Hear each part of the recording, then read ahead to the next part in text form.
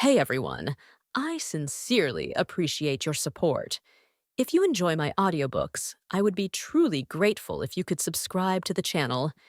And if you'd like to support even further, you're welcome to become a Patreon member, where you can access audiobooks of novels as long as they are freely available on the internet. Your kindness and support mean so much. Thank you. For 2 weeks, I didn't learn a single thing about magic. After the first 3 days passed, Dercia nodded her head as if it were quite impressive. You didn't wake up in your sleep today. I didn't want to die. Unconsciously, I channeled mana.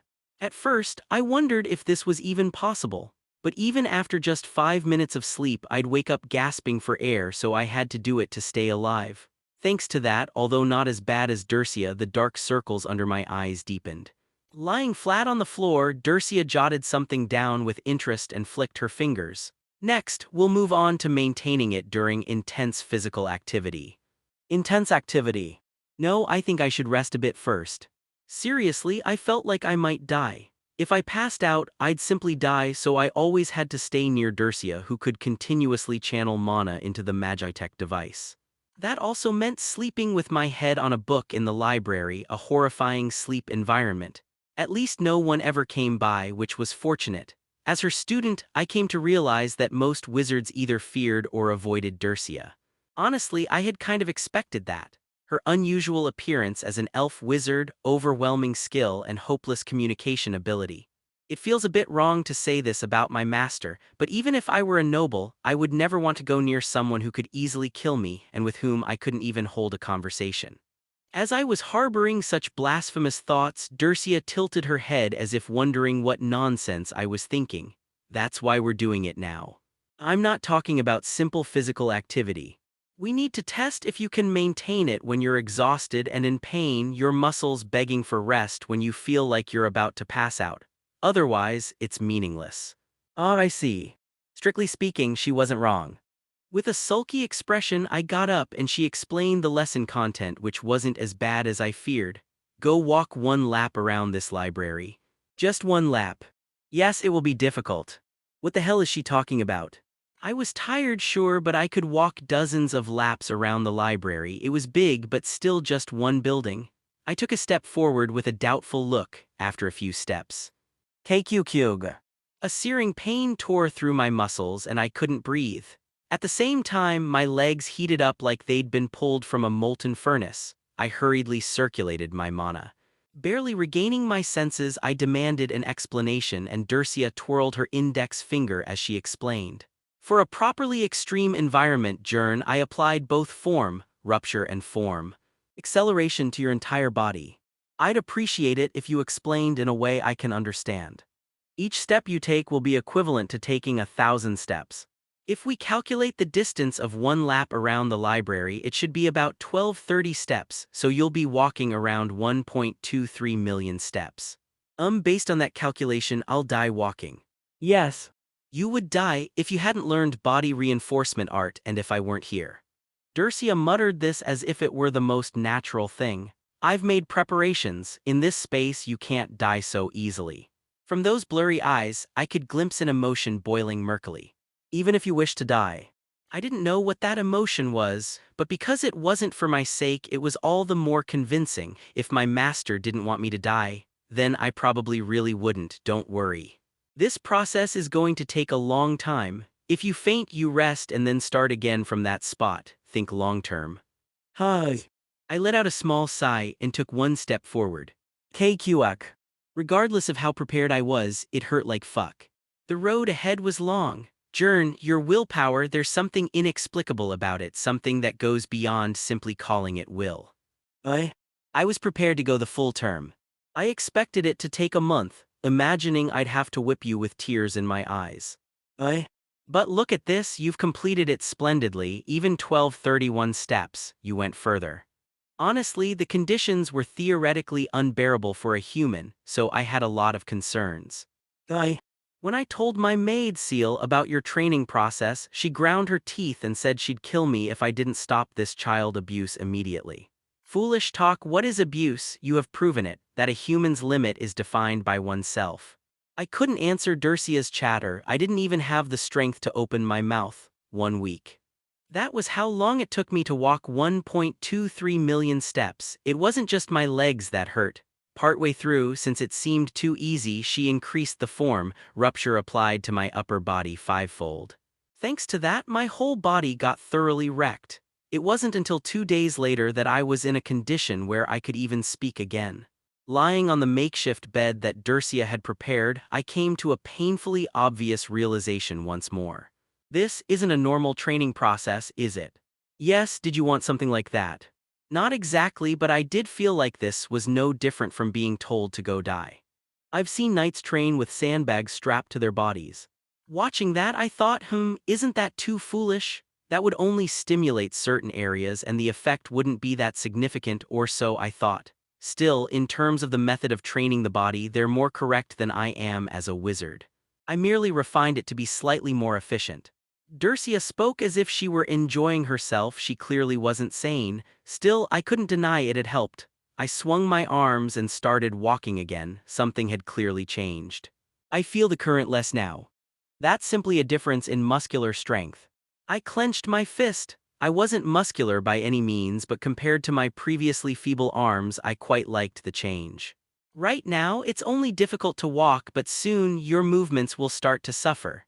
It was a combined training for respiratory maintenance and preparation for that moment, and it produced good results. What's next? I haven't decided. I didn't think you'd get through this so quickly. There was still time before the combat examination or whatever it was. I didn't want to waste it. Maybe sensing that, Dercia said something welcome as I listened. It's a bit early, but I'll tell you what kind of teachings you'll be receiving from now on. Ah yes, will I be learning intermediate magic? Number compared to other abyss wizards, what would you say is your advantage? After thinking for a moment, I answered. Of course, it's that I caught your attention, master. Correct, then the second. A trap, as expected, scary. I'd say it's that I'm able to use ordinary magic. Exactly, it's a strange thing. I've also tried researching how that could be possible after the fact, but all results point to impossibility. It's something I can't understand. Dercia furrowed her brow as she looked at me. Well, it's not like I had no clue. It was this body that fell into the abyss, and maybe it was the me from Earth who was using the magic. I wasn't certain, and saying it wouldn't change anything, so I just shrugged and replied. I'm not really sure either. Regardless, this is your most powerful dagger, Jern. Have you thought about how you'll use it? I vaguely think that if I train hard, I might be able to use it to survive in the deep sea, in one way or another. Jern, I told you this before, but let me say it again. Dercia met my eyes and answered. You have no talent for magic. Really, the nobles said I was pretty decent. I'm not familiar with human standards, but by mine, it's clear that your talent will never cross the wall. You will never awaken more than 3 stars. By my standards, that alone was already incredible. Your magic must be developed as a safety mechanism to handle the magic of the deep sea. I let out a quiet hum. I get what you're saying. You're telling me not to dream of becoming great with magic that has a limit, but instead to focus all my efforts on resisting burden and to specialize in deep-sea magic, right? That is correct. But do I really have to deal with deep-sea magic? I mean, what if I just use magic to withstand burden and never touch the abyss stuff at all? That way. You might live a bit longer, about 2 years. Dercia gently offered advice, like coaxing a child. In the end, you must confront your world. Learning magic is merely buying time. It's a stopgap at best, and if you want more than that, you must take risks and move forward. You mean I have to become familiar with the deep sea? In that area, I can assure you, you have talent. You've adapted to it at a very fast pace. But I still don't really understand. I scratched my head and asked, even if I become familiar with it, what can I actually do? I originally had no answer to that question. Dercia handed me something. It was a blood-soaked letter containing a cry for help. There wasn't much written on it. History has begun to repeat itself. I only hope that those who stand at the end are not them. Beware the lump. What's the lump? Unknown. If the knight who left this letter had enough intelligence to describe the opponent and their weakness instead of formalities, things would have been much easier. Dercia's evaluation was brutally harsh. Recently, ghost cities have been appearing. Cases have surfaced where a city that had tens of thousands of people just a week ago is now a silent place, not a single person remaining, only bloodstains left behind. It's happened several times, enough for the news to reach me. The enemy is. Yes. It is certainly the Crimson Circle. Dercia folded the letter and answered, "They're the enemy you must target. Aren't you going to go after them, Master? I'm not particularly interested in vermin who simply fell. Besides, my world is not specialized in combat. I'll leave it to the dumb ones who like fighting and step in only if things escalate further." Eh? Well, either way, if it's a place where abyss wizards gather, and they're managing to survive, then they must know something. Maybe they even have a solution to the deep sea problem. Honestly, I doubt they'd have that. Someone who falls into the deep sea gets crushed to death within seconds. How would they collect any information? Right. However, methods for enduring burden in extreme environments with a human body have surely been collected continuously over the thousands of years they've operated in secret. Should I fight and find out? That works, but I would recommend joining them. I grow to a certain level, join them, demonstrate your ability, and then discuss how to survive and escape. That would be much faster than trying to fight your way to information. What if they try to dissect me? I doubt they'd treat a abyss wizard that lightly. Still, I don't really want to hang around with people who kidnap and torture children. If they tell you to torture, just run away at that point. Anyway, it's something far off, so just keep it in mind for now. Dercia's expression was serious. Pragmatism over morality. The fact that it sounded so persuasive probably meant I wasn't much different. It was suitable as a short-term goal. I shrugged and shifted the topic. All right, let's go with that for now. So what exactly is this magic for withstanding burden? You've already experienced it. Growth, form, remove. The things that caused you pain, those are ancient spells that were abandoned long ago. I believe only you and I use single-word magic in this era. TL note, growth, form, and remove in the original raw text have multiple meanings, and since the context is not entirely clear at this point, I have translated them using the interpretations that best suit the current context. These translations may change later as more context becomes available. I still don't quite get it just from that. Nurture, define, and limit. These are magic spells with only 3 functions. For now, just think about G. It works by issuing a command to your body, manifesting by attaching a word after remove. Let's start with something simple. Dercia brought over a massive water tub big enough for a person to fit inside. The tub was filled with ice. We'll begin training the magic to remove cold from your body. Even considering your lack of talent, it's a primitive magic, so it's really simple and easy. You'll pick it up quickly. I let out a sigh, not believing her one bit. By now, I was starting to realize how Dercia's lessons worked. Hey, aren't you freezing? No, more importantly, aren't you going to die? I'm fine, I said I'm fine. With a towel over my shoulders, I repeatedly reassured Elijah. In reality, remove wasn't all that difficult. I just recall the situation where my body felt like it was freezing. In Dercia's words, it was the process of putting it into the world. After going to the brink of freezing to death many times, I remembered the situation perfectly. When I activate remove, in that exact situation the cold disappears. It was truly fascinating. It wasn't that my body became hot and resisted it. I simply wasn't cold anymore. The phrase, removing the cold, was the most accurate way to describe it. When I asked why such a ridiculously overpowered magic had been abandoned, I got this answer in return. Because it's too stupid. You have to endure something with your body first, no matter what it is. For example, if you want to endure fire, you have to actually step into the flames. And not just once, you have to endure it dozens of times, fully embody that sensation, and then activate remove. In that same scenario, it had inferior usage conditions, and being somewhat of a mental trick also consumed an absurd amount of mana.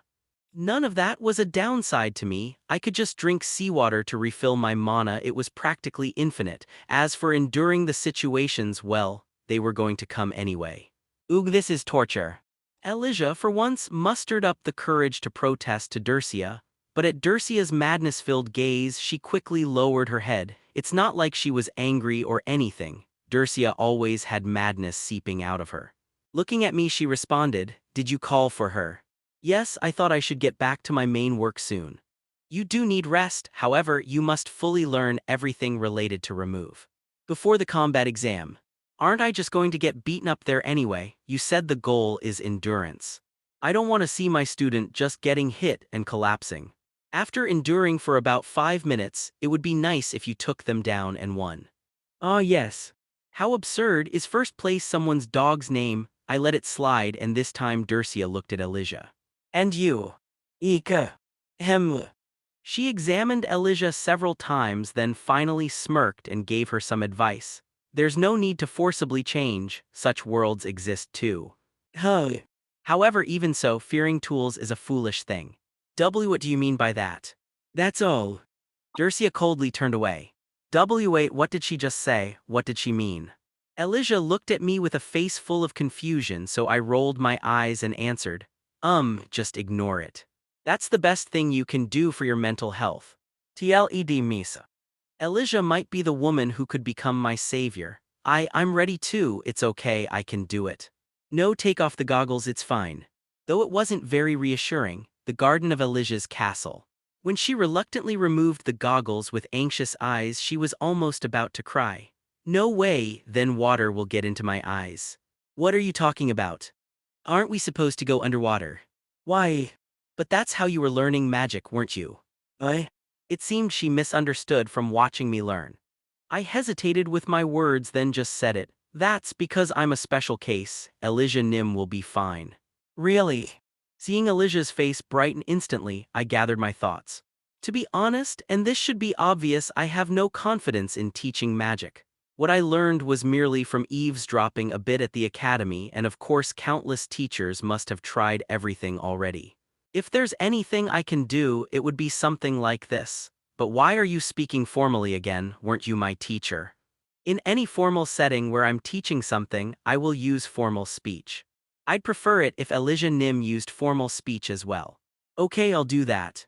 But it's fine to just speak comfortably. For today, let's try control. Control. Yes. This is just my opinion, but I think the reason Elijah Nim can't use magic is because you yourself are blocking it. I stirred up a small breeze. Since I was right next to her, it fluttered slightly. It wasn't enough, so I pulled Elijah closer and sat her beside me. Try coming a bit closer. Okay. Close enough that our breath could touch. Her silver hair brushed against my cheek.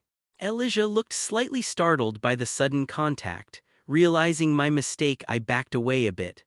Sorry, don't nobles have rules about not touching commoners or something like that, right? No. There's nothing like that, not at all. Really? Her overly strong reaction made me a little curious, but at this distance my wind magic was being interfered enough that it could barely manifest at all. Let's try controlling now. Calm your mind. Okay. Elijah took a deep breath to steady herself and began trying something earnestly. NNGGHH. I had no idea what she was doing. Nothing changed after all. I gently soothed the trembling Elijah. Don't try to use magic. Then what should I do?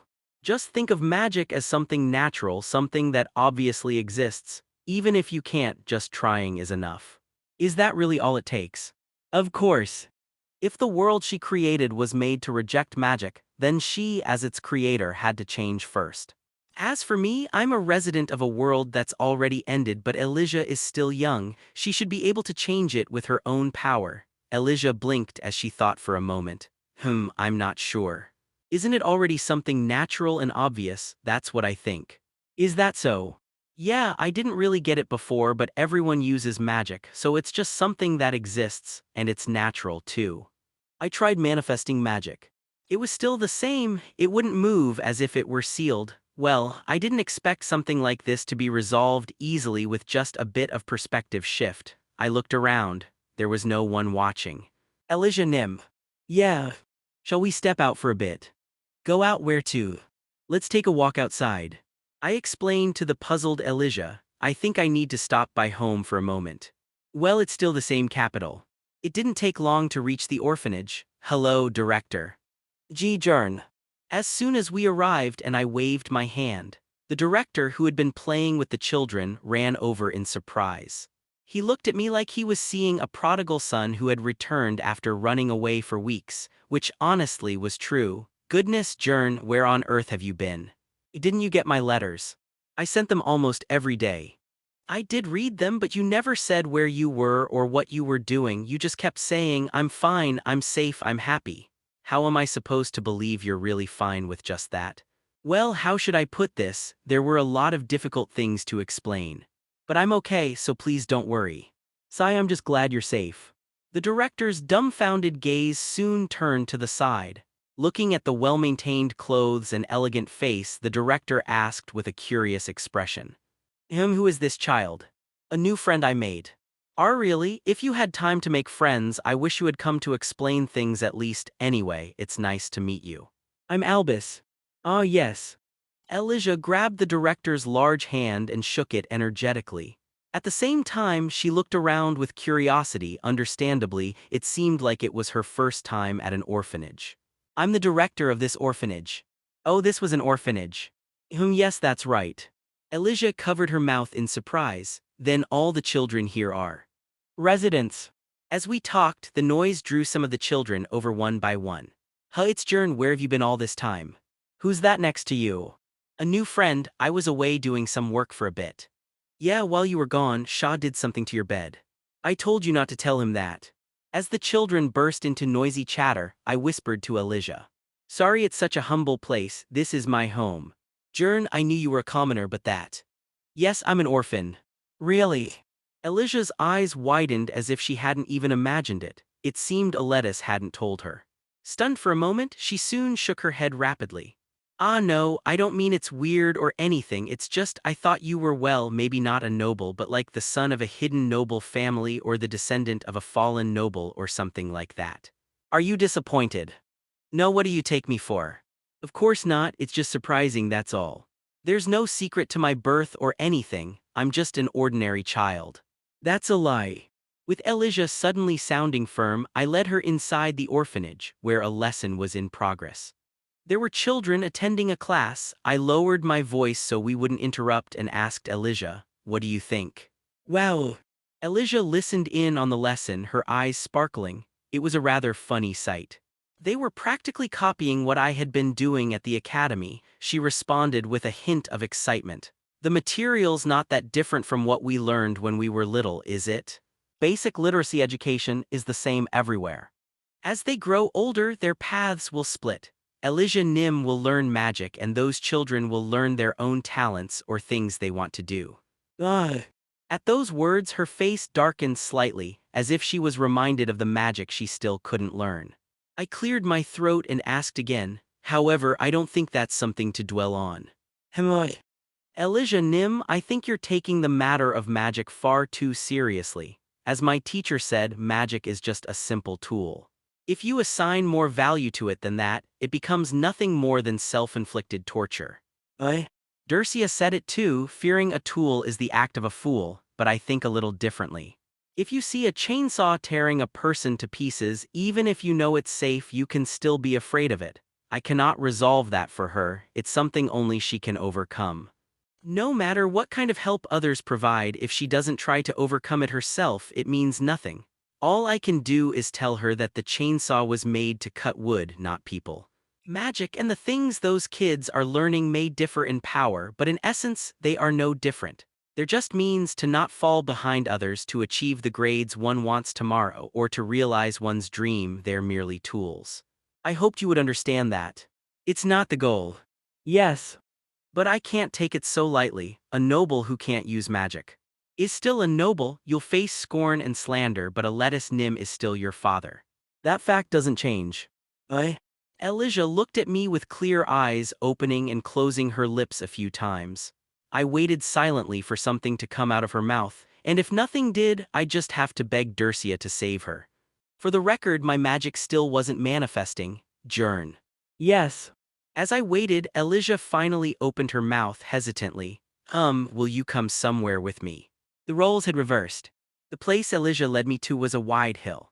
A fence adorned with all kinds of flashy decorations was guarding something, but inside there was nothing. Only a single sword was embedded in the ground. Where is this? It's where my mom is sleeping. There wasn't even a gravestone, so I hadn't known. Elijah calmly placed the flowers she brought in front of the sword, then turned around as if that was all. I felt like I was sitting on a bed of nails, so I stood at attention and politely asked, is there some etiquette I should observe? What? PFFT. Elijah burst into laughter. There's no such thing. Mom was super generous. She'd forgive someone even if they danced on her grave. She sounds like a kind person. Yeah. She passed away when I was 8. Ahem. This really couldn't be more uncomfortable. Elijah poked at me playfully with a mischievous look. I felt the same when you suddenly took me to the orphanage, you know. You said we were going home, so I was preparing to greet your parents, and then you hit me with that kind of backstory. What was I supposed to do? Let's say we're even now. Right, huh? Elijah, seeming familiar with the place, climbed up on the fence and began walking precariously across it, speaking in a calm tone. If maybe my world was built wrong, I think I know what the cause might be. What is it? My mom died because of magic. I? But the magic that ended her life was the most beautiful magic I've ever seen. Elijah looked up at the sky as if recalling that moment. I was 8 then, and they said Mom had no hope left, that she might have lived a few more years. A really famous wizard came to see her for the last time. I don't know who it was, but that person said their magic couldn't cure her. That using it might even kill her, but my dad pushed ahead anyway. What kind of magic was it? I don't really know, it was just beautiful. All I remember is Mom getting up at the end and hugging me.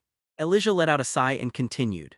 I don't really get it. Is something like that a reason to hate magic? I don't actually have any hard feelings toward magic. If anything, I'm thankful that my mom's final moment was happy.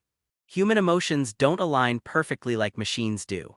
Surely, her mother wouldn't have wanted Elijah Nim to hate magic. But I didn't say that aloud. Even if such words are well-intentioned, speaking on behalf of someone you love can be close to an act of violence. And honestly, I don't think it's something you have to force yourself to overcome. What do you mean by that? I mean, I'm an orphan, so I can't truly understand, but losing your parents means letting go of someone you love, right? If you end up learning magic in exchange for forgetting those painful memories, honestly, I think that's a loss. I just give it up and preserve the memory as it is. I said so without blinking an eye. Elijah, who had been looking at me with a dazed expression, soon let out a soft chuckle. What kind of silly thing are you saying? Moving on doesn't mean forgetting, you know. Is that so? My apologies. That was a careless remark. Jern, you're smart but a little lacking when it comes to human relationships, huh? Hee hee. Whoosh. A gentle breeze blew across the hill. Elijah looked out at the horizon and murmured. Yeah, it's not about forgetting. Watching her silver hair flutter in the wind, I quietly smiled and clenched my right hand behind my back. Monet had definitely flowed out. Today was fun. It feels like we didn't do any studying and just played around, hee hee. Not at all, we made a lot of progress today. I waved goodbye as I saw the confused Elijah off into the carriage. Even after she left, I stood there for a while, lost in thought. It worked. Even if only for a moment, the wind had blown.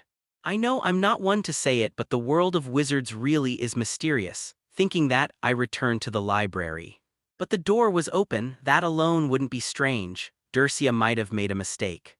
But then I saw 5 over-the-top, extravagantly embroidered carriages parked beside the library, and I thought, well, clearly something had happened. Still, I wasn't all that worried, because the one inside was Dercia. Excuse me. Creak. I purposely pushed the already open door to make a sound, but the people inside were so absorbed in their conversation that they didn't notice me. So, you're saying you were purely drawn to his talent? I've said that, 30 times already now. Hard to believe. If you were the kind of person who acted based on something like that.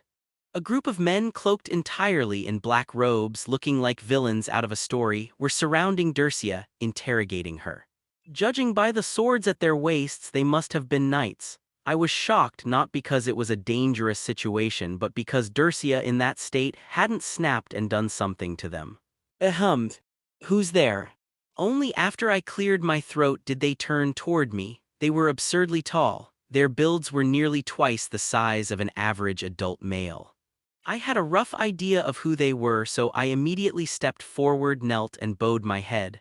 I am Jern, disciple of Dercia. Greetings to the Imperial Knights. What? The knights stared at me with bewildered faces, then turned to glare at Dercia. What did you tell him? Weren't you the ones who made it so I couldn't say anything? How did you know we are Imperial Knights?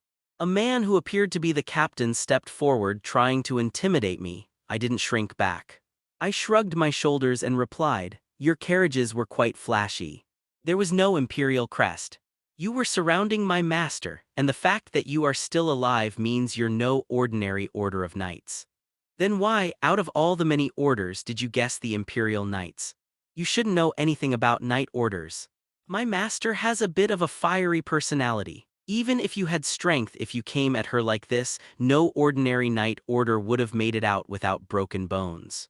But the fact that she answered 30 times and no blood was shed, well, I figured you must be someone she really can't afford to mess with in this country.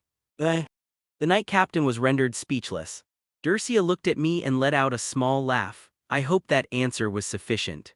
You just stood by while your master was being disrespected. Doesn't that bother you? I'll discipline him properly later. Your answer will be judged by the council at the hall. Without another word, they stormed out of the library, exuding an oppressive aura. Bang! Even as they left, they slammed the door shut with irritated expressions on their faces. Only after everyone had left did Dercia let out a deeper sigh than usual and lift her coffee cup. This has gotten troublesome. What happened?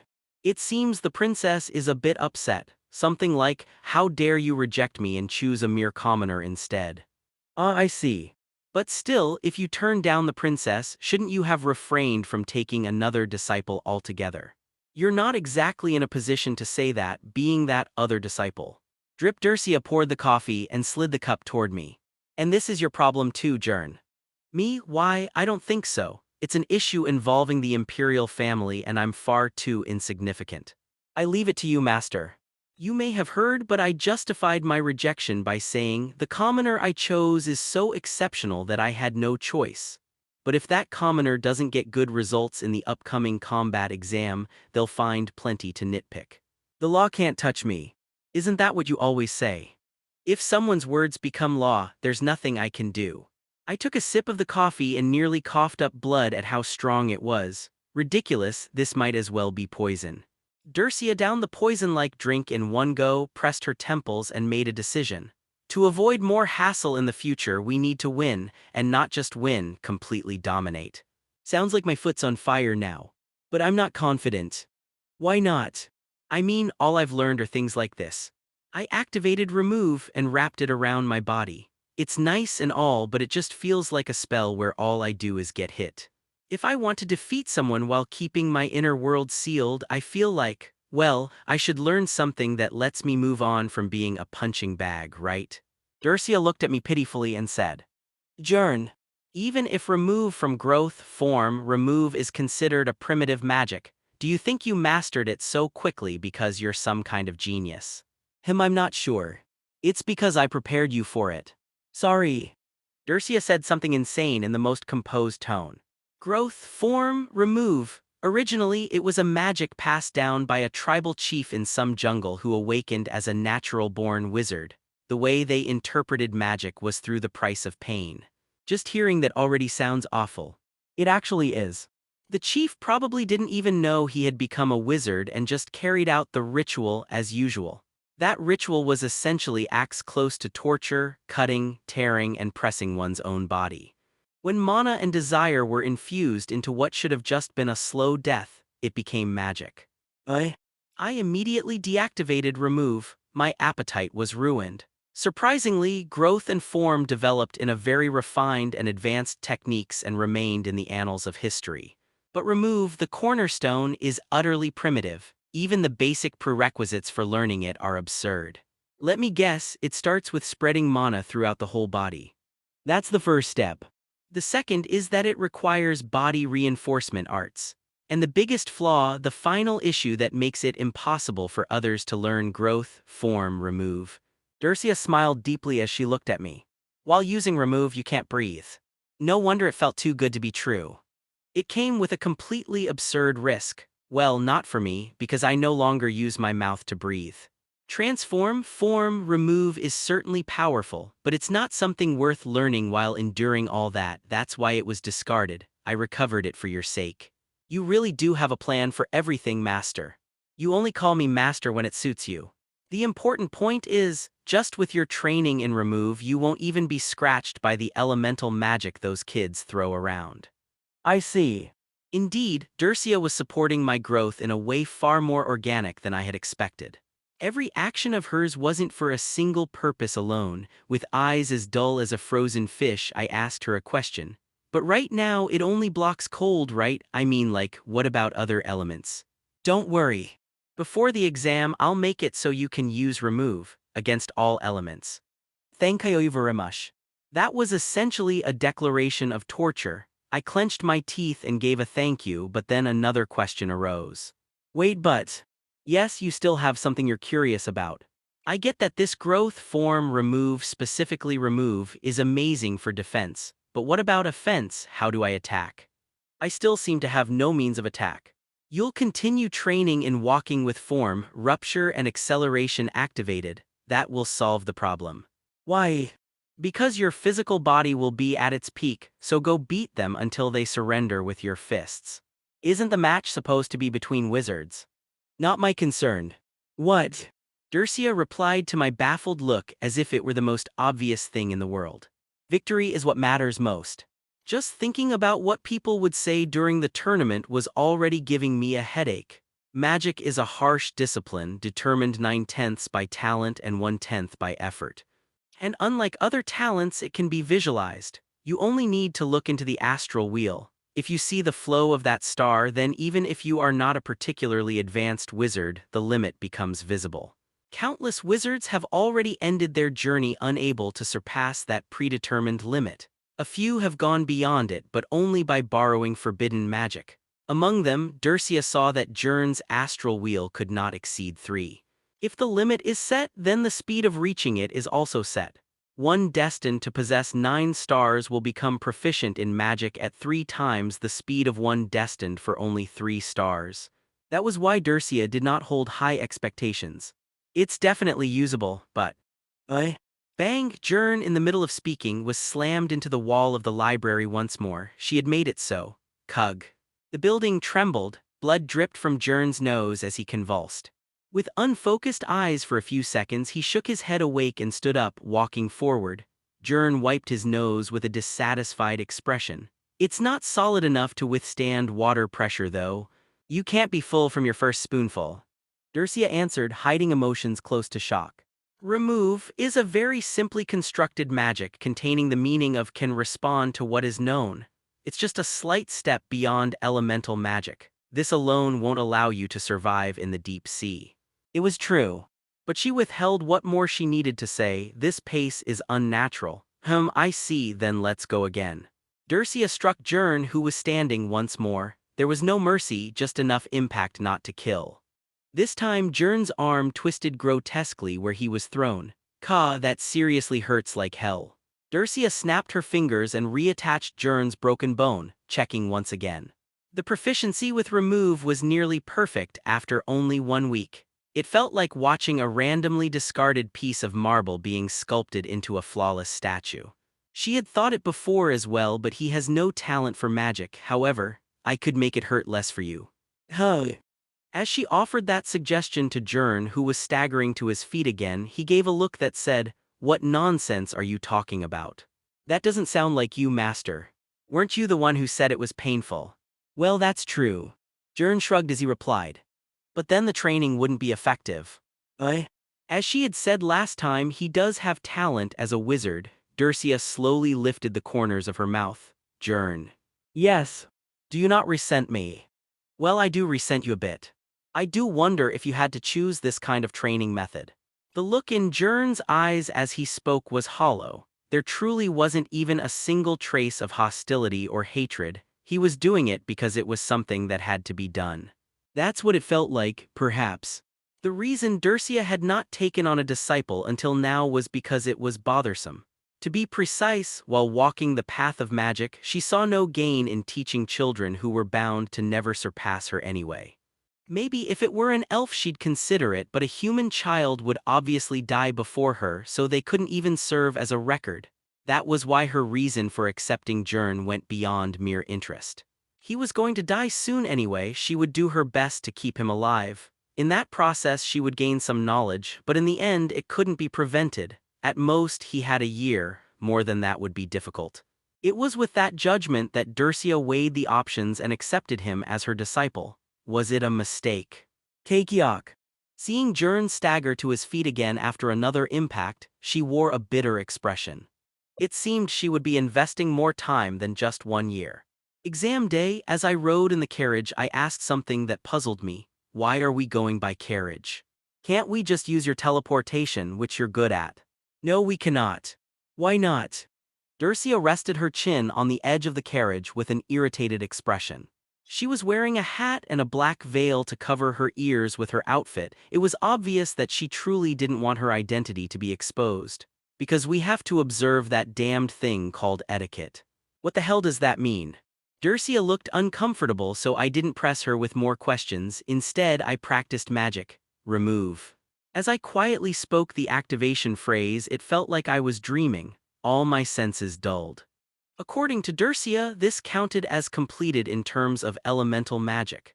I hadn't activated my inner world recently, so I didn't know how effective it would be in the deep sea, but at the very least I could now bypass all basic burdens.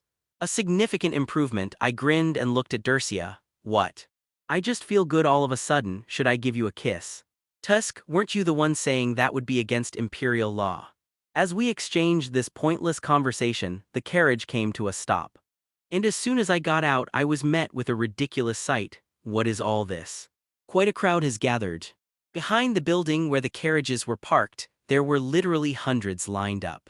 I was taken aback by the sight, reminiscent of a modern baseball stadium parking lot. Dercia followed me out and answered as if it was nothing. Didn't I say it was the end-of-term combat exam? Now that you mention it, it's not the end of the term though. Correct.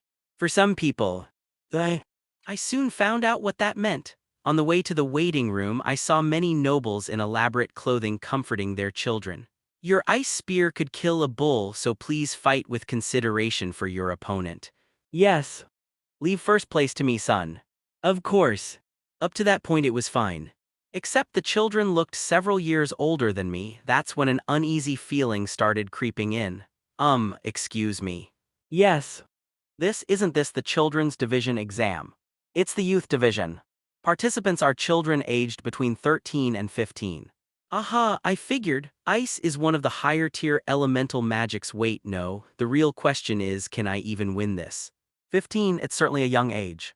But for a wizard, that means at least 5 years of training. I've only had a few months. It's not even close. As I asked that with that implication in mind, Dercia let out a dismissive scoff as if to say I was worrying over nothing. I can confidently say that 5 hours of my lessons are worth more than 5 years of a noble's education. Stop worrying and go win. If you say so. And Jern, you. Yes. Dercia looked at me for a moment, then shook her head. It's nothing. Dercia, who took me to the waiting room, observed the other children bonding with their parents. My proud son, come here, let me give you a big hug. Yes. Seeing that, she rubbed her temples as if she had a headache. Well then, should I hug you too? No, I think you can just go now. I'll do that then. Dercia left with a visibly more relaxed expression. Not wanting to draw attention, I sat quietly in the corner of the waiting room and practiced remove. Until the event staff came in and called names. Torgen of House of Tylers and Jern Nim. Yes, wait, yes. Yes. At those words, I slowly stood up, and instantly every gaze in the waiting room turned toward me. As if something that shouldn't be here had appeared. Why are they like that? That's him, Dercia's disciple. The kid who saved those abducted kids and got paid for it. No way he's 10, right? What's he doing here? I don't know either. I looked at the frozen red-haired boy called Torgen and extended my hand. Nice to meet you. Torgen shook hands with a face full of fear. He was trembling so hard I could feel it from here. No, seriously, why? Shouldn't this be like, hell yeah, facing a 10-year-old easy win? As we walked down the corridor, I politely asked a question to Torgen, who was walking stiffly, clearly watching my every move. Apologies for speaking to you as a commoner, I just had a question. Ah, no, it's totally fine, go ahead and ask. Even though his head was a full size larger than mine, he flinched in panic. I asked carefully, trying not to scare him. I've only been training lately, so I'm not sure, but it feels like everyone already knows who I am. How did that happen? What are you talking about? You really don't know why people know you. Torjin asked back with a puzzled look. When I nodded, he replied reluctantly, "You're Dursianim's disciple." That's true, but even so, it's only been a few months. The reaction seems a bit extreme. Why, you know Dursianim refused to become the princess's teacher, right? Yes. You don't know how she refused. Suddenly, an overwhelming sense of unease washed over me. No, I don't. The princess took her to the regeneration stone, melted all of it in one go, and said that with talent like that, she should accept her as a disciple. And she rejected her, saying melting some rocks wasn't a big deal. That was a mild rejection for someone like my master. Probably didn't feel that way to the recipient. No wonder the Imperial Knights were so hostile. As I was being horrified by Durcia's overwhelming lack of social grace, the trembling Torjin continued. So, that means you're even more talented than the princess. I am not, absolutely not. I cut him off quickly before I got caught in the fallout. Why? Well, the thing is, I'm actually Dursianim's biological son. I didn't get in through talent but through bloodline privilege. It's not like I have any special talent. I'd appreciate it if you could help spread that rumor. Oh, and also add that I deeply respect the princess. Torjin, startled, nodded in understanding. I'd explain to Durcia later. Better this than being seen as a rival by the princess. With a sigh, I headed toward the exam site. It looked like a baseball field with a wide plain and chairs around for spectators, but the number of people was small compared to all the carriages. It probably meant this was something like a preliminary round. As Torjin walked off to the other side, a middle-aged man who had spotted me quickly pulled Torjin aside and crossed to the opposite side. I could hear faint voices of conversation. I was told not to use it, but using current sense a little should be okay. Using the currents, I inferred their conversation. Son, for the love of the heavens, forfeit right now. That kid is Durcia's disciple. I know, but I think it'll be okay. What? Why? Well, he's only 10, still just a kid. I think I can win. No, listen. I turned it off there. Did my talk just give him confidence? Well, if I can't even pass the preliminaries, I'm not worthy anyway. While I was waiting, Torjin, who had gained a bit of confidence, walked out with a slightly stiff face. The knight in a white feathered hat who was serving as referee looked at Torjin and asked, "Are you ready?" Yes. Torjin immediately began drawing out his mana. The flow of wind started to shift. I understand your enthusiasm, but please calm down for a moment and wear this necklace around your neck. Ah, yes. Torjin, as if it were natural, put on the necklace with a red gem embedded in it, and I received the same one and asked, "What is this?" It contains 3 gems that will break in place of taking damage. If all 3 are destroyed, it will be counted as a loss. Any further attack will be considered a crime, so be careful. Oh, interesting. Well, nobles can't be getting serious injuries from something like an exam. As I wore the necklace, the referee declared in a solemn tone, "Both sides take your positions." We put about 30 meters of distance between us. I lightly swept over Torjin's necklace using current sense. Torjin scratched the back of his neck with a ticklish expression. I couldn't use it outright. I completely sealed it and took my stance. Ready, begin. Ha-hey, blow. At the signal, a fierce wind surged forward. It wasn't just wind, it was sharp. A completely different level from me who could barely handle a single strand of wind. Dozens of streams of wind wove together organically, scraping at my skin like a blender. So this is what 5 years looks like. I was genuinely impressed. You're amazing. What the? Torjin looked flustered as he stared at me. Seeing that I was completely unfazed, he seemed utterly shocked. He looked at his own hands, then clenched his teeth. At this point, basic remove wasn't enough to withstand it. I could feel the gems on my necklace beginning to shake. Taking a single step, I spoke the activation phrase. Remove. Remove. Wind. All my mana focused on resisting the wind among the elemental magic. Instantly, the shaking of the gems ceased. I slowly walked toward Torjin. Eek, don't come any closer. The wind's form changed. Instead of cutting or tearing, it now pushed like how I often use currents, but it couldn't stop my steps. What how? Torjin looked genuinely flustered as I walked right up to him through the pressure. I shrugged and answered. I've gotten used to walking while enduring pain since I've been walking 1.23 million steps every day lately. Hi. I aimed a punch at Torjin's face while he was still dazed. But I didn't actually hit him. I simply flicked the gems on his necklace and shattered them. I didn't want to attract unnecessary scorn by doing something painful just for the sake of it. Tap, tap, tap, huh. Torjin couldn't even react. 23 seconds. Jern victory. As the gems crumbled to dust and disappeared, the judge declared my victory with a dazed expression. It was a good duel, thank you. Why yeah. I shook hands with Torjin and exited the exam grounds, thinking maybe I could actually win this. The terrace at the topmost level with a full view of the arena. The nobles who had been watching the match just now frowned and commented one by one. Wasn't that body reinforcement art such a vulgar technique? I expected more since they said he was Dercia's disciple. Looks like he didn't even use any magic. The nobles were genuinely ridiculing Jern. Indeed, he hadn't shown any magic, he merely endured with his body and broke the necklace with his hand, that was all. But among them, a 15-year-old girl seated in a chair woven with gold thread remained silent. He should have joined a knight's competition if he was going to do that. I heard he was forced to participate despite not being of age. Since when did we have to cater to the elves, Tusk? As the criticism grew increasingly heated. Hi. The Princess Lumia laughed. Do you all truly think that? How stupid you are. At her words, the nobles fell silent. Lumia rested her chin on the armrest of her chair amidst the quiet, twirling her blood-red hair as she muttered. I didn't think he'd learn ordinary magic anyway. Almost a form of rejection, it was a path different from elemental magic, and at 10 years old he'd already moved on to the next stage. How interesting.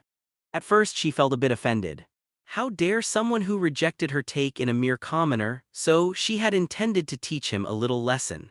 However, once unwrapped, he turned out to be a gem far more brilliant than expected. She thought back to what she herself had been doing at age 10. Had I just barely learned elemental magic? In that sense, Dercia's judgment could be understood, but that's that and this is this. She acknowledged he was impressive. However, he was still far from enough. This alone wasn't a good enough reason for rejecting her. Lumia, in a languid tone, snapped her fingers and gave a command to her fellow students as if it were the most natural thing in the world. Go and bring me the person in charge of this tournament. As soon as Dercia put Jern in the waiting room, she tried to return to the library. That was until the event staff, smiling brightly, recognized her and approached. Ah, Dercia Nim, the spectator seats are this way. What spectator seats? Well, it's a terrace where you can watch your disciples' efforts. I see, I'll go later. At Dercia's indifferent tone, the staff's smile cracked. Later. But if you don't watch the matches, could I at least ask when you'll be coming? When is the final match? There's no such thing as a final. It's not a tournament but an exam. Each examinee spars once with everyone and then the results are announced. Then when is the last exam? The one where first place, winner, top scorer, whatever you call it, is decided. That's around 6 p.m. I'll come then.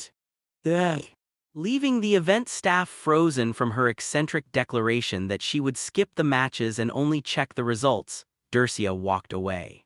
Is there even a need to watch? Just a glance around the waiting room was enough for her to get a sense. More than half were slightly stronger than Jern. Even if he had perfectly honed his path of magic in actual combat, he would be pushed back, not even able to get close. In other words, Jern will win. Being slightly stronger isn't nearly enough. Jern would aim for victory even if it cost him an arm, and no ordinary child could ever beat someone who assumes they might have to give up an arm. The difference in what methods they're willing to use is just too vast. It's not that the other children are lacking, it's that Jern is abnormal. His way of thinking is different. It's as if he views everything in the world, including himself, as mere game pieces in play. There's a limit to precocity. Dercia murmured, covering her mouth. In a pleasant mood, she opened the door wide to return to the library, only to be greeted by a not-so-pleasant voice. Well, look who it is. Long time no see, Dercia. Tusk. Dircia sighed but turned her head. A middle-aged wizard in a purple robe looking over 50 spread his arms wide with a smile that never reached his eyes. Ignoring the hatred in his gaze, she replied coldly, "It's been a while, Rohimdal." "Indeed it has. What brings you here? Ah, could it be about that disciple of yours?" "I?" This man pretending to be friendly probably already knew everything.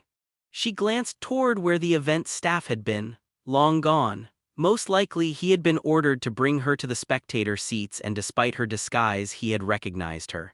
Eavesdropping like a rat, then rushing over once she tried to leave. It was unpleasant but not enough to make her angry. Such things only stir emotion when it involves someone on your level. Like the annoying feeling of a mosquito buzzing next to your ear, that was all Dircia felt toward Rohimdal.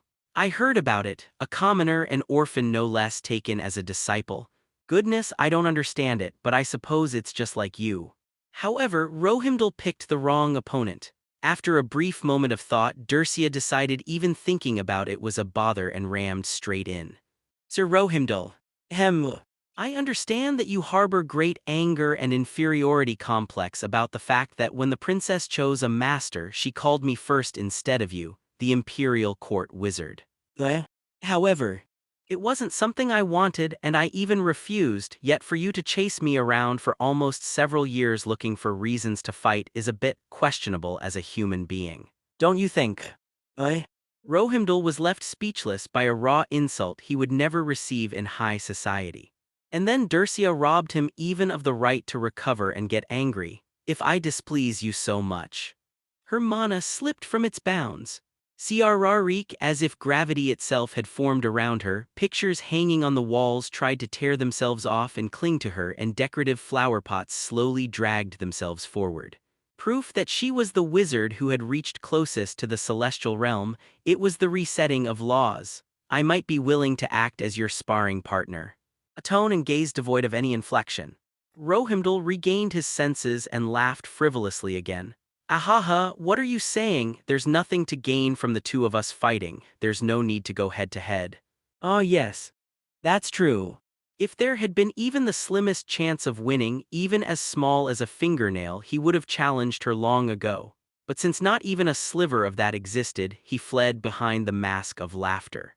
From Dircia's perspective, that was simply annoying. He was connected to the imperial family, and even if she wanted to deal with him quietly, he wasn't someone who had become a high-ranking imperial wizard through sheer political maneuvering alone.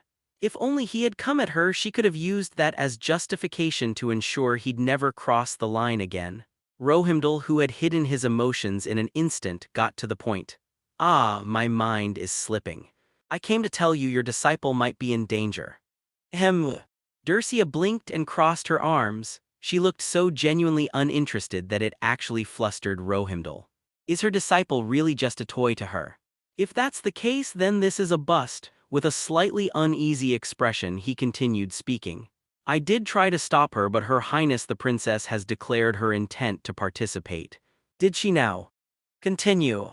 "Perhaps Her Highness doesn't hold particularly fond feelings toward you, probably because you rejected her. Of course, I tried to stop it, but you know how she is. Once she sets her sights on something, she doesn't rest until she gets it." After a moment's thought, Dircia uncrossed her arms and said something strange. "You're lucky." Indeed, if Princess is participating, it's hard to imagine any reason other than targeting my disciple." That's right. I know you don't seem particularly affectionate toward him, but I thought perhaps you should intervene if the situation becomes too dangerous." A pathetic attempt at picking a fight. Since Jern can't possibly defeat the princess anyway, he was probably hoping to derive some indirect satisfaction by having his disciple defeat hers. Not all wizards are noble. In fact, the higher their status, the pettier they often are. Most have sacrificed their entire lives to magic, and as a result they're narrow-minded and morally bankrupt. Dircia sighed inwardly and slowly nodded her head. "I'll have to watch." "Where are the spectator seats?" "Of course I'll escort you." Dircia looked at Rohimdal walking while forcing a smile, then whispered softly, "Return." What did you say?" "Nothing." At that moment, the red line that had been drawn across Rohimdal's neck disappeared. A 7-star wizard didn't notice a thing, neither its inscription nor its erasure. "Let's go." As if nothing had happened, Dercia followed behind Rohimdal without a trace of guilt. As the exam progressed, the number of spectators gradually increased. It was a troublesome development for me, because with each round of the exam I was becoming the primary enemy, first of all. A strange atmosphere filled the waiting room. Ha. Ahi. Kagi. Just a sigh from me, and this is what happens. In the awkward and uncomfortable silence, everyone kept sneaking glances at me, observing from the corners of their eyes. Jern and Rayan, please proceed to the arena. Without exception, every opponent I faced from the moment they entered the waiting room and heard their name called went through 3 stages. Shock, despair, and then resolve. Good luck, Rayan. We'll be watching you. Okay. It's not like he's going off to die. My opponent, who was a head taller than me and filled with determination, looked at me with a firm gaze as he extended his hand in the arena. I'm Rayan of the Alemen family. I look forward to it. I'm Jern. Please don't hold back, come at me with everything you've got. Well, sure. What could I even say to that? That's all I could manage. Begin. Raya. Swirl storm. Almost at the same time, the ground began to shake.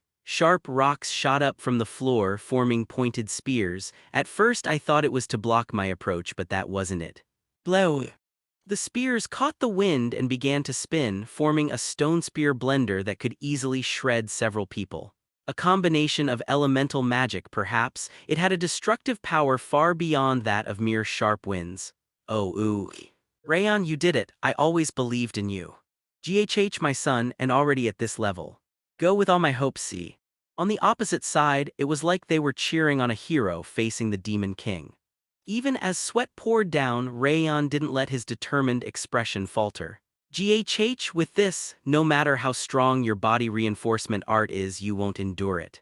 You only have 3 gems, so I suggest you surrender. I scratched my cheek and sighed. Really, I wasn't just saying this. I honestly wanted to lose here and give him a great memory. Imagine how happy he'd be to win here, everyone cheering, his awakening, defeating the Demon King. It'd be a story he'd tell for the rest of his life while drinking. Rayan would use today's memory as a stepping stone to grow into an even better wizard. It's just sad that I can't let him have that. It's not body reinforcement art, though it's similar. What? I just threw myself into the vortex. Rayan was startled but clenched his teeth, showing no intention of stopping the spell. You'll regret this. Even if Path of Magic holds up well against impact, taking multiple hits from those sharp, fast-moving stone spears would be dangerous. Of course, I could just use mixed magic too. Remove. First, I got rid of the wind. It instantly became much easier. I then used my own wind to take control of the flying spears. Thud, ugh. I missed the timing and got hit by one, but it was bearable. Inside the vortex, I used wind magic to grab the high-speed spears flying at me and guide them to the ground, one by one. Of course, my magic output couldn't compare to his. But while he had to control multiple spears, I only needed to deal with them one at a time, occasionally getting hit and enduring it physically. It didn't demand overly complicated control. When they came flying, I just had to slam them into the ground. After a few hits, I got the timing down pretty easily. Rayan tilted his head, seemingly unable to comprehend what was happening before him. From an outsider's perspective, it probably looked like I had entered the vortex and was freely manipulating the spears. How? Rayan had the look of someone who'd seen a ghost. His emotions immediately showed in his magic. There weren't many spears left anyway, but the wind disappeared and the spears dropped limply to the ground. I approached, ready to break his gem, but stopped when he suddenly dropped to his knees. Do you forfeit? Yes. I thought about comforting Rayan, who looked on the verge of tears, but gave up on that too. No matter what I said now, it would just feel like an insult, but I never expected him to speak first. It seems I was severely lacking. No, not at all, you were really impressive. That wasn't just flattery, his attack had been genuinely threatening. As I waved my hands in denial, Rayan stood up with a bitter expression. You're too humble. With that level of skill, you could have just pulled out the spears alone. You were showing me I wasn't even a match, weren't you? That's not true. Even though my mastery of wind magic is high, I can't compare to my opponents. They've been learning for years. I entered the storm myself, neutralized the wind with Path of Magic, and even then I got hit a few times. Still, your next opponent won't be easy. We don't plan to go down easily. Wait, what was this, some kind of team competition? Yes, against Dercia's disciple, it's our fight. No, but don't I need a team too for it to be fair? Your next opponent won't be easy. Because we're growing. Rayon, ignoring my words entirely, flashed a stylish smile and walked off the arena. If I could at least use Abyss Realm magic, it would feel like an actual magic battle. But since it's just basic magic, it's suffocating beyond belief. It felt like fighting with my hands and feet tied. No matter how much this is for training, it was unbearably uncomfortable, and that's not all. No magic worked at all. I think we'll need to find another method. I'm sorry I couldn't tell you more than this. No, you're the best, you did great next time. Joe. I clicked my tongue and consciously cut off current sense. It's not that I was ignoring Dercia's advice. Sometimes current sense activates on its own against my will. It's like blinking. I had to consciously keep from blinking continuously, constantly. If I let my consciousness slip even once, it activates, completely outside of my intent. After returning to the waiting room, I let out a sigh and reached for my water bottle. Oh. And then I realized again. The bottle was several meters away, well beyond reach, but I had unconsciously perceived it as being within reach due to the current, so I stretched out my hand and it activated, so natural, it gave me chills. Looking down at the water bottle I'd caught, I muttered without thinking, a resident of that world. Dercia had said something like that, birds learn to fly, that's not something the bird itself can prevent. Unless its wings are cut off, it can't live among the mice, now that I think about it. I could somewhat understand what it meant to be a person from another world. After that, the cadets continued to go all out to defeat me. How about this? You won't be able to breathe in this smoke. You're right, I can't breathe at all. Or with this water I'll. Like that, a lot of unfortunate things happened. The blazing fighting spirit quickly fizzled out. At least if something had worked, they'd have had some motivation, but punching a wall just hurts your own hand. Next, please come up to the arena. Is it okay if I forfeit? Let's go up first and then do that. Seeing their gloomy faces made my heart ache a bit. But the audience, likely the parents of the cadets, didn't show any hatred in their expressions. I honestly expected someone to throw a banana peel or something. Instead, they were actually favorable toward me. Honestly, I didn't think a commoner could be that skilled. I thought this exam was just to help Dercia tighten discipline, but it turns out he was seriously aiming for top place. He hasn't used a single proper spell, but I think I understand why. His teacher probably ordered him to limit his power. At that age, he can't have trained in magic for even a few months. He has the talent worthy of being accepted by someone who even rejected the princess. It's impossible not to acknowledge it. If he ends up receiving a noble title, it was praise loud enough to hear even without using current sense. Maybe Dercia planned for this too. Either way, it seemed like it would all end in a good direction. I felt sorry for the kids, but as desired, I would win, and the nobles were giving me favorable reviews. The princess would probably just move on, saying that level of talent was acceptable. Good, it all worked out.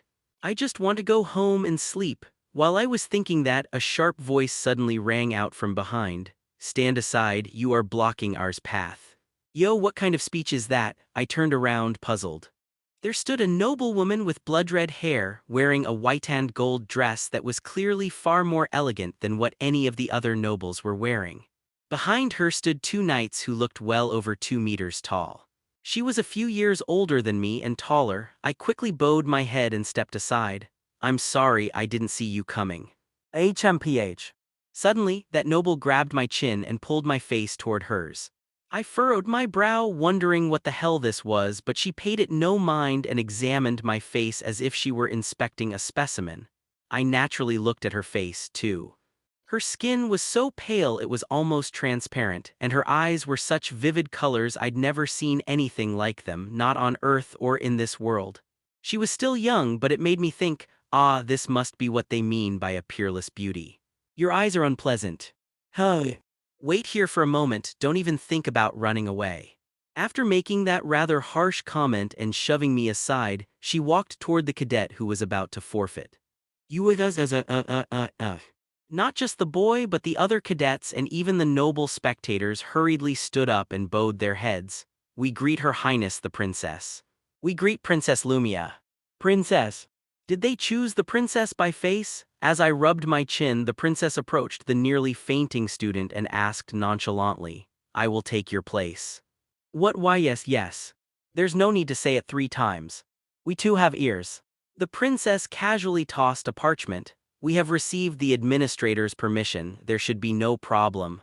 And no issue, of course, none at all. There couldn't possibly be an issue.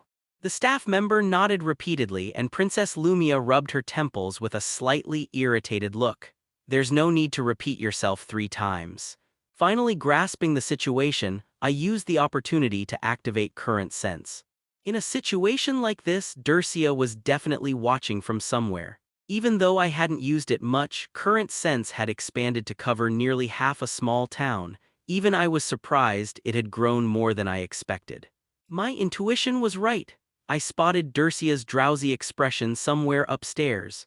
It was out of reach of the current, so instead, I used wind magic to lift some sand nearby and lightly tapped the glass window of the terrace. Just a small sound, nothing most people would even notice. Your range has gotten quite wide. Dercia noticed and responded. I'd expected her to. I threw a few more grains of sand. Tap, tap, tap, tap. I added some anger and a question into the rhythm. Dercia shrugged. This isn't something I can stop. Tap, of course it's not. Win. Tap, tap, tap, tap, tap, tap, tap, tap, tap. Calm down, I'm not saying to just win. The princess has a strong competitive streak, and for some reason she seems to hold you in very high regard. Tap, tap, tap, yes. If she finds out you're holding back and letting her win, she'll be far more furious than if you just lost. If that happens, it won't end as a simple joke.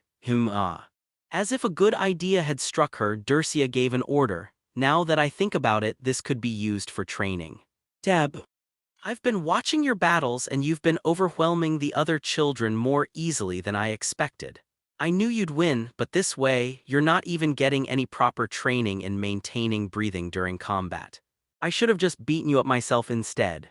Tap tap, you won't die, though it's hard to control my strength so actual combat wouldn't go well. That's why let's make use of this situation. Of course, the princess is on a different level than the cadets, so just endure for 5 minutes. That alone will be good training. Tap after that. A sinister, wicked smile appeared at the corners of her mouth. It felt a bit wrong to describe Master like that, but it was the only way to put it. Well, we'll have to make sure she never tries something like this again. I permit the use of Abyss Realm magic. Tab. I had no ill feelings toward the princess. No, rather, I had nothing but a good impression of her. Wasn't it the princess who funded the expansion of the orphanage? I wasn't sure how she got involved in national affairs at such a young age. But the reason I wasn't raised getting beaten and used for begging was all thanks to the princess. As I stood at attention trying to be as respectful as possible, Lumia, who had persuaded the examiner, looked this way. Our eyes met. Then the knight standing behind her took a step forward and issued a warning. Show some respect. Stand down, you should expect what's reasonable. It seemed I wasn't supposed to make eye contact. I quickly lowered my head and immediately the opposite command followed. Look up. I haven't come here to receive your greetings. Yes. Due to the difference in height, I had to look up slightly. Lumia looked me up and down and asked, Dercia student, your name? I am called Jern. Am called. Ha. She let out a soft laugh and wiped the corner of her eye as she offered advice. Drop the pointless formal speech. If you want to properly address me with correct etiquette, you'd need to study for at least 3 more months. Ah, yes. As I said, I didn't come here for that kind of thing. She walked up boldly and poked me in the chest with the baton she was holding. Do you know about me? Yes, Princess Lumia. Right, even a commoner should know of me, but what I'm asking is, what do you know about me? I received a great kindness from you. I hold deep gratitude. What? To Lumia, who made a slightly puzzled expression, I conveyed my thanks. To my knowledge, it was your highness who ordered major support for the orphanage. As I was raised an orphan, I received a great deal of help, therefore. I know. Mid-sentence, I noticed the knight's reactions were unusual and realized I'd made some kind of mistake. The knights stood with their mouths agape looking at me like I was some crazy bastard. The princess had a face like, "What's with this guy?" It was Lumia who broke the awkward silence. "That was something my sister did." "Ugh. You've got some guts, praising my sister's achievements in front of me." "I apologize, I didn't know." No, this is amusing." Chuckling, Lumia turned and walked to the center of the arena. Then she gave an order to the staff member who was practically kneeling. "Prepare." "Yes, ma'am." "You said your name was Jern." "Yes, that's right." "I was marked, it seemed I'd stepped on a landmine." Lumia's voice was slightly lower now. Though she kept smiling at me, I could see her lip was slightly twitching. "Your teacher, Dercia, was originally supposed to be my teacher." "I see, I didn't know." But she refused me, saying she must walk the path of magic. As the staff member dashed out of the arena, Lumia suddenly raised and opened her right hand. A flame ignited in her palm. I knew it almost instinctively. This wasn't just a flame, it writhed in agony almost as if alive, then looked at me and started laughing. How could a flame laugh? But that's really how it looked. I understand. If she's that level of wizard, she'd have no reason to take on an apprentice. Being an elf, she'll live a long time too. Mumbling to herself, Lumia looked at me, but the one she chose after abandoning me was you. This time she wasn't speaking as royalty, but as a person. I chose my words as carefully as I could. "No, of course, in terms of talent, someone like me, a lowborn commoner, could never be compared to your highness, but my master. Do not place me on the same level as others. I acknowledge your talent." "Pardon." "Surpassing elemental magic at your age proves it. Even if we search the Empire's history, there would be few with such an achievement." "Ah, thank you." It was a much more generous evaluation than I'd expected. Though she was likely speaking without knowing the true nature of growth, form, remove. "However, your teacher made a mistake." "A mistake, your highness?" "Yes." Lumia responded with a snort. "No matter how exceptional you are, if she abandoned me, then she should never have become anyone's teacher. It was a foolish decision. I will make your teacher realize that." She wasn't wrong. However, after a brief silence, I bowed my head. "Forgive me, but may I make one request?" Speak. "Please retract that statement." "Oh." At those words, the princess looked at me with a slightly surprised expression. "Why?" "As for me, well, I'm nothing special, so you may insult and criticize me all you want. I also believe that, if we're being honest, my master's judgment was flawed. Then there's no issue, is there? However, I believe it's wrong to insult my master in front of the one she chose." "I see." I met the princess's eyes. For quite a long while, the staff member, trembling, raised his hand, then tried to make me retract it. Lumia, with a deep smile, didn't seem to have the slightest intention of backing down. I raised my hand and asked a question. "Excuse me, wait a moment. Do you have more to ask? You won't be able to run." "It's not to your highness, I have a question for the staff member." I cautiously asked the staff member, who looked bewildered as if caught in the crossfire. Casting magic before the match starts, isn't that grounds for disqualification?" The staff member responded without a second's hesitation. "Number begin." What backing? At that moment, 2 stars sparkled in Lumia's eyes. 2 in number, 2 star. I didn't know much, but I knew that was a level one should not reach at her age. It wasn't ordinary fire. Blue flames flared up. That was a small relief. Fire was the weakest type of magic. Because it merely existed as a phenomenon, it could be put out with water, with wind, and with anything around here. Don't even think about going easy, if I see you doing so. "Excuse me." I kicked the ground with all my strength. Sand flew toward the princess's hand. She had been channeling flame magic with her right hand the entire time, so I assumed it was some kind of controlling magic. I see, I was worried for nothing. Whoosh! The sand was caught before it even got close, by a hand made of flame. Crackle, the sand instantly burned or melted as it fell away. The heat was no joke, but more than that, the frightening thing was that the flame had form. Several massive hands extended naturally from the princess's back, moving with eerie fluidity. Lumia proudly looked up at those hands. Flame spirit manifestation, originally manifesting it against a 1-star wizard like you would be considered attempted murder. Wouldn't that be a bit dangerous for you then? And who would punish me? She's out of her mind. The princess let out a dry chuckle as the flame spirit manifestation clenched its fist. Don't pretend to be weak, you can handle it. I can't. Boom, it struck the ground right in front of me. Gah! I bounced a few times and crashed into the ground. The impact itself wasn't too severe. Getting hit by Dercia hurt far, far worse, so I quickly regained my senses. The problem was the heat. My skin was stinging. I immediately threw all of my mana into flame resistance. I could actually be roasted alive at this rate. As I stood up with a hardened expression, I asked, "Do you really have to do this?" "Yes. I don't particularly want to fight you, princess. Whether I win or lose, there's nothing to gain. You're assuming victory in a duel with me. You're getting more interesting by the second. You're the one who chose this." From that moment, I started keeping track of time. I readied my stance. It would have been best if things ended with words, but I knew that wasn't going to happen. Lumia began approaching with a crooked smile. "So that's how it is. The range of her magic is short. She traded it off for destructive power. If I keep running around, Fwush, no." Before I could even finish the thought, the flame spirit manifestation scooped up the surrounding sand. She had already predicted what I was planning to do. I sighed, this is cheating. "Take this." Fwoosh, the melting sand completely filled my front view. TCH. I couldn't dodge. I wrapped wind around my hands to reduce contact as much as possible and deflected the attack. Some of them inevitably hit me. Even though I had activated remove, it still felt like drops of melted wax falling on me. It was unpleasant. The assault didn't end there. At some point, the flaming fists had closed the distance and began hammering down on the ground without pause. I could maybe handle the melted sand, but taking a direct hit from those would mean I was out. I gritted my teeth and kept running. In the end, remove only works against opponents using blockable magic.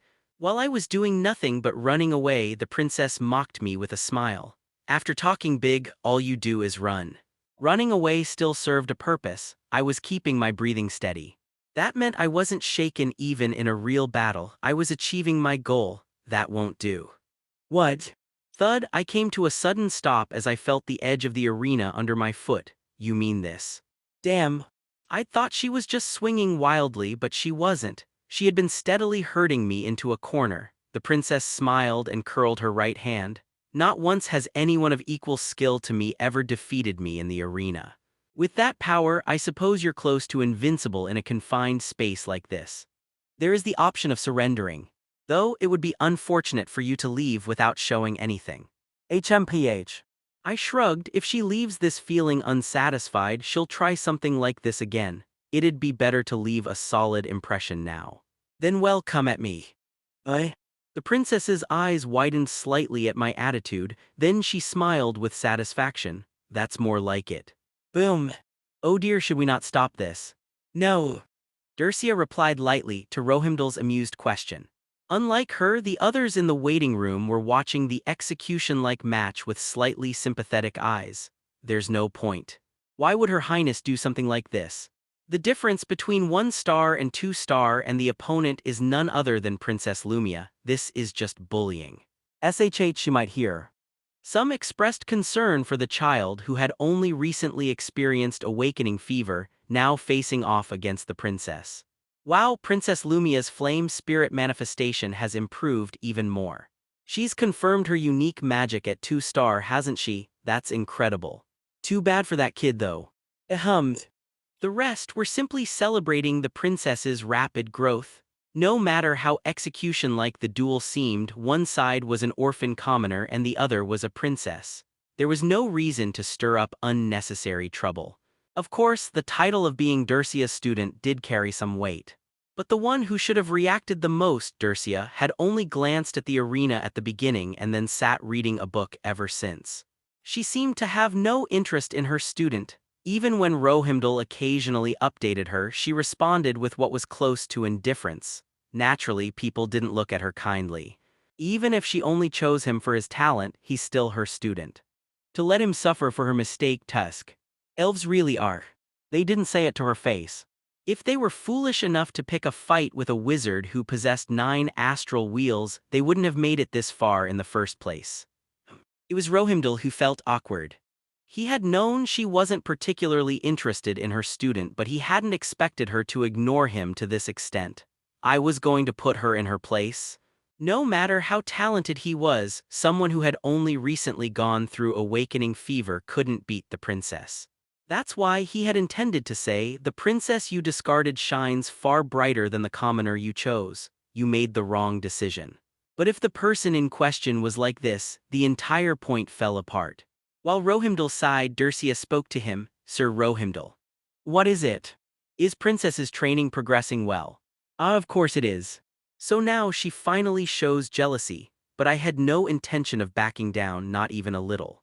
Before Rohimdal could say anything in response to that thought, "Then, it would be unacceptable for princess to lose to my disciple who only experienced awakening fever a few months ago." "The..." Dircia cut him off. Rohimdal blinked a few times, then nodded. "Of course, that goes without saying." "You seem confident, shall we place a bet?" "Huh, a bet, what do you mean?" "Yes. If princess fails to defeat my disciple, then retire from the position of Imperial Court Wizard. What? In return, if princess wins, I'll take responsibility and tell you how to reach 8 star. What are you talking about? Do you even know what 8 star is? I reached it. If you don't want to, then there's nothing more to say."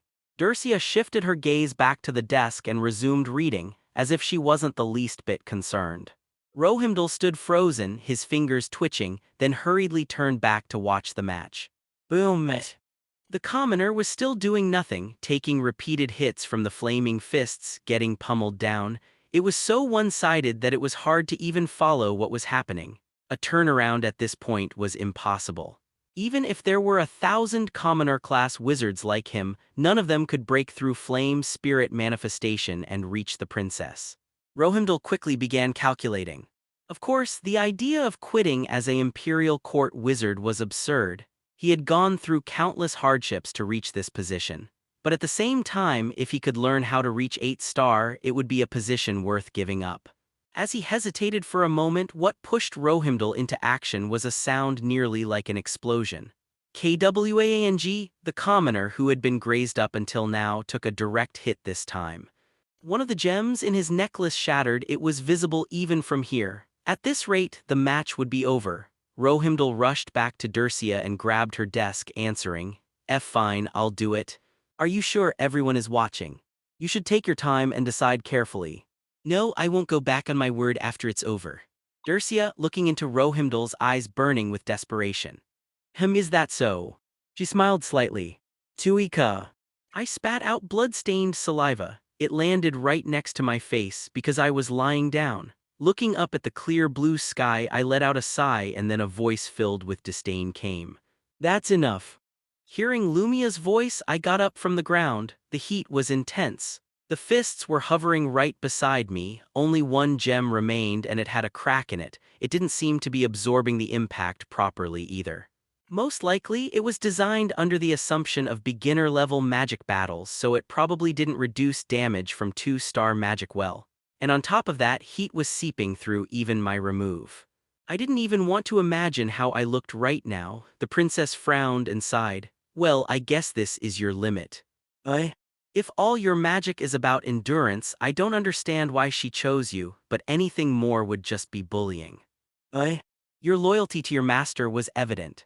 I don't wish to torment you, so I'll end this now." The flaming fist clenched. It came down to destroy the last gem. And then, mid-swing, the fist suddenly vanished. The princess wore a confused expression and brought down another fist on me, still lying flat on the ground. That one disappeared too, without any sign or trace, as if it had been erased. "What is this irk?" The flame floating in Lumia's right hand wavered violently. She stepped back in a flash, preparing a defensive stance with the flame fists. I saw every part of that clearly from where I lay. Now I can finally breathe. What? I exhaled the breath I had been holding and lifted my upper body, which felt like it might shatter. I pulled one knee in and rested my elbow on it. I looked almost like a corpse. I could see that. I could see myself, but that wasn't all. The confused knights, the sword sheathed at their waists, the twitching legs, the audience seats, a fallen scrap of paper, the grains of sand in the arena, the broom placed far away, the dustless marble floor. Everything. All of it had entered the range of my current sense. Thump. Of course, thump thump thump. Even the princess's heartbeat, slightly quickened from tension. "You. The princess furrowed her brows. It seemed she had realized who was responsible for the current situation. What did you just do? Ahem. A completely different stance from just moments ago where she hadn't even considered me an opponent, now shifted to full defense. Feeling a refreshing clarity, I twisted my lips into a smile while still seated. Now that I'm back, I understand. I really do belong in this world. 5 minutes. I timed it precisely. Even though I gave her a clear answer. The princess didn't understand a single bit. The number of astral wheels does not simply signify a difference in output. If magic is the act of painting over the world, then the astral wheel is the number of colors one can use. That is why the greatest difference among all the stages of magic lies between 1 star and 2 star. A single color palette and a 2-color palette differ by an immeasurable degree in all forms of expression. The result is already determined. Even in the face of the bizarre phenomenon, her thoughts did not change. Lumia regenerated her flame spirit manifestation and clenched her fist. Dercia's disciple, was it Jern? Tattered and broken, even the last remaining gem on him cracked. He sat on the ground, resting one arm on his raised knee, staring intently at her. The fighting spirit, rage, hatred that should exist during battle, or a desperate search for a glimmer of victory in a hopeless situation. None of that could be seen. Jern merely observed her, with eyes that lacked any discernible color. How unpleasant. Lumia muttered to herself unknowingly and took a step back, against a 1-star wizard. Tusk. His eyes still lacked emotion, but because of that, they reflected her like a mirror. Lumia saw mockery within them. She clenched her teeth. The 8 now multiplied flame spirit manifestations each scooped up a handful of surrounding sand. The molten grains of sand flew like bullets. But at some point the trajectory shifted and they dropped to the ground. That was not strange. If one intervened at that distance into the flame spirit manifestation, a few grains of sand wouldn't land a hit. Lumia had thrown them to probe the nature of the unknown magic as well. Yet there was no change in Jern's posture. He didn't even blink, let alone recite an incantation. There wasn't even a beastkin acting as a trigger. The unknown magic he was using now meant he could wield it with that much familiarity and ease. What is that? Lumia was genuinely flustered. No matter how powerful, 1-star magic generally doesn't differ much from elemental magic. In fact, stronger spells are often weaker than elemental magic at lower star levels, because they were designed to be cast by at least 5-star wizards and thus are largely meaningless below that level. And yet, despite being 1-star magic, that spell was handling her 2-star flame spirit manifestation as if twisting a child's wrist. Interesting. He wasn't someone she could afford to show pointless pride to.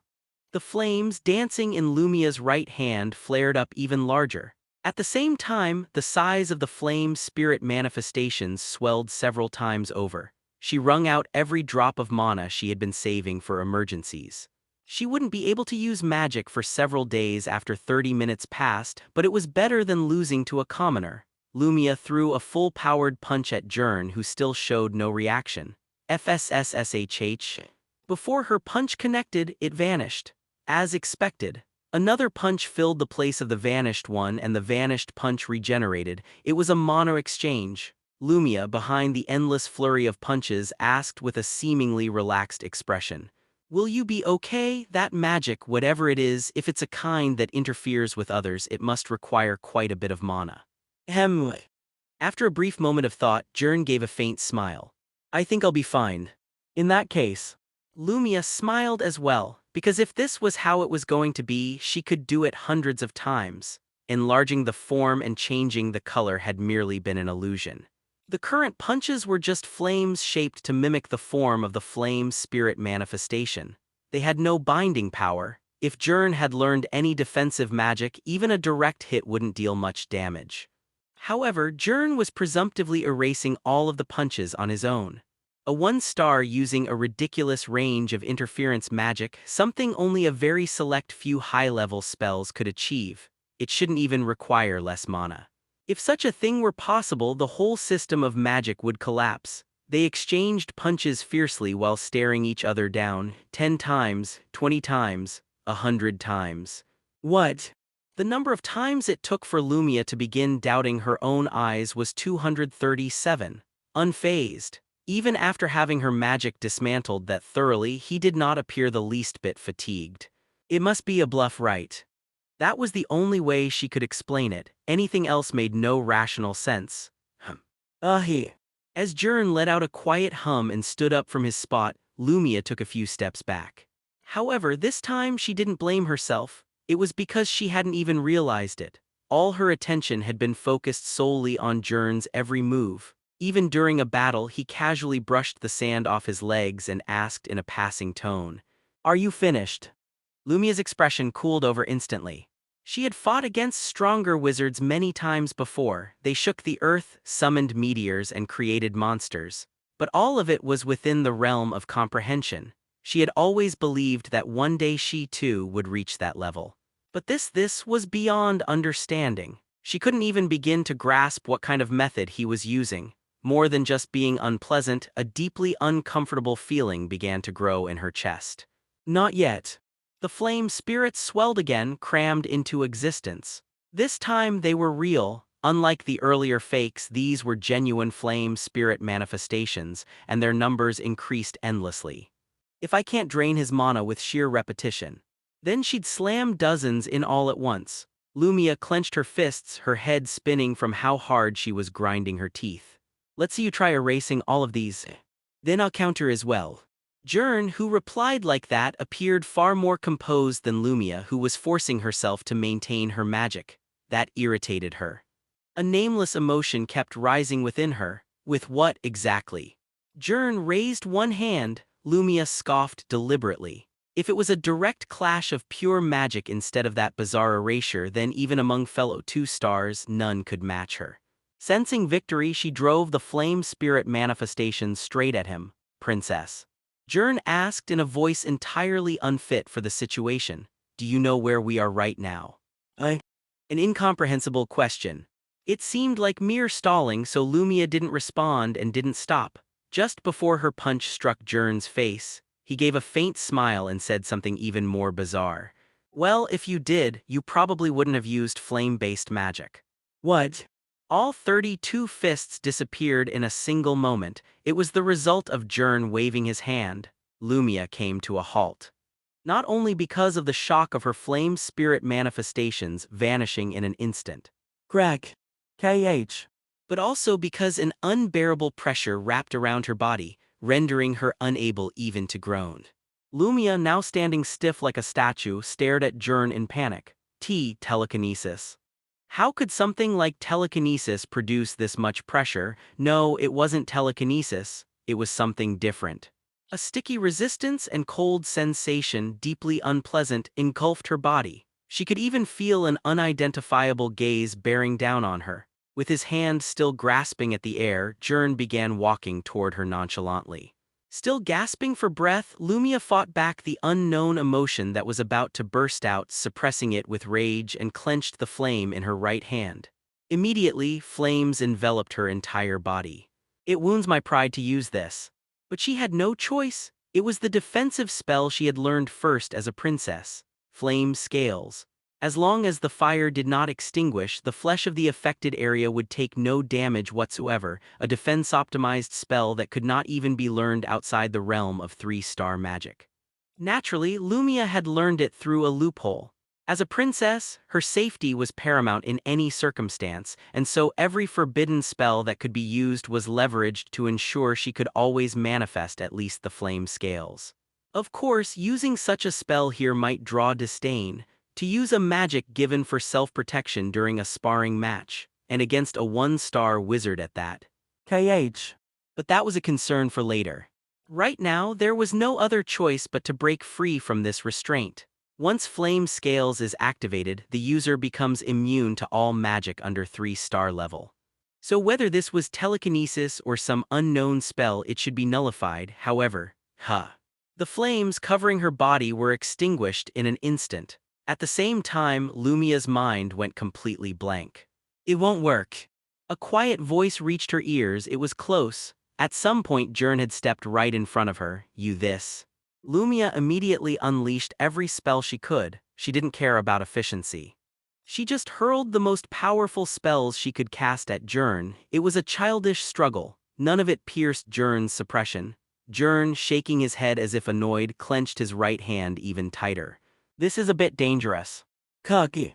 The moment the pressure increased slightly, she couldn't use magic at all. The flame spirit manifestations didn't emerge. The moment she tried to activate flame scales, it vanished. Even her thrashing came to an end. The only resistance left was that of a mere girl flailing her legs wildly, barely more than raw physical struggle. What more could she even do?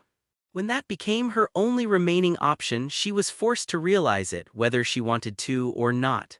That her life was now in the hands of an unpredictable opponent using incomprehensible magic.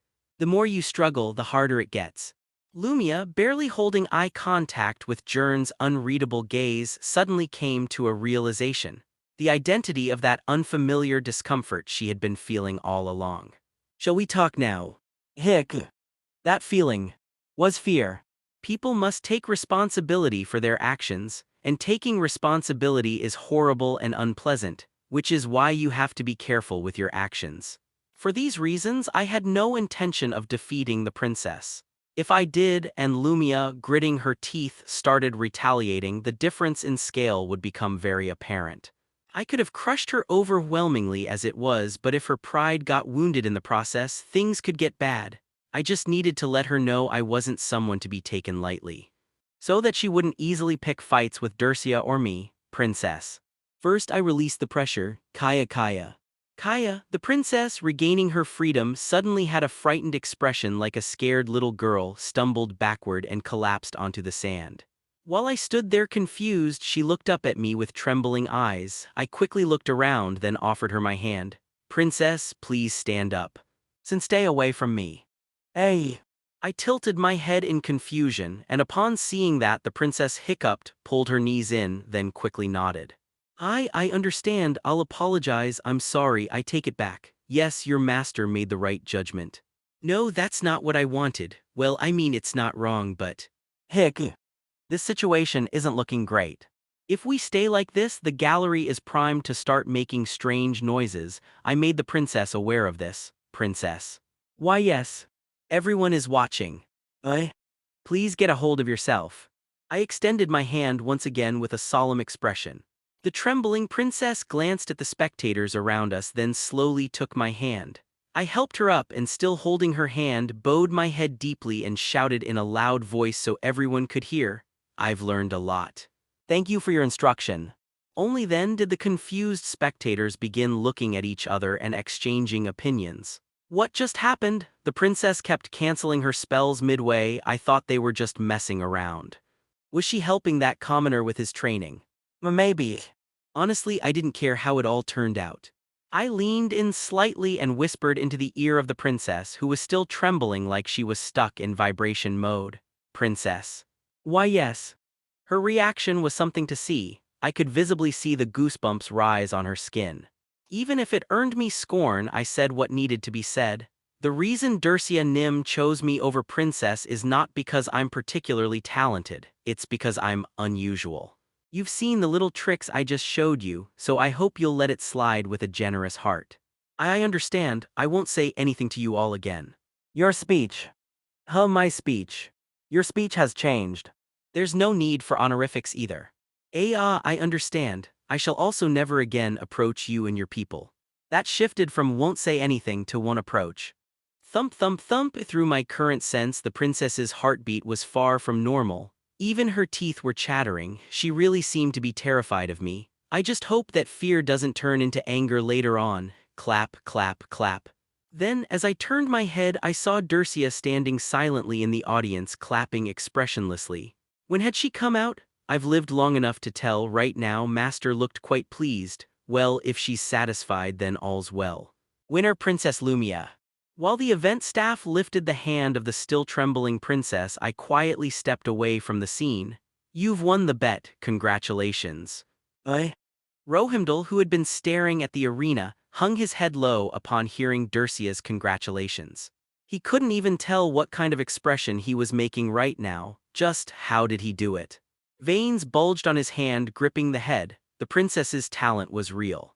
Not fake gold certified by bloodline, but something so beautiful that any wizard would covet it. However, the content of the match was utterly miserable. In the eyes of Rohimdal, a high-ranking wizard, everything was visible.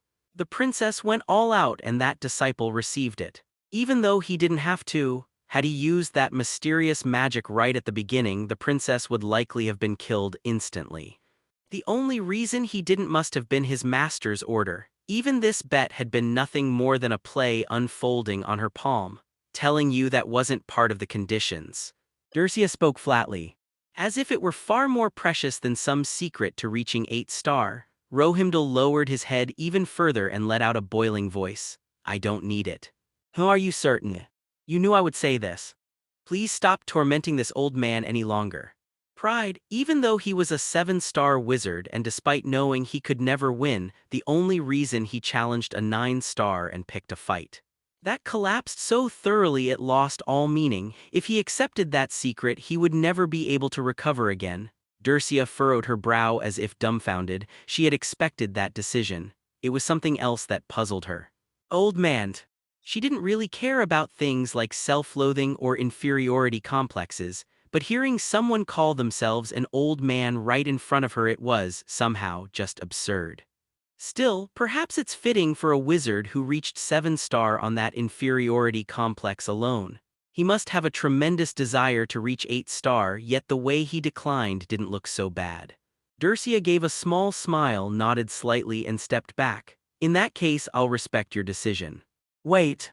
Rohimdal's urgent voice called out to Dercia, who was heading to the stands to praise her student. What is it? Jay, just tell me one thing. Rohimdal looked at Jern in the arena. Wizards are beings who are made to seek answers when they encounter the incomprehensible. He felt like he wouldn't be able to sleep without an answer. Where on earth did you find that disciple? Ahem. After a moment of thought, Dercia answered as if it were nothing. I picked him up from the sea. It was unfortunate for Rohimdal, but that was all she could say. After Dercia disappeared, Rohimdal let out a deep sigh and looked for the princess, Princess Lumia. Ah, Rohimdal. Lumia, who had come up to the terrace, looked around with a tremble that was almost a spasm. Dear Dercia. Where is she? She left, you need not worry.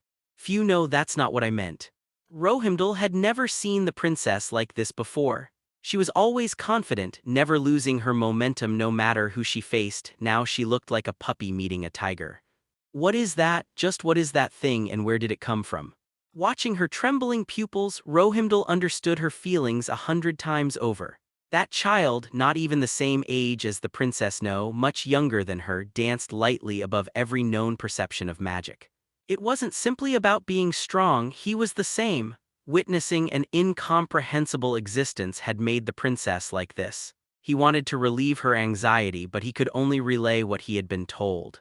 Dercia said she picked him up from the sea. What does that even mean? I would like to know as well. Maybe it really was time to retire. That thought kept creeping into his mind. It's been a while since this. As soon as I returned to the waiting room, I stopped, feeling the floor ripple beneath me. When I lightly waved my arm, I could distinctly feel the sensation of slicing through water. It didn't last long. After a few waves, the feeling shifted back to being in the air, but such a vivid sensation of being underwater hadn't occurred since the time I bled heavily from my nose. It felt like holding back had made the reaction even more sensitive upon returning. More importantly, a new burden had appeared.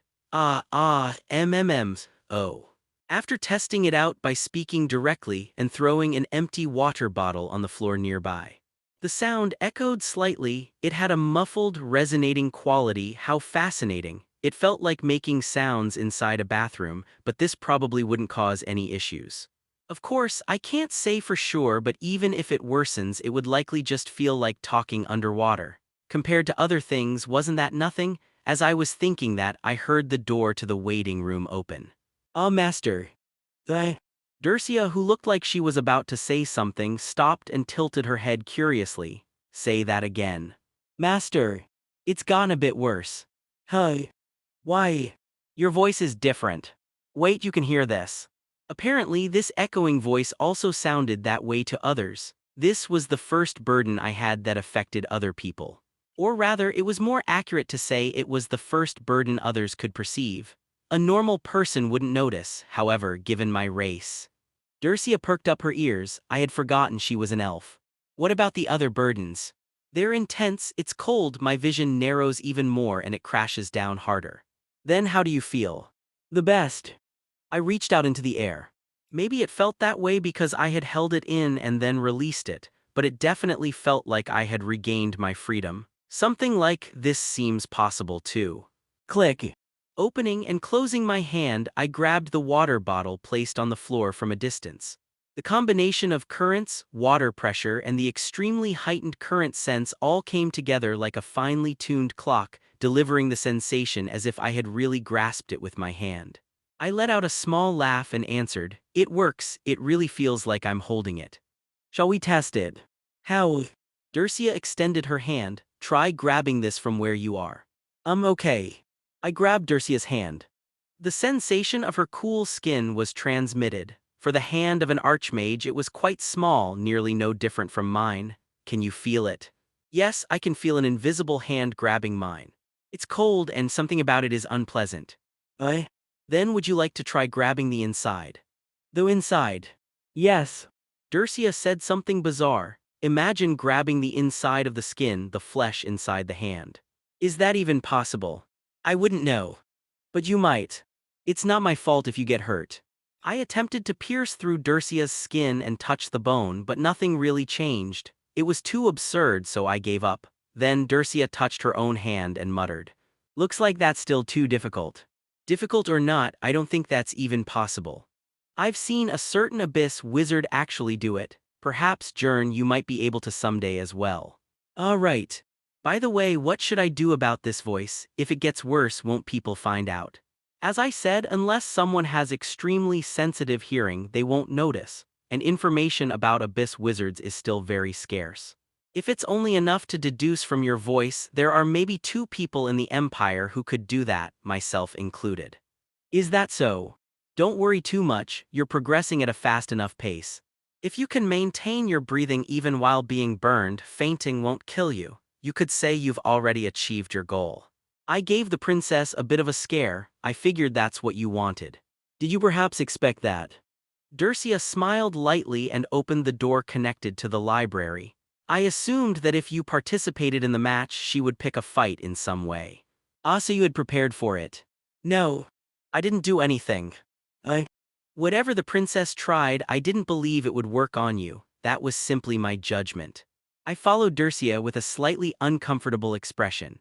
If I think of it as her having trusted me, I'm grateful, but isn't that just being irresponsible? A few days after returning to the library, I spent some time confirming my new ability. Deep fusion, let's call it that. Melting into, a bit creepy but it fits. Dercia named the new ability I had obtained as such, combining current sense, water pressure, and ocean currents to create something akin to telekinesis. To be honest, it felt more curious than useful, so I wasn't sure it even needed a proper name. Can't I just grab with currents and sense with current sense? Deep fusion is the first high-level magic you've created. It's not something to treat lightly. Wait, is it that significant? High-level magic refers to spells that can only be learned by 3-star wizards or higher. This light combination didn't seem like something that deserved that label. Dercia replied as if it were obvious. The mechanism is the same. It's the act of combining multiple lower-tier spells to create a higher-tier one. The precision, too, there's no doubt it's the most advanced of all deep-sea magic you've developed so far. I don't really think it's that difficult. That's natural. Have you never been amazed by how even the smallest spider can spin a delicate web in any situation? Before you are a human, you are a life form of the deep sea. You must not forget that. I see. Then I'd better train it even more. As I used deep fusion to organize the books nearby, Dercia stopped me with telekinesis. You mustn't. Ocean currents, water pressure, current sense, training all 3 at once would be overwhelming. The burden speed would increase exponentially. But I've almost finished learning remove. I should be able to endure it to some extent now, right? That's a temporary fix, to begin with remove. Alone isn't enough to withstand the deep sea. That's not even what it was meant for. Why not? After placing the book back on the shelf, Dercia calmly explained. Remove is resistance based on your own lived experiences. In the end, it still has to be endured by a human body. Even with body reinforcement art making you sturdier, a 10-year-old body can only withstand so much. For example, if you were thrown into lava, you'd die before you could heal, so you wouldn't even gain the experience. The deep sea is harsher than lava, so remove alone wouldn't be enough, that's what you're saying. Sounds less useful than I thought. Maybe with water pressure I could build up remove slowly. As I thought about that, Dercia continued, that's why form exists. You mean that horrible torture technique? Think carefully. What could you do with that torture method? Well, first, like you did, master, I could cast it on someone. That can't be done with form alone. Ahem. While thinking, a terrible idea came to mind. Don't tell me. You use it to surpass the human body's limits. Correct, with form you can generate experiences too intense for the body to normally endure without actually damaging it. Without form, remove is just a weaker version of a knight's enhanced body, and form without remove can't be more than torture. They're steps that complement each other. Sorry for interrupting, but this really sounds like an incredibly brutish method. Wasn't magic training supposed to be something refined? Like learning from magic tomes, reading, writing, and discussing theory? No, at the very least, shouldn't it be unacceptable for training to involve torturing oneself? When I voiced that doubt, Dercia shrugged her shoulders. It's a blind spot. In truth, the technique of form was originally perceived less as magic and more as a magical self-harm ritual practiced by a few obscure tribes.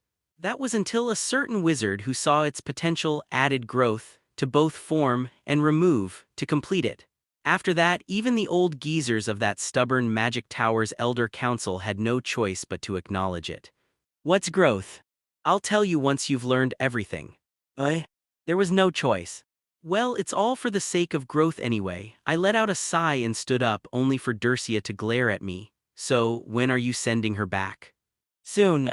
I roughly ruffled Elijah's head, who was dozing off beside me. Wake up. Come on, get up, hey. Just a little longer. Lately, I'd been working hard in my role as Elijah's teacher. Even while attending Dercia's lectures, I kept her with me to make the most of our time, but perhaps the content had been a bit too difficult for a child to understand. Dercia, watching her with disdain, furrowed her brows. So, how's that insane plan to raise a wizard who rejects magic coming along? It's going well, just look at this. I quickly showed off. I conjured wind magic beside Elijah. How's that? It works right. What exactly is working? When Elijah's not in her right mind like this, she can use magic. She couldn't before. Right, and now, even when she's conscious in certain situations, she can control it. It seems to show more clearly during happy moments. Last time when she ate some chocolate from a fancy cake shop, there was no sense of restriction at all. Honestly, I don't think the deep sea is such a pathetic world that it can be resolved with something like that. At least I think if I raise her well, the burden can be reduced. What do you think about that? I don't have much knowledge about the deep sea myself, so I can't give you a definitive answer. The possibility itself of it being helpful does exist. That's good enough for me. I grabbed and shook Elijah's silky silver hair as I smiled. Even the smallest possibility was fine. If it could help, if I could reach it with my hands, I would, because I had decided to live that way. But seriously, she's not waking up even with all this. I was trying to block her nose to cut off her breathing when someone began pounding on the library door. Dercy and him, there's a report. Tisk, this is a library, no manners at all. Is that something someone who's privatized the library should be saying? Dercia, opening the door like it was her own house, asked while looking at the knight who was panting like his heart might burst. What is it? The Magic Tower. What about the Magic Tower? It was attacked, the elders are dead. It's an emergency and a summons has been issued for you, Dercy and him. Which Magic Tower? Hey. Oh, of course, the Black Magic Tower you belong to. Now's not the time for this. A dragon covered in giant masses of flesh from who knows where. That's the best news I've heard in a while. Bang, with a cold smile, Dercia shut the door. Let's just continue the lesson. No matter what, that was going too far. No, Dercia Nim, no, The knight's pitiful knocking sound soon disappeared. It seemed that Dercia had used some kind of magic to reduce the sound. Is it really okay to do that? There's no reason it shouldn't be.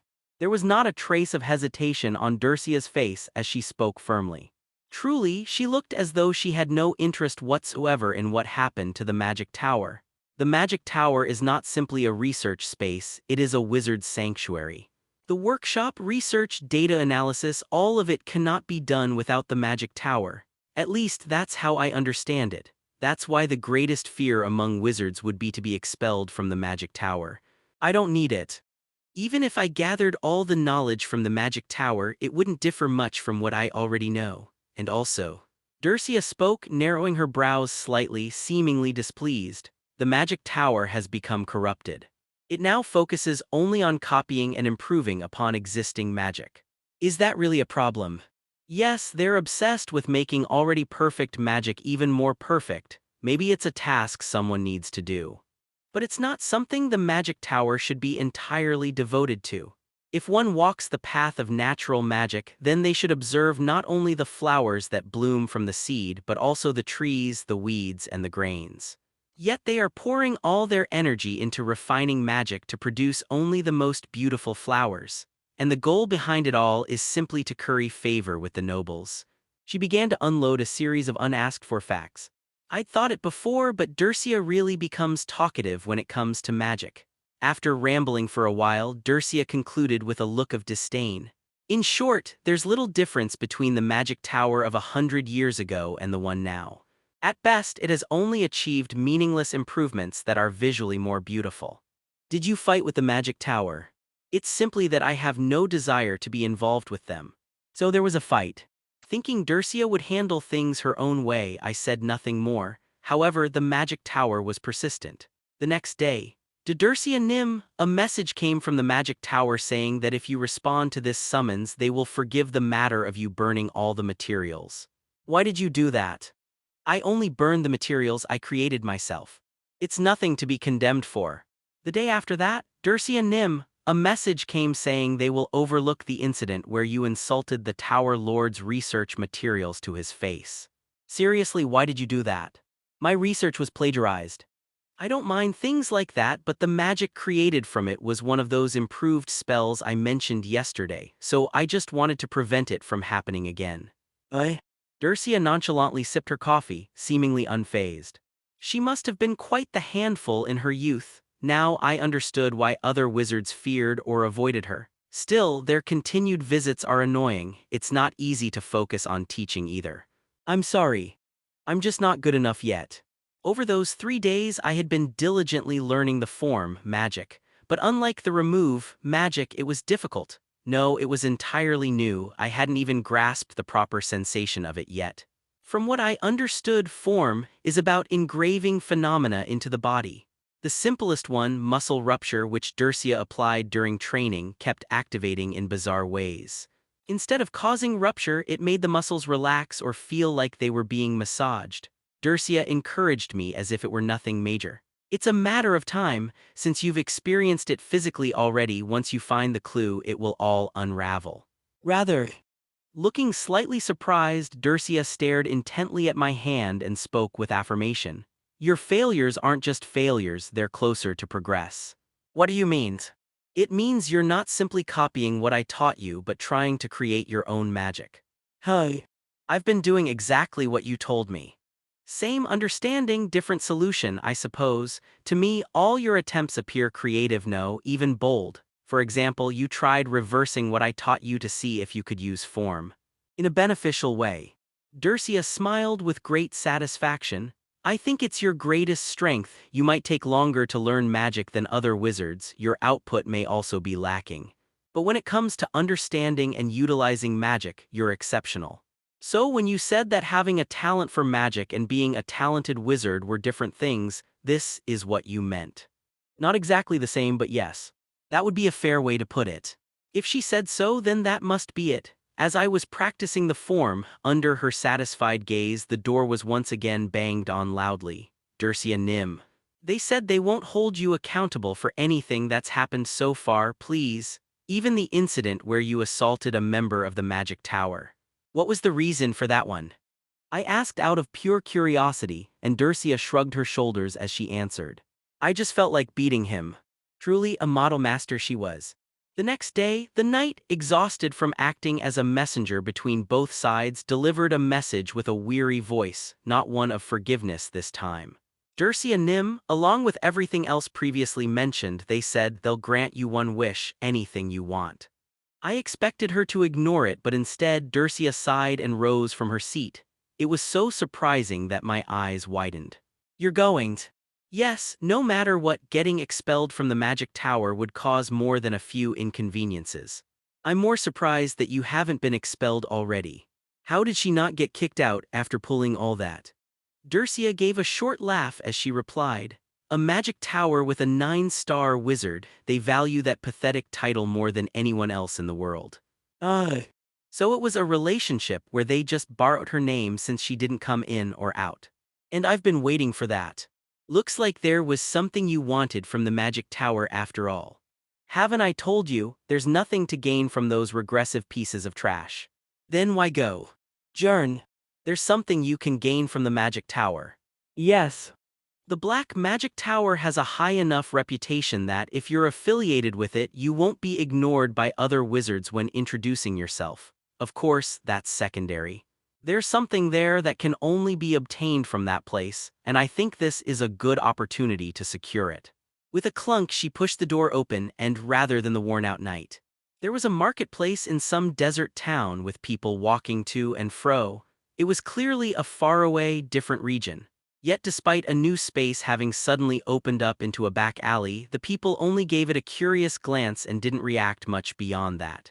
As I walked behind the unhesitating Durcia, I began to understand the indifference of the people. I noticed that my current sense didn't reach some of the robed passers-by, and I frowned. There are a lot of high-level wizards around, even though this isn't the academy. I don't understand it well myself, but the meaningless phrase, the original magic tower, seems to attract wizards. They're all pretentious fools, so there's no need to be afraid. It wasn't me who was afraid, it was the surrounding wizards who were shrinking away. Durcia. Why is that elf here? Oh, is it because of that incident? Tisk disciple. Let's take about a month-long vacation. So this is what it must have looked like when the Red Sea parted. From their every movement, it was clear how much they didn't want to get involved. Of course, I wasn't particularly surprised. From all the stories of Durcia's eccentricities, no misdeeds, this actually seemed like a lighter reaction. The Black Magic Tower, unlike those at the Academy, did not resemble a tower in shape at all. Quite the opposite. It was just an old wooden building, 5 stories tall. This is supposed to be a magic tower? I made a mistake choosing a place that doesn't cling to form. I didn't expect the result to be something so resistant to change. Durcia shook her head and sighed, then opened the front door and stepped inside. When I tried to follow her in, the door suddenly slammed shut with a bang. Before I could even question what was happening, Durcia gave an order. Wait here for a moment. Yes. I stepped aside so I wouldn't block the foot traffic and waited. In the meantime, I saw several wizards come and go repeatedly like it was some kind of public office. They were all hurriedly carrying stacks of documents. There were several conversations too, and as I eavesdropped, I realized the contents weren't trivial. You still haven't completed the analysis. No, I've checked multiple times and all the defense spells were operating normally. If it had been damaged, that would be one thing. Damn it, just what the hell did they do? I used to think that wizards were always relaxed and leisurely, but I guess that doesn't apply in situations like this. After a few minutes of waiting, Durcia returned and handed me a cloak. It's called the Cloak of Recognition. It functions as a kind of pass. With it on, you should be able to enter. Ah, yes. Once I put on the cloak, I was able to follow behind Durcia and enter. As soon as I stepped inside, I narrowed my eyes. The size was completely different from what I had seen from outside. Was the space expanded with magic? It was stretched. If that was true, then it had been stretched immensely. What had appeared to be about 5 floors from the outside turned out to be closer to 20 as we walked up the stairs. When we reached the top floor, every bit of decoration, including the wallpaper, was either gray or black. Durcia glanced around and let out a bitter laugh. Never thought I'd have to come back to such a gloomy place. I'd like to finish quickly and leave. I barely held back the words that it suited her well. At the top floor there was only one door. Without even knocking, Durcia pushed it open. What? The people inside looked like they had already encountered Dercia before, their expressions filled with disbelief. The youngest of them appeared to be in their 80s, old men with age spots, yet they sat around a round table with surprising vigor despite their age. Were they the Council of Elders of the Black Magic Tower? In the generally dark room, as Dercia took a seat, an elder with a goat beard pressed his fingers against his brow. What on earth? You can't just demand the cloak of recognition and leave. Aren't you supposed to explain at least? My disciple couldn't enter. Disciple. The elders' gazes turned to me, they looked me over with confused expressions, blinking slowly. You've taken on a disciple, you. Yes. It seems you haven't heard. Who would you come here for a moment? I didn't move. As the elders exchanged bewildered glances, Dercia spoke up. It's fine. Yes. Only then did I walk up to the elders. They looked me over again, then turned to Dercia with disappointed faces. He's not particularly impressive. There's no way a great archmage like you wouldn't have noticed that. Why on earth him? Suddenly, the elders who were staring at me gasped in shock. As expected of the Magic Tower's elders, were they able to tell I was a wizard of the abyss? They covered their mouths with startled expressions and then started saying strange things. Would you go stand next to Dercia for a moment? I followed the instruction for now. Wondering what this was about, I looked at Dercia, but even she seemed puzzled. The elders let out gasps like, "Oh my," and "I see," and soon nodded to themselves. I didn't think, that you had a son. What did you just say? He really looks exactly like you, that atmosphere. Indeed. Those eyes that seem disinterested in everything in this world, the way he doesn't smile at all, that machine-like cold rationality. So that's why you took him as your disciple, even though he's not particularly exceptional. Blood runs thick. It was a horrifying evaluation. Do I really look that much like a corpse? Dercia denied it with an expression of disbelief. How could he possibly be my biological child? I took him in based on talent. He's not your son. No way when he resembles you that much. Then think whatever you want. Dercia glanced briefly at me, then continued. Before I get to the request, let's talk conditions. I want to secure a position as an apprentice at the Black Magic Tower for my disciple. What? The elders jumped up. Apparently it was something shocking. No, absolutely not. The Black Magic Tower won't accept anyone without sufficient verification, no matter how noble the lineage. Even if they're a member of the imperial family, if we allow it, the foundation of what we maintain will be shaken. Ah, I see. Dercia immediately stood up from her seat. Then it seems you don't need my help all that badly after all. Next time, decide properly before you call for me. From a straightforward perspective, I still didn't quite understand what benefits came with the position of apprentice at the Magic Tower. However, if Dercia, who detested the tower, was going out of her way to make me a member of it, then there had to be a reason. I followed behind her, seeing no hesitation in her steps. The ones who became flustered were the elders. After hurriedly whispering amongst themselves, they stopped her just before she opened the door. Wait just a moment. Have you changed your mind? No matter what, we cannot accept someone who hasn't been verified. At the very least, there must be a test. And this test would be: have the child demonstrate his ability. Then, after we've reviewed it and concluded everything, we will consider it favorably. Jern. Dercia cut them off and gave me a command. Attack the elder who just spoke with your full strength. Yes. Crack, I didn't question it. I immediately stepped hard onto the floor and used the greatest water pressure I could muster to strangle the elder's neck. I trusted Dercia.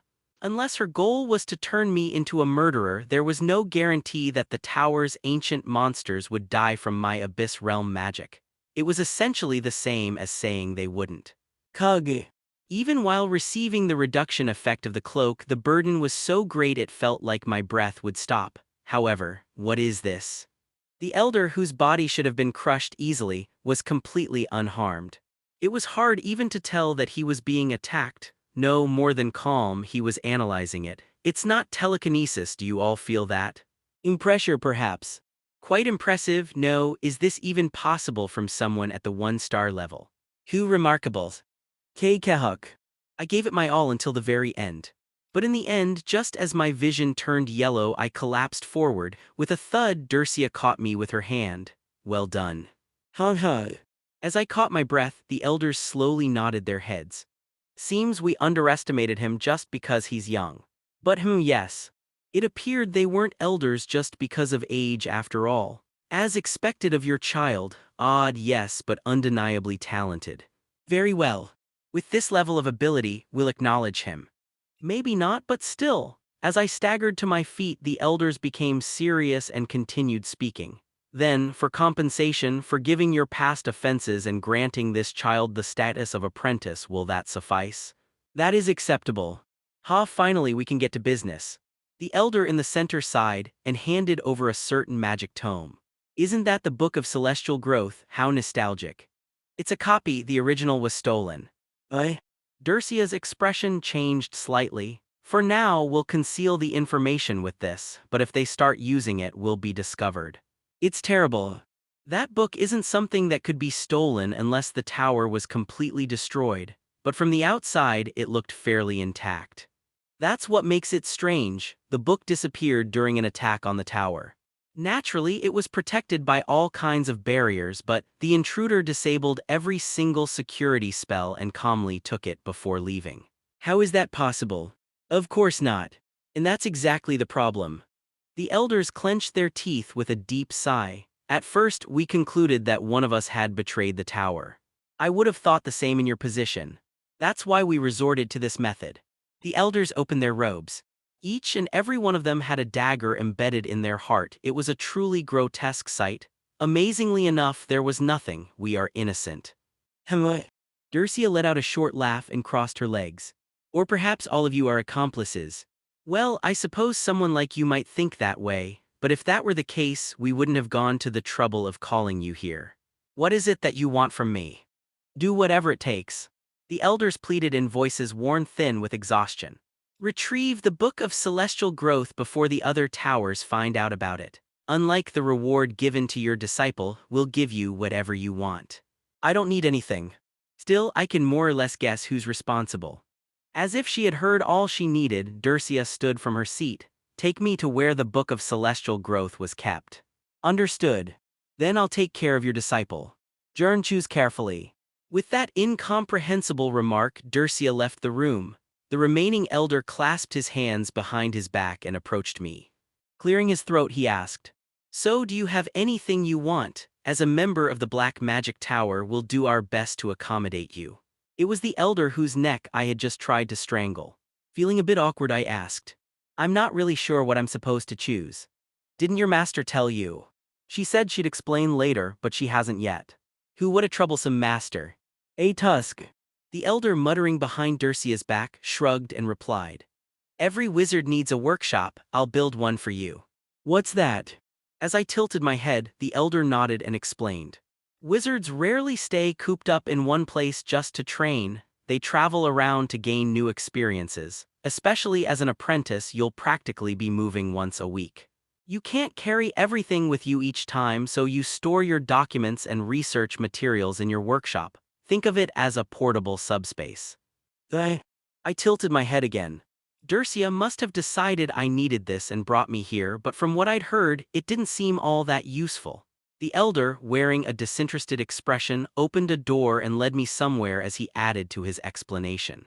Most likely, Dercia considered your traits and judged that a workshop was absolutely necessary.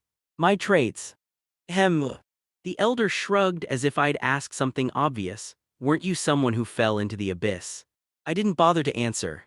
As I was organizing my thoughts, the elder waved his hand dismissively as if it were nothing important. Unless you've experienced it directly, you wouldn't know. Don't be anxious. If you were involved with the Crimson Circle, your master would never have taken you in. This old man isn't such a fool that he can't tell the difference.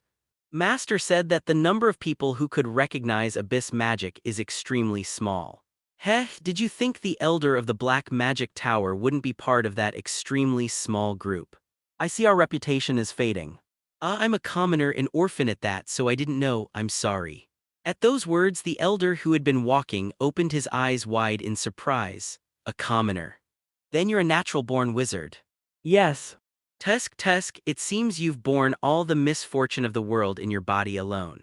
With a sympathetic expression, the elder made the sign of the cross and began descending the underground stairs, passing through countless veils.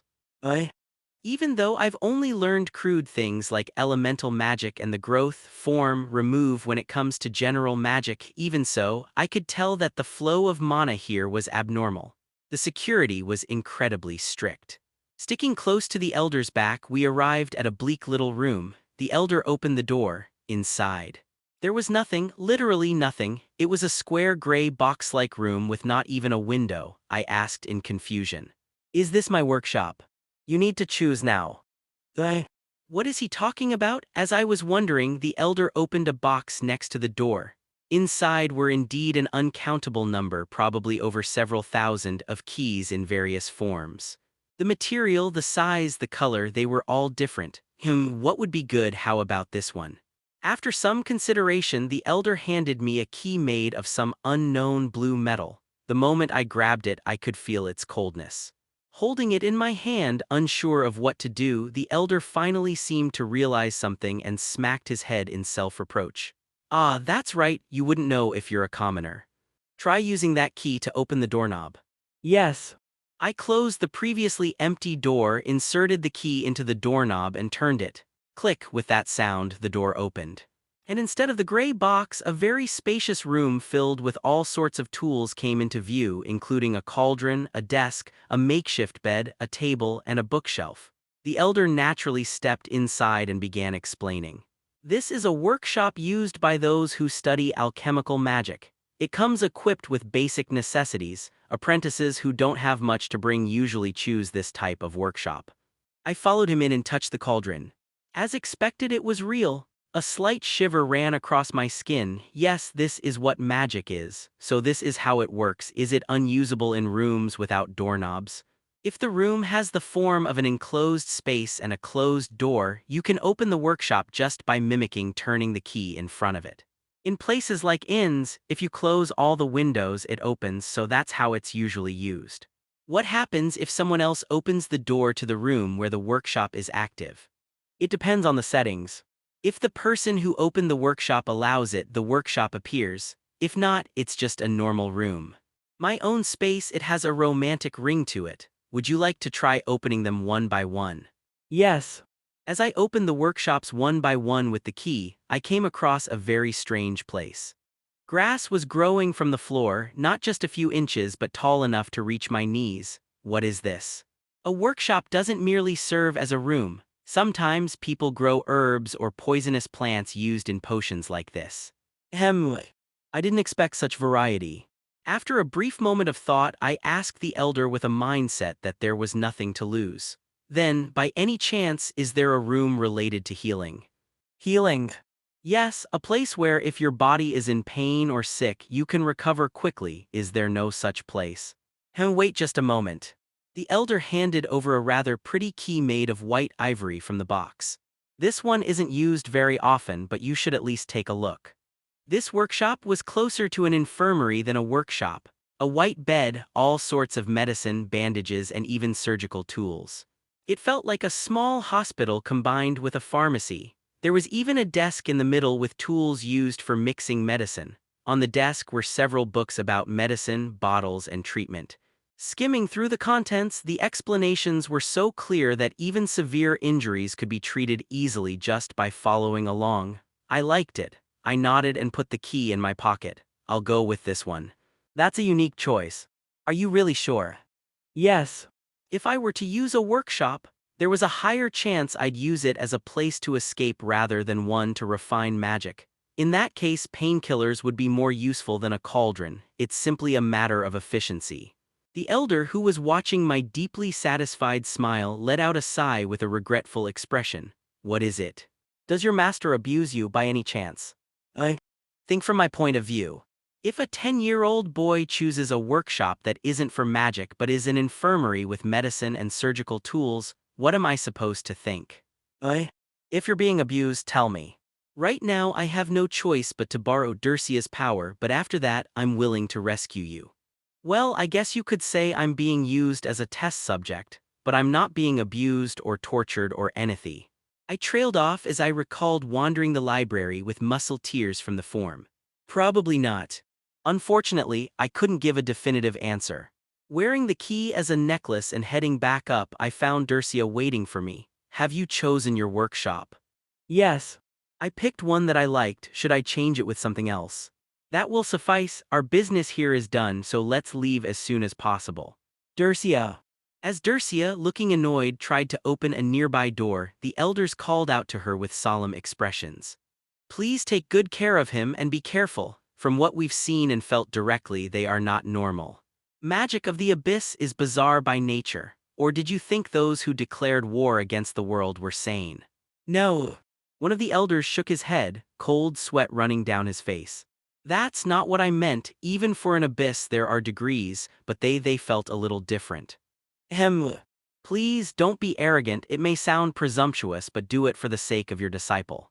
I'll handle that myself. Dercia curtly opened the door and walked in.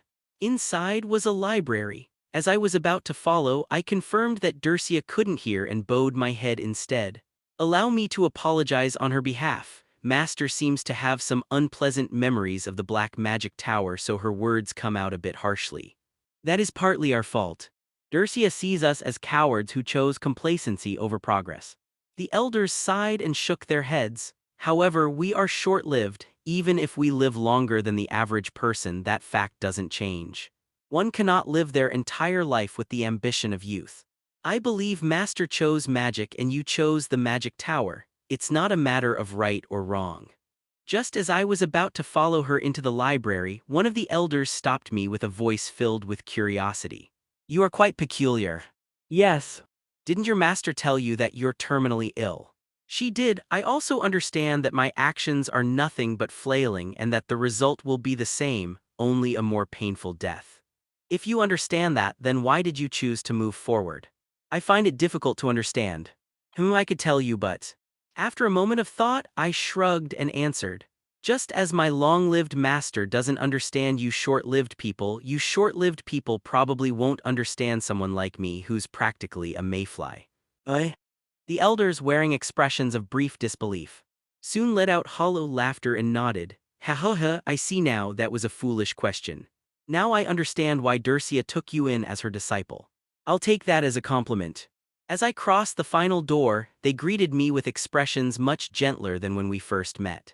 If you survive, come back again. Next time we'll welcome you not just because of Dercia's request but as a member of the Magic Tower. Thud, I glanced at the closed door and thought to myself. They don't seem like such bad people after all. Could it be that Master is the one with the problem? Dercia let out a sigh, unfolded a map, marked something on it and asked. Jern. Yes. Did you choose your workshop well? I picked something that suited me reasonably well. You didn't say to choose anything specific, so was that a mistake? No, that's enough. What's important is the fact that you've been given a workshop. I still don't quite get it. Is there a particular reason I even need a workshop right now? A wizard needs a workshop, that's the surface reason. The real reason is safety. Safety. Yes, this is classified information, but some facts about the Crimson Circle have come to light. At the bottom of the castles they occupied, along with waterlogged corpses, several research documents were found. For reference, every corpse was a natural-born wizard. The number was absurdly high, and investigation showed they all shared similar bloodlines. It seems they created some kind of breeding farm by kidnapping natural-born wizards. What they're doing is seriously disgusting. It also means they've been preparing for a very long time. But that's not the important part. The key issue is that the liquid they used to drown the natural-born wizards was seawater, which is difficult to obtain.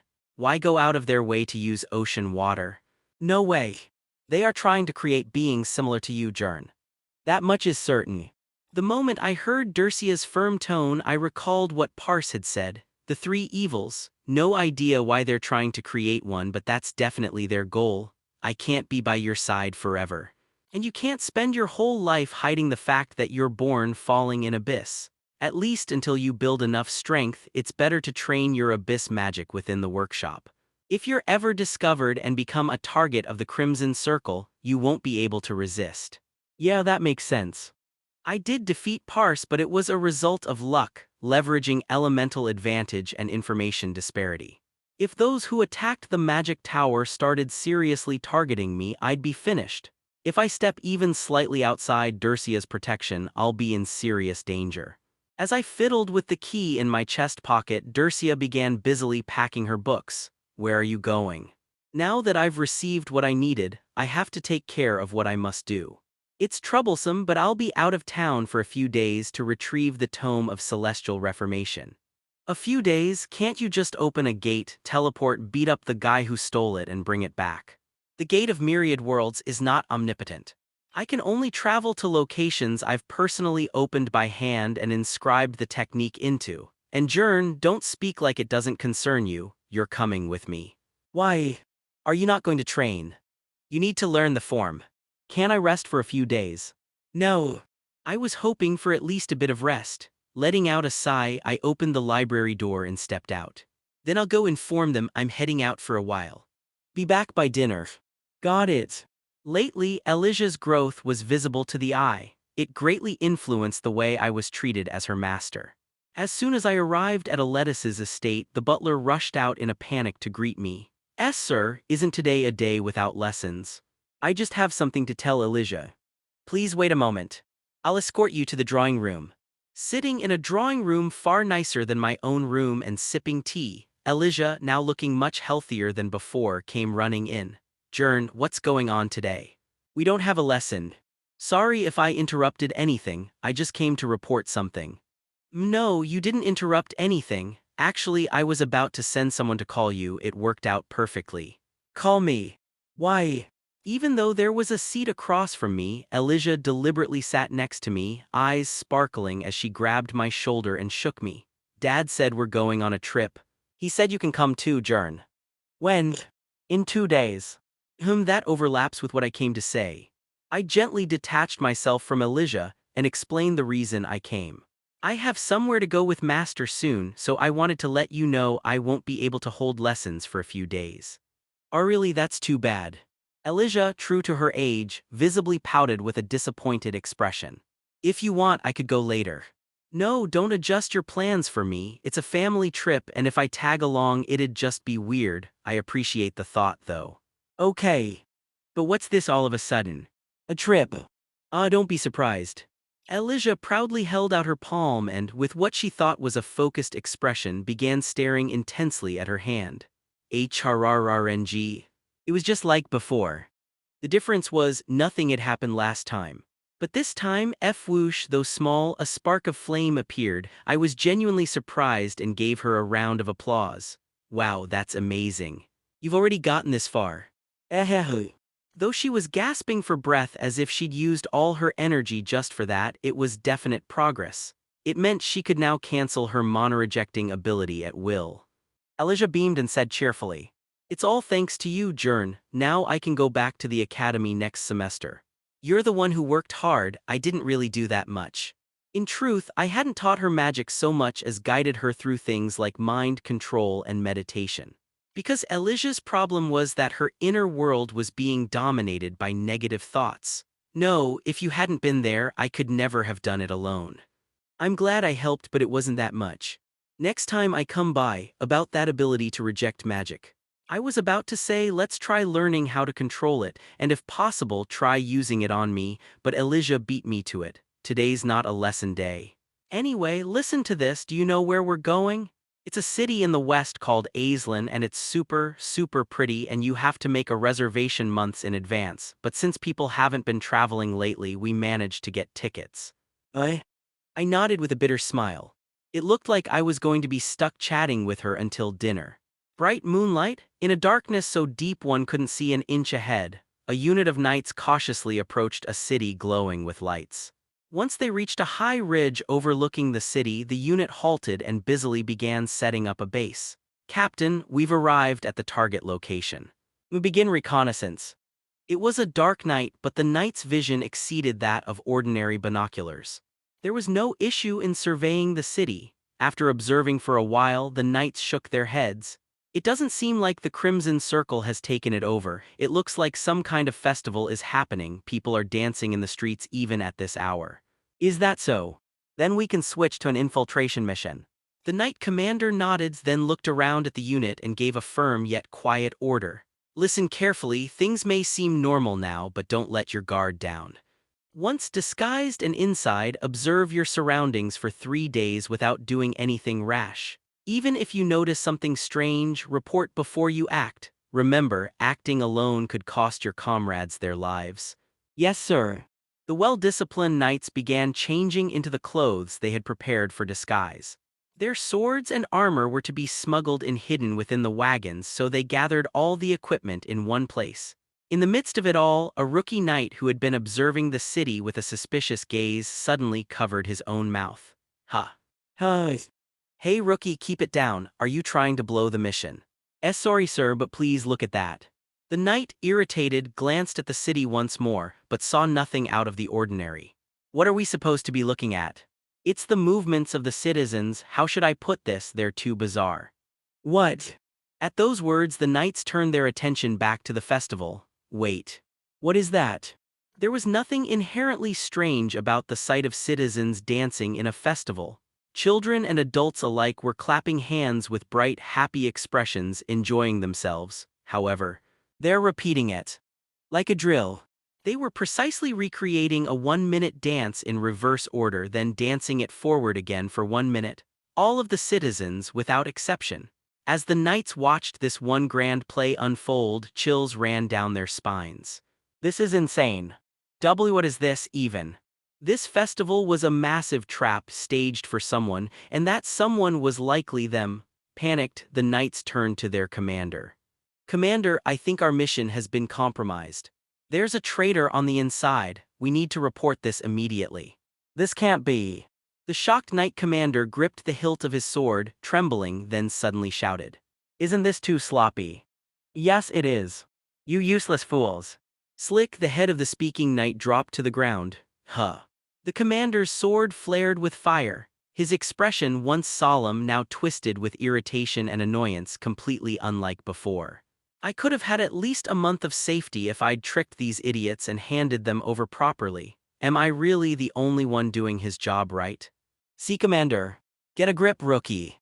That's not the commander. It charged at the knights, wielding the commander's swordsmanship exactly as he would. Just seriously. There was resistance, but it wasn't enough to fight back. It didn't take long for the imposter to butcher every knight while sighing in annoyance. Once the slaughter was complete, it sat atop the corpses, soaked in blood, and let out another sigh. Tap, clink, the clasps of the armor it wore began to come undone. The thing impersonating the knight commander began to stretch, grow, multiply, and soon turned into an enormous, writhing mass of flesh too grotesque to describe with words. The mass stared into the air and shouted, "Hey, you bastard, if you can't even handle that, what the hell are you good for?" Squirm, the mass split open and a second mouth formed. You should have cut it off before they caught on. You think it's easy to command that many people? That was my best effort. I'm wasting my breath. Now what? As soon as they realize the knights are dead, we'll be marked as targets. We'll have to abandon the site. We need to lay low until Void finishes his part. So where do we go once we abandon it? The second mouth muttered simply, as if picking a picnic spot. How about Aislinn? That place is pretty. On the day we were set to leave, Dercia lightly tossed her luggage, which was packed full, into the carriage and got into the back seat instead of the driver's seat. Weren't you supposed to ride a broom and fly? What in the world are you talking about? Dercia called for the carriage with a dumbfounded expression. But I was even more dumbfounded. I just thought it's kind of weird for a 9-star wizard to be riding a carriage. It kind of breaks the illusion. Jern, I'm sorry I can't protect your childhood innocence, but most high-ranking wizards travel like me by attaching doors to space and opening them. There's no need to move our bodies. Isn't a carriage also moving your body? A carriage moves, yes, but you can do other things inside it. If you study during that time, it's not a waste at all. As you said, flying like a witch might be faster, but that time would be consumed purely on travel, which is inefficient. So she realized I was taking a jab at her for being like a witch. There was no coachman.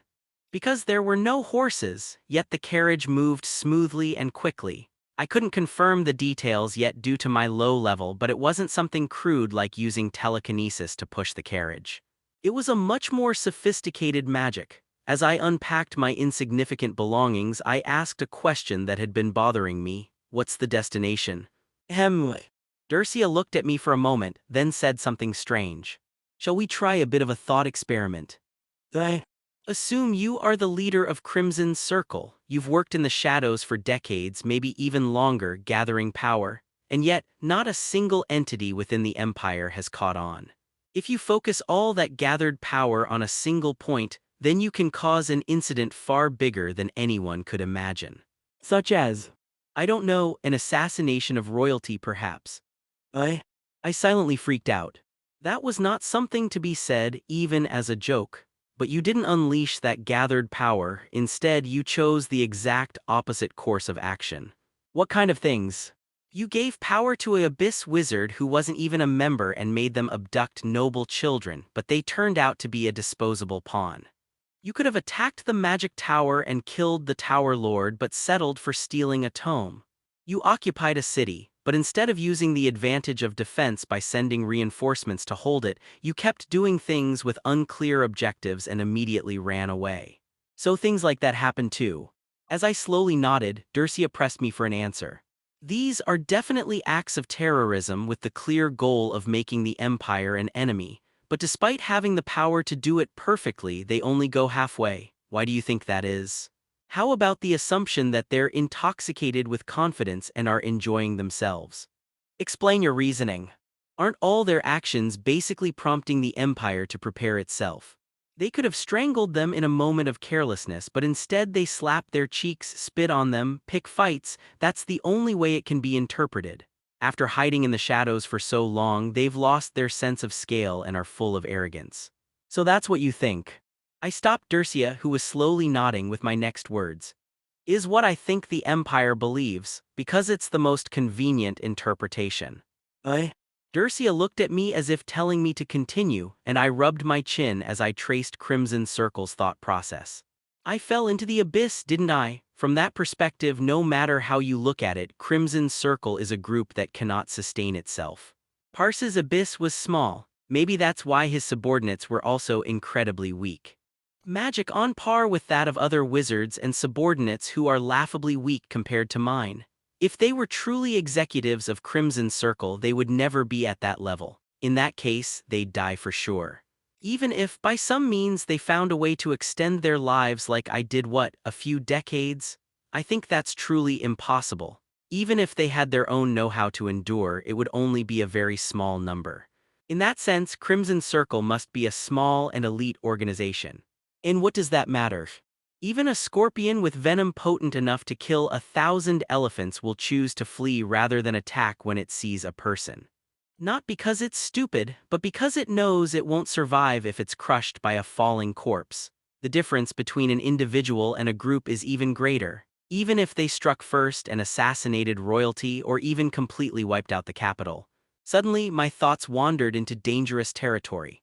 They don't want it to end with something like that. Their objective lies somewhere higher. That must be it.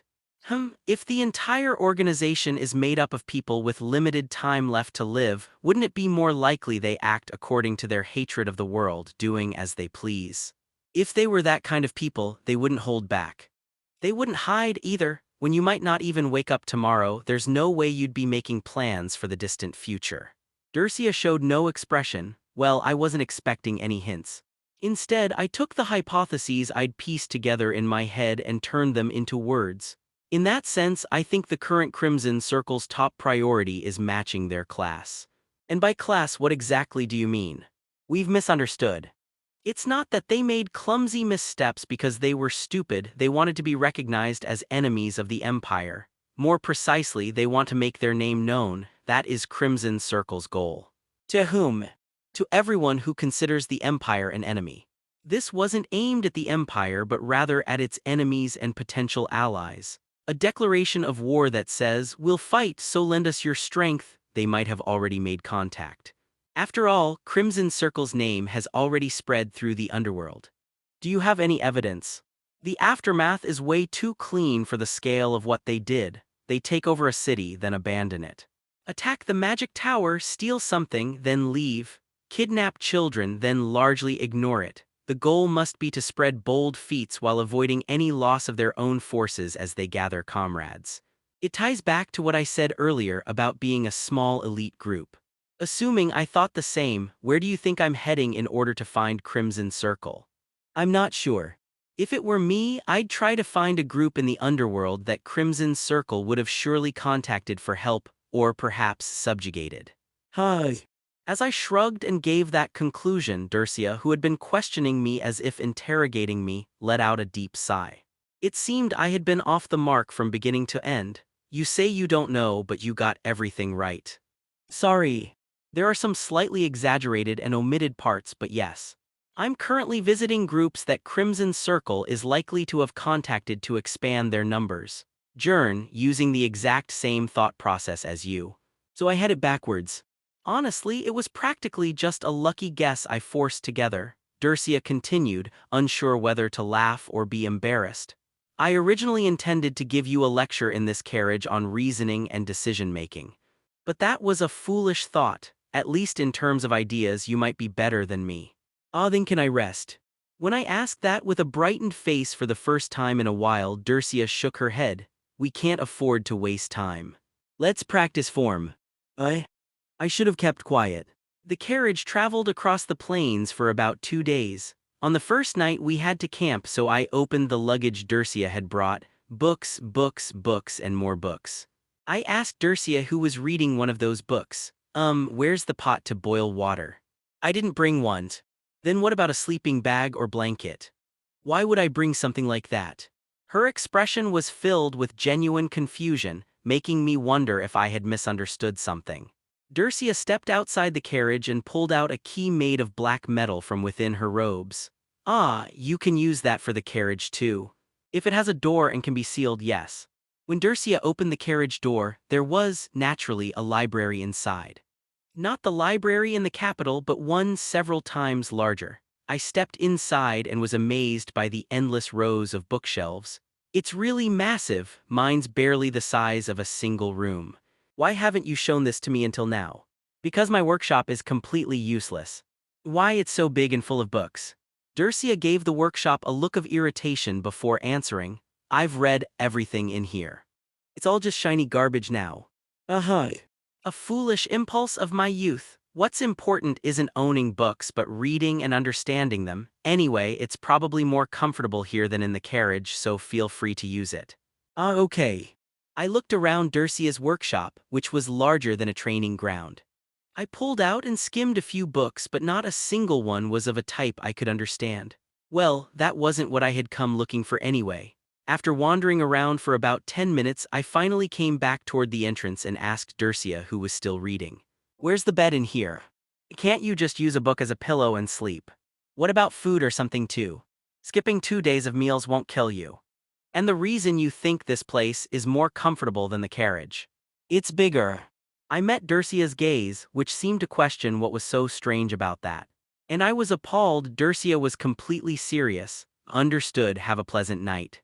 It was the right call to pack some jerky, just in case. Even so, by the time we arrived at the city that was our destination, my condition was a mess. I lay limp in the carriage, waiting for the line at the checkpoint to shorten, while the completely fine Dercia smiled and offered praise. Congratulations, you've taken another step forward. I just kept at it and somehow it worked. I could now make use of mana.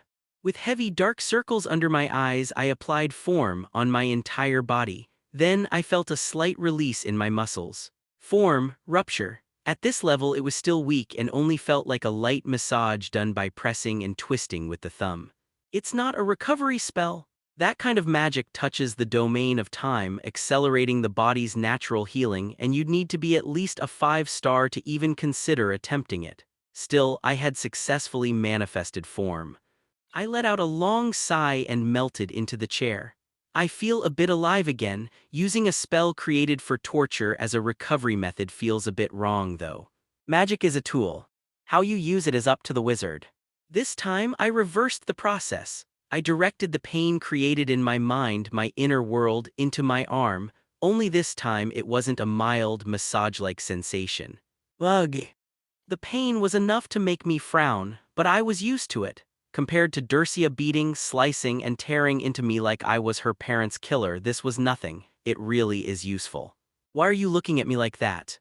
Just fascinated? Elemental magic was too easy, so it didn't leave much of an impression, and Koche Enus just felt like getting beaten up, so I didn't even know if it was magic. Abyss magic felt like growing a third arm, but this one, how should I put it? I clenched and opened my hand as I muttered, "It feels like I've finally learned real magic." Because it is real magic. While we were having that conversation, it became our turn. Halt, state the purpose of your visit. Elder of the Black Magic Tower, I'm here for research. Here, these are my identification documents. Confirmed, please proceed right in. Unlike the previous carriages, the guards, snapping into military posture, didn't even check our belongings. I asked in surprise, "You're an elder?" "I've been in the Magic Tower for 50 years, that kind of position is only natural." Dercia replied as if wondering why I would even ask something like that. "The biggest reason I made you, Jern, my apprentice, was to secure a workshop, but we shouldn't overlook these small conveniences either. Even if you're just an apprentice, it's a matter of degree, you can get similar results." "Oh, I see. Is something bothering you?" "No, I was just calculating your age backward from the phrase 50 years in the tower. It would be best if you stopped."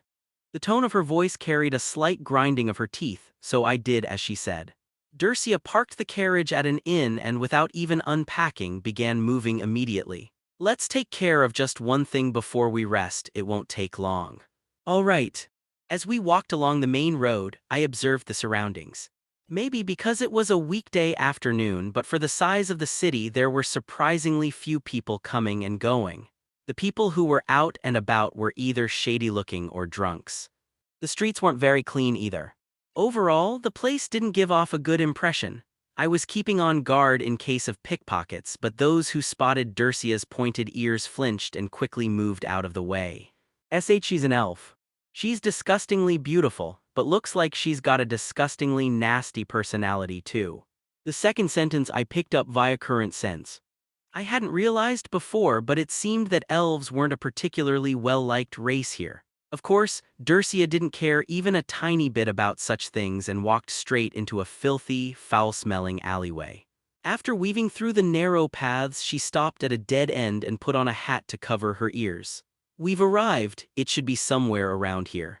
I asked in puzzlement, "Are you supposed to meet someone?" "No. What I'm looking for usually resides in dirty, narrow alleys like this, that's why we're here." "Are we here to look for rats or bugs?" "Close enough." What the hell is she talking about? As I scratched my head, something was caught in my current sense. 3 men. I couldn't tell exactly, but they didn't look like the respectable type. Judging by the fact that they were following the same path we came from, it was clear we'd been tailed. If I picked up on them with current sense, then there's no way Dercia didn't already notice, but there's no way she came here just to meet such scum either. She'll handle it on her own, I figured vaguely. That's when she gave the order. "Take them down in one go before they can scream or shout." Who, how, why? I swallowed all those questions. There was something more important. I lowered my head and muttered in mild protest. "No, when you're here, master, do I really have to do it?" Dercia answered with a slight smirk. "You've learned a new spell, don't you think it's time you try using it in a real situation?" Above those dark circles of hers was a strong, unmistakable killing intent. Probably, it seemed Dercia intended to start probing from the very bottom. If ordinary magic is about bringing phenomena of the inner world into reality and painting over it, then form was about bringing in an experience and applying it to my body. It had a similar yet different feeling from remove, which resisted things one had experienced.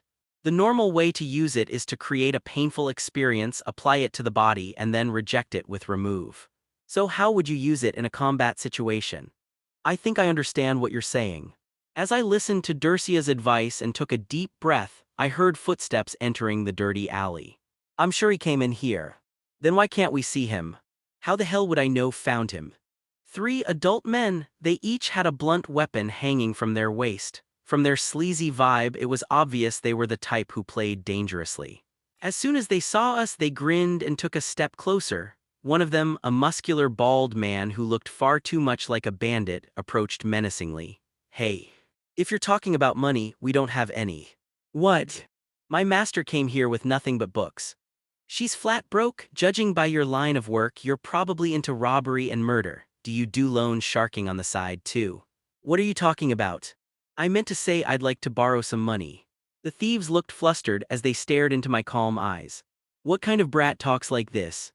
Well, whatever, kid, that person behind you is your guardian, right? Yes. She's an elf, isn't she? Then you don't need to worry about money. Elf slaves fetch a good price. I don't think you should try taking my guardian.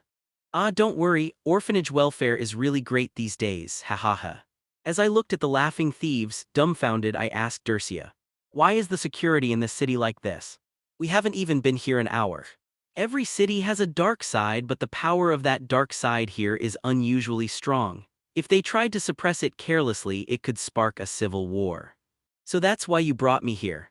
As I nodded, the expressions of the blinking thieves changed, their smiles vanishing. Wait, what are these bastards? They're way too calm. They're quick to catch on. Maybe because they've spent their whole lives harassing ordinary people, their instincts are sharp when it comes to sensing someone who isn't ordinary. Still, they had no intention of backing off from a pair that looked like an easy mark, an elf slave and a child.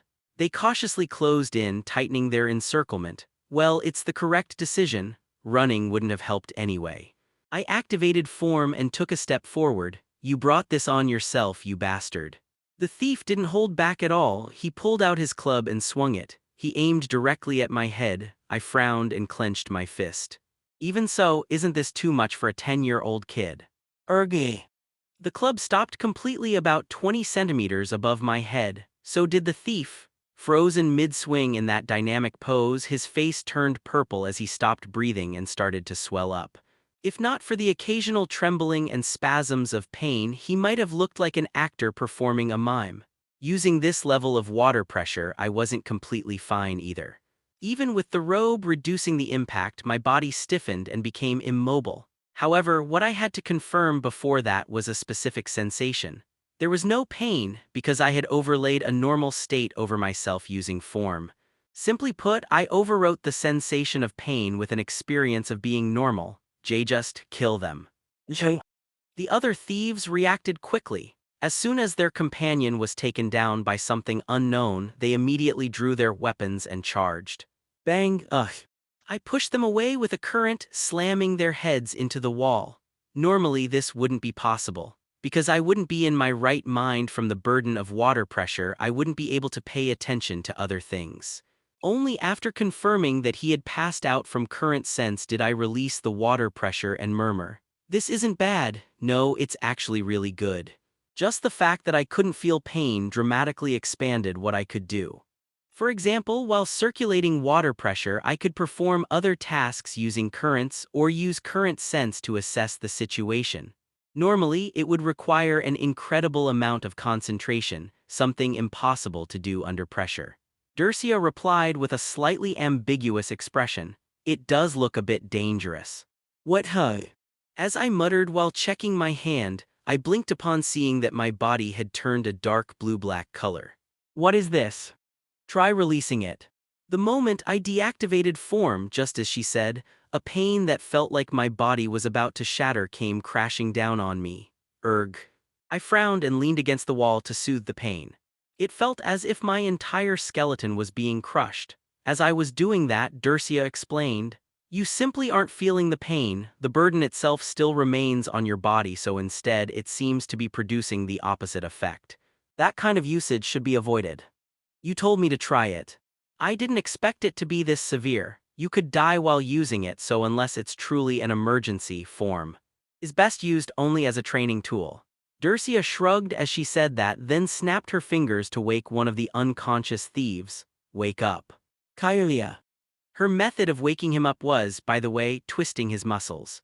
Watching the thief's calf muscles violently distort midair, I felt a chill run down my spine. It was probably a variation of form, rupture. Maybe because I'd experienced it myself, I couldn't help but empathize. That was definitely in the realm of torture. The thief clutched his calf, writhing in pain. When he saw Dercia lift her robe's hood, he wore a puzzled expression. Who are you? Your situational awareness is slow. If you answer my questions, I'll let you live. Elf wizard de Dercia Espandel, the 9-star wizard. As the thief mulled it over, his face turned to shock. Apparently, Dercia's name was well known, even to someone who lived in this rotten city. I didn't know it though. Why on earth are you here? I don't understand why the one being questioned thinks he's the one asking. As Dercia sighed, the thief's calf began to twist again. GYAH. I'll ask just 3 things. Are you a member of Lips? No, no, no, no, no. Do you know anyone who is? Yes, oh, our boss, he's a member. Take us to him. The last statement wasn't even a question, but the thief didn't seem to have the guts to protest. We handed over the unconscious thugs to the guards and forcibly dragged along the trembling thief who had tried to go in himself. Eventually, we arrived at an expensive-looking mansion where the so-called boss was staying. Only then did I ask, "What is Lips?" They're an organization the Crimson Circle would have definitely contacted. Not just in this city, but a bunch of creepy people hiding in nearly every underworld. If they wanted to match their numbers, they'd have targeted them first. I see, so what are you going to do? Extract information. Dercia blinked and her face changed. To be precise, her ears shrank, her skin regained color, and the dark circles under her eyes lightened overall. Just with that, she transformed from a sharp-tongued elf to an elegant and noble beauty. I was speechless. This should be enough to keep my identity hidden. Put on a hood too. I already changed my face. That'll just attract more attention. Looking confused, Dercia donned the hood and walked toward the front gate. Naturally, the guards approached. Halt, this is. The words couldn't be finished. He passed out mid-sentence and hit his head on the floor. Dercia, as if nothing had happened, flung the door open, went up to the 5th floor and shattered the door there. What is this? Inside was a fat, middle-aged man busily polishing a golden calf statue on his desk. He stared blankly at the 10-year-old boy and the tall woman in a robe, then turned red in the face with fury. Who the hell are you bastards? Guards. They're all off duty. TCH, I don't know who you are, but you picked the wrong place to break into. Black hounds, it's time to work. The man pulled a string next to him. Then assassins in black masks leapt out from behind the surrounding curtains, all of them unconscious, black hounds. The assassins rolling around on the floor were all foaming at the mouth without exception. The man's face gradually twisted in horror as he watched. Who are you? I'll ask first, do you know the Crimson Circle? At those words, his face turned pale this time, and he tightly shut his mouth and shook his head. I don't, truly, not at all. And this is going to be troublesome. As Dercia raised her finger, I stepped forward. You made a good choice. If you just said you did, I would have killed you. What? Taking advantage of his moment of confusion, I shoved him with a current, slamming him against the wall. Thud, But you'd better choose your next answers carefully. Why did you betray us? Why, wait, hold on. I released the current. The man looked at me and, as if realizing something, nodded slowly. That magic at your age, you're from the Crimson Circle, aren't you? But what are you talking about? I haven't betrayed anyone, not even a little. Dercia and I briefly exchanged a glance. Her look said, go on, so I took a step forward and pressed. You didn't betray us, that's strange. Then why was our plan leaked? Are you talking about Aislinn? Yes, that place. The knights have spread out. If your people didn't snitch, that wouldn't have happened. What in the world are you talking about? The man shook his head, baffled. You were the one who boasted that even 1,000 knights wouldn't be a problem. We did everything we were supposed to. We gave you all the seawater and ice you wanted. Master. Yes, we don't need any more. Either close your eyes or leave the room. Are you going to kill him? Considering a mansion in the underworld is so openly located in plain sight, it means he's paid off every possible official. If he's a lower member, maybe not, but someone like him will be released as soon as he's caught. Does that displease you? No, I think the same. Then please wait outside. I don't particularly mind, but you're still at an age where anything can be put into your inner world. I doubt you want to see corpses floating in the deep sea. Ah, yes. I left the man, who still wore a confused expression, and Dercia behind. It didn't even take 10 seconds for Dercia to come out after me. She looked quite satisfied. That was a good improvisation. He was someone who knew speaking meant death. He wouldn't have opened his mouth unless he truly wished to die. Thanks to that, we saved a lot of time. Though the situation itself isn't exactly good. Why is that? I looked uncomfortably at the room where the man's corpse would be and answered. Well, my student Elijah chose Aislinn as her vacation spot. I'm not really sure where that is, though. It's a castle that's widely praised for its beauty. They say there's a lovely river and flowers that only bloom there. Have you been? Yes. I didn't see the river or flowers, so I can't comment, but the library only had 500 books, all of which I had already read. From my perspective, it's a place I never want to visit again. It was a very Durcia-like evaluation. I asked, feeling a slight sense of urgency rising within me. We're not too late, are we? It's only been 2 days. I don't think they could have taken over the city in that time, so if we move a bit quickly, there shouldn't be any major issues. Don't worry. Yes. I pushed down my anxiety with Durcia's words. Watching me, Durcia let out a small laugh. How strange. Sorry. It's strange that you, Jern, are worried about someone else. Who's worrying about whom right now? No matter what situation that child is in, even if she's dead, she's probably still in a better position than you. I sometimes think you're severely lacking in empathy, Master. It's an undeniable fact. But I thought you had a disposition very similar to mine. You're mistaken. I'm a normal person who can feel anxious and sad when someone I know is in danger. Don't you see that as a flaw? Not at all. Especially since I know exactly what happens to people who thought that way. That's how they ended as Crimson Circle. Durcia looked at me like she found me amusing, then opened the door. Beyond it was a hill blanketed in dazzlingly beautiful red and white flowers. As I stood entranced by the mesmerizing scene like a moving painting bathed in the evening glow, she spoke. Then, while we're at it recovering the book, let's rescue your student too. There was no conviction in Durcia's tone, only boredom, as if it were something bound to happen, something inevitable. Following her dependable back through the door, we found ourselves in front of a small hut. Before it were flower-covered hills and beyond them, thin trails of smoke rising in the distance. Looks like it's dinner time. Do you have a plan? We'll borrow the power of the Black Magic Tower, issue an emergency alert across the city, evacuate all the nobles, and then face the Crimson Circle. As long as the preparations are in place, whatever they try to do, we'll be able to respond to it all. That's reassuring. As we climbed the softly rustling, flower-filled hill and looked around, I could see why this place was a popular retreat for nobles. The variety of colorful flowers blooming all around was, at least among the landscapes I'd seen in this world, the most beautiful. But there were a few things that seemed off. Like footprints, neither human nor animal, that had passed through, and if you looked closely you could see blood-stained armor completely out of place hidden among the flowers. And finally, the smoke. It was a bit far too thick. Master. I saw it too. If it's part of a festival, that would be ideal. Durcia, who had quickly climbed the hill ahead of me, looked down and spoke as if it were nothing serious. Jern. Ah yes. Is it a festival? No. I arrived and looked down at the city. The city that entered my view at a glance was a scene of total chaos, filled with collapsed buildings, people screaming and fleeing, and grotesque, squirming monsters. Durcia replied in her usual calm tone. It seems the Crimson Circle moved much faster than we expected. As I tried to take a step forward as if possessed, Durcia stopped me. Jern, from there on, it's a different place. Sorry.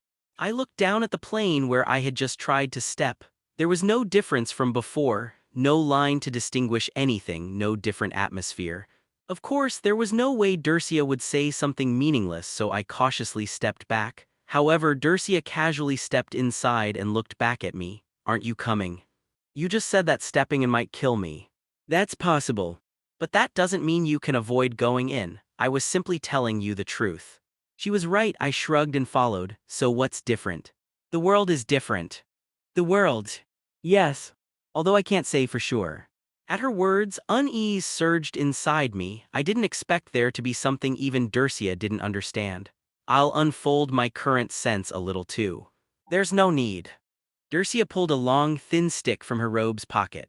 At first, I mistook it for a magic wand, But the end, though unclear, had a nib and the shaft was scratched and stained, clearly a fountain pen. Still, unless one looked closely, they wouldn't be able to tell.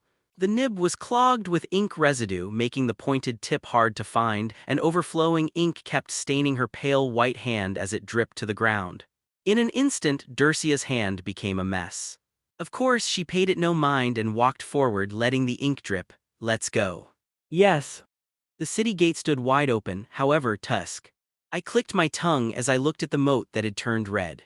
Horses, arms, legs, all gruesomely severed, not a single part was intact. The dismembered remains floated, calling flies with their stench of blood. They were all gathered along the edges of the moat. They died while trying to escape. Dercia gently raised her left hand to cover my eyes. "You don't need to worry, I won't be shaken by something like this. Yes, if it is you, Jern, you would be fine. That is what worries me." "Isn't it wrong to be okay after seeing something like this? You must have forgotten, but my disciple is 10 years old." "You're right. I'm not exactly a saint, but seeing this and feeling no anger was difficult. Especially since they were similar to me. To live, they killed others. I can't approve of it, but I can't deny it either. In the end, the most important thing is your own life. If the life of a complete stranger is placed on the other side of the scale, even those who pretend to be virtuous on the outside might not know what choice they would make after deliberation. Still, was this really the result placed on the scales? Did they really have to include the bodies of children in this moat? I took hold of Dercia's left hand and lowered it, taking in the scene with my own eyes to search for answers. "Then I'll make sure to remember it. You might fall even deeper." "That's an amusing joke." I brushed it off with a laugh. I was probably someone already deeper in the bottom than anyone else in this world. As soon as we entered the city, the same scene unfolded again, along with small screams. Dercia immediately scanned the surroundings, furrowed her brows, and turned toward a very tall spire. "I've found them. Your disciple is in that tower." "Wait, how did you know?" I was slightly surprised. Of course, I knew Dercia was amazing, but I didn't expect her to know the moment we entered. However, Dercia didn't look pleased. "The mana I released is being repelled." "Ah, so that's how you found them. Can you also tell if she is unharmed?" "She is likely not unharmed." Dercia let out a sigh and spoke words like a bolt from the blue. "My mana is being rejected. It would be more accurate to say it's fortunate that she hasn't fallen yet, but even that seems like only a matter of time. Let's go for now." Yes. "As long as she is alive, something can be done." "I'm alive too, after all." Just as I hardened my resolve and was about to run toward the spire, someone suddenly came running and shouted, "Ah no, it's dangerous over there." When I turned around, it was a knight clad in blood-soaked armor. The insignia carved into the armor was that of the White Swan Knights, a fairly well-known knight order. Still, both Dercia and I raised our hands immediately. Keg. The moment I pushed the knight back with the current, a red line was drawn across his throat. His head flew off and fell into the nearby lake. His staggering body collapsed to its knees, then fell forward to the ground, blood pouring out. Dercia asked in surprise, "How did you know?" I didn't think a knight in this situation would approach suspicious individuals like us just to give advice. "What about you, master?" "Remember this, a knight approaching a wizard with their sword drawn is an extreme act of disrespect. A knight trained in body reinforcement art can kill a wizard instantly if they step into their range. At the very least, they must fix their sword and remove their hand from it to prove they have no hostility." "All right, that was a thing too." That last line wasn't spoken by me. The knight's body twitched, then grotesquely swelled. Its skin turned bluish, and though arms and legs were barely distinguishable, its face was nothing but a mass of flesh, a grotesque lump with no human features. It was the most bizarre form I had ever seen in my life. In fact, I wasn't even sure if this should be called a living creature. On the belly of the flesh lump, a hole formed, one that had to be called a mouth. There were no lips, no teeth, no tongue, but a voice came out from there. "How'd you kill me?" That night just now, his body reinforcement art was top tier, not the kind of guy who dies from half-assed magic. The lump raised what could be considered its hand and grinned slyly. Or rather, it spoke as if smiling. Goosebumps ran across my skin. Dercia, as if it were nothing, stroked her chin and then nodded. "You call me Lump, that's what everyone around here does." Kahe. "You're already living in hell." What? The lump asked again, puzzled. Dercia, unusually, looked over the lump with a gaze full of pity and replied, "You're the second most horrifying burden I've seen in my life. Especially the fact that, even though death would be a relief, you can't die by your own will." "Heh, lady, that's kind of rude for a first meeting, don't you think? What do you even know about me?" The lump laughed while clutching its belly, but Dercia didn't stop and simply sighed. "Lump, you seem to take that name quite cheerfully. Let me ask you one question. And what kind why we attack this place? No, who are you really?" The lump's smile vanished, or at least it appeared that way. "Shall I ask more specifically, who were you initially? Since you've forgotten everything, it is no different from being dead. Then you who now call yourself Lump, who are you? Where did you come from? Into whom did you transform, though I suppose you've forgotten even that?" At Dercia's words, the lump stood frozen in silence for a moment. "Ha, now this is something." Then it began to shake its massive body with laughter. "Seriously, this gave me chills. Who are you? You'll find out soon." "Yeah, I'd like that, but let me correct one thing, okay? I'm satisfied with my current state. At first, sure, forgetting myself like you said felt pretty awful. But when I think about it now, that guy's not me anymore, right?" The lump began to compress. Soon he turned into a naked man. It was the body of a warrior covered in massive muscles and scars. His voice also changed, low and weighty, but what he said remained just as frivolous and shallow. "When you think about it, wasn't it that guy who carried all the burden? I just got the power. That fool died, and thanks to that I was born. One day you'll realize that the one you now despise as a fool was your true self, and that the consciousness you possess now is nothing more than a parasite. I'm curious what choice you'll make on that day. I can't deny that, so until that day comes, shouldn't I thrash around as much as I can?" Bang, the massive figure vanished, and the sun went out, or at least it looked that way. The man's shadow, which had flown up into the sky in an instant, blocked out the sun. "Master." Too late. Even while thinking that, I tried to crush him with water pressure, but Dercia calmly looked at me with a calm face. "Jern." Within the slowed-down flow of time, she gave a faint smile. "Do you think the sky reached with wings and the sky reached by stacking buildings are the same?" Along with words that did not fit the situation at all. Rain fell. The patter, hot and red rain poured down, and only then did I barely begin to understand what had happened. He was shredded. Saying that doesn't do it justice. There was literally nothing solid left. Not a single scrap of flesh or a shard of bone. Only pure blood flowed. As a result, the lump was disassembled in midair. Dercia, untouched by even a drop of blood, walked with graceful steps and began a lecture as if it were the right time. The Abyss Realm and the Celestial Realm are indeed part of the same domain. If they could use the entirety of their world's power, then someone like me, who has yet to reach the Celestial Realm, would have no way to resist. Splatter, a hand reached out from the pool of blood as Dercia took a step forward. It was a thinner man this time, but before he could do anything, red lines slashed across his body.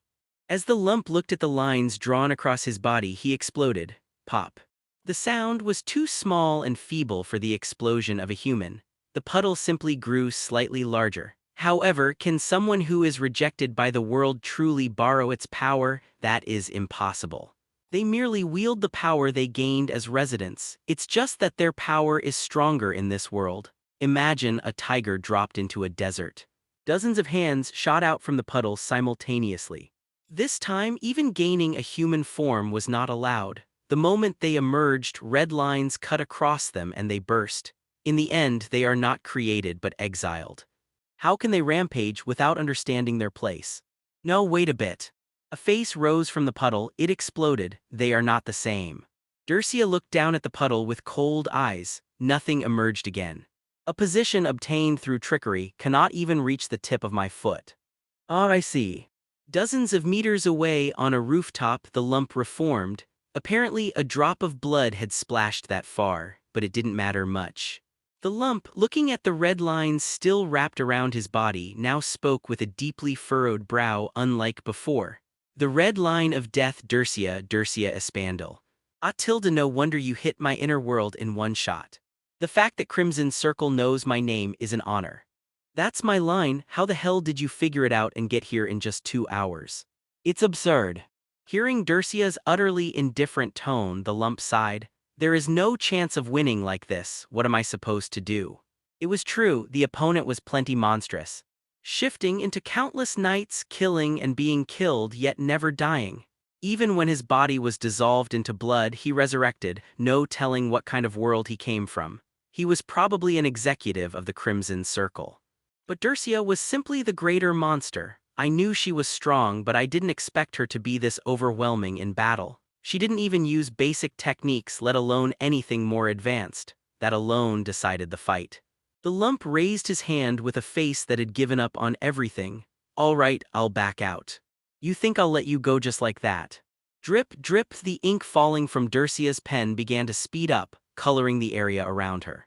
The lump shrugged and replied, I was not talking to you. Hangul ka enus. In that instant, a deeply unsettling sensation washed over my entire body. I turned pale and shouted, Master. Jern. You must kill him immediately. Boom.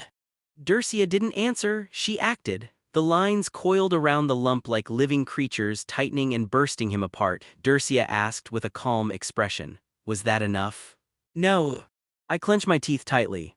It was something I'd never seen before, the deep sea's waters freezing. Crack. I stepped back, avoiding contact with the ice. Of course, it was a first for me. My affinity with it is disastrously bad. If the deep sea freezes, I die.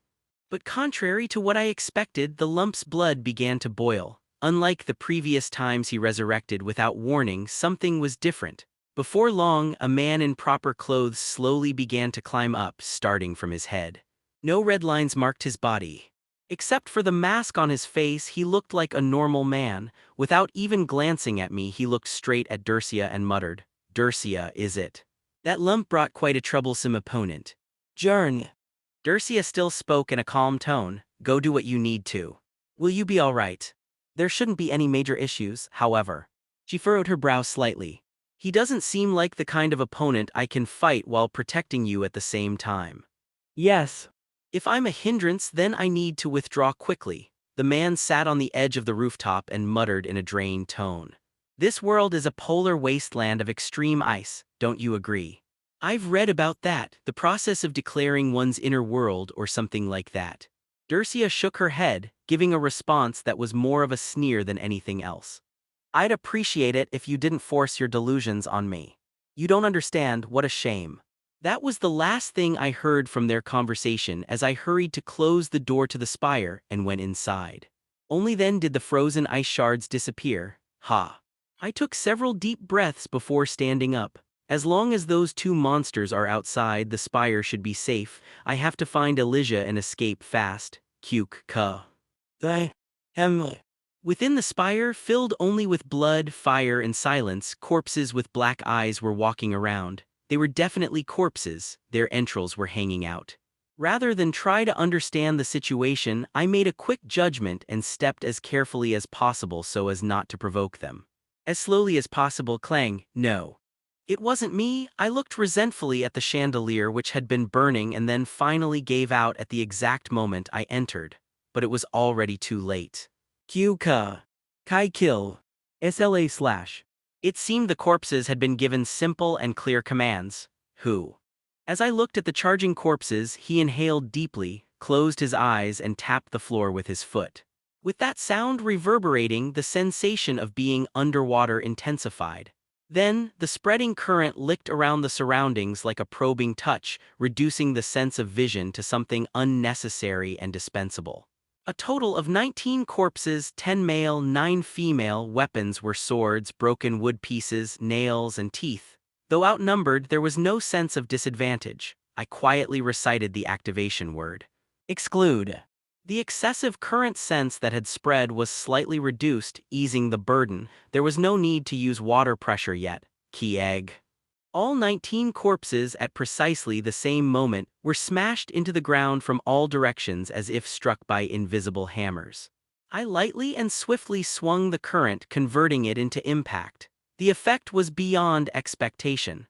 The corpses, be they Jiangshi, zombies, whatever they were, their supposedly immortal bodies twitched and failed to rise again. I approached one, flipped it over, and examined its face. It was quite a horrifying sight. A being that had still been human only hours ago now had dull, unfocused eyes and kept trying to rise again. I remembered seeing something similar before, the mummy that had kidnapped the noble children. It was similar to that one, of course it was far weaker than that one but likely made by the same person. Damn. An uneasy thought crept in. I had heard Elijah was safe. Dercia had confirmed it, so she probably hadn't fallen. But what about a lettuce? What would it feel like if one's father turned into a zombie before their eyes? For a 10-year-old child, it would be almost impossible to endure. I sprinted toward the stairway of the spire where the light hadn't yet gone out. Unlike Crimson Circle, I had absolutely no desire to increase the number of companions. Elijah had been feeling like she was flying recently. Ho ho, are you that happy? Yep. You can speak freely, there's no one here to listen anyway. Aislinn, a city unreachable at will, no matter how much money or noble lineage one had. The reason was simple, it was fully booked for the next 3 years. Some eccentric designer had directly arranged every root and every flower in the trees of Aislinn. The reason for such madness was to fulfill the goal of making it a breathtaking view from every angle. It was an absurd and delusional ambition, yet she had achieved it.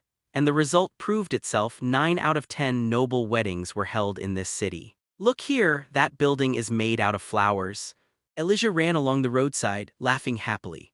Her appearance befitted a 10-year-old, and Aletis smiled bitterly while waving at her. This is costing a fortune. Naturally, he hadn't made a reservation. Instead, he bought the rights from another noble for Elijah's sake.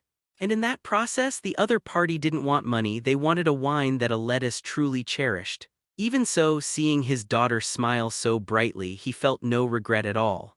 Are you happy? Yes. Good. If you're happy, then there's nothing lacking. As Aletis approached Elijah, who was looking at the flowers, he recalled what her master Jern had once said. Give her happy memories, be a parent, not just someone with money. It was meant to teach how not to fall, but it still pierced his heart. He was always busy and the child had no mother, so he often had to leave her alone. That's why it hit him so hard.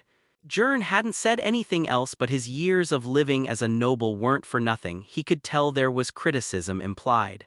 His mental strength is extraordinary. He really is a strange one, Aletis thought. To suddenly propose a deal, to boldly push forward with demands for compensation.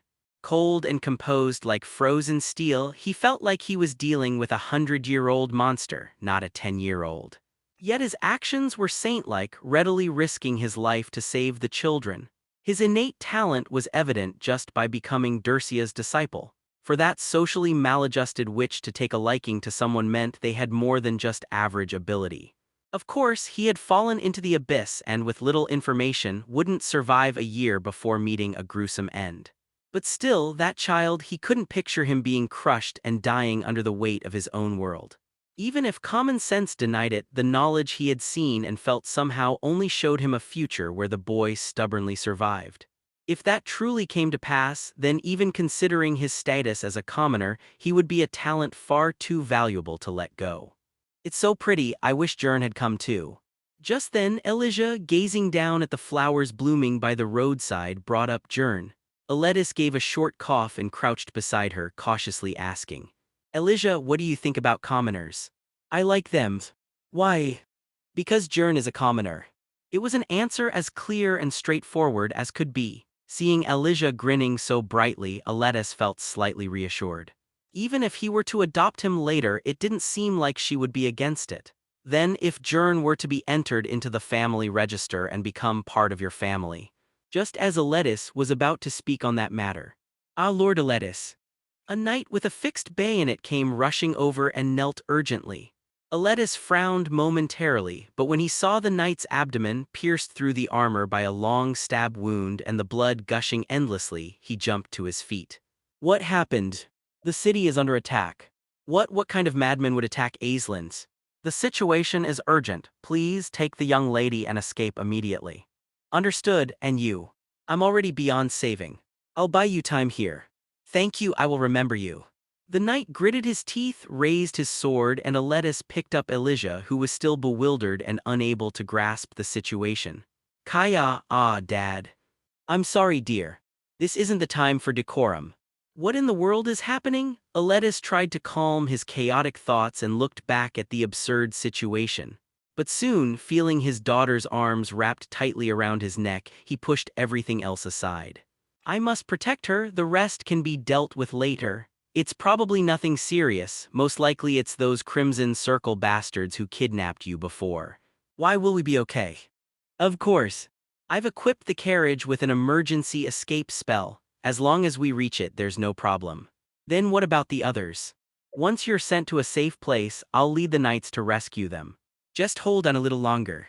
Aletus did his best to reassure Elijah as he ran down the alley. The most beautiful city had in an instant transformed into hell. KRRRK, KRRK.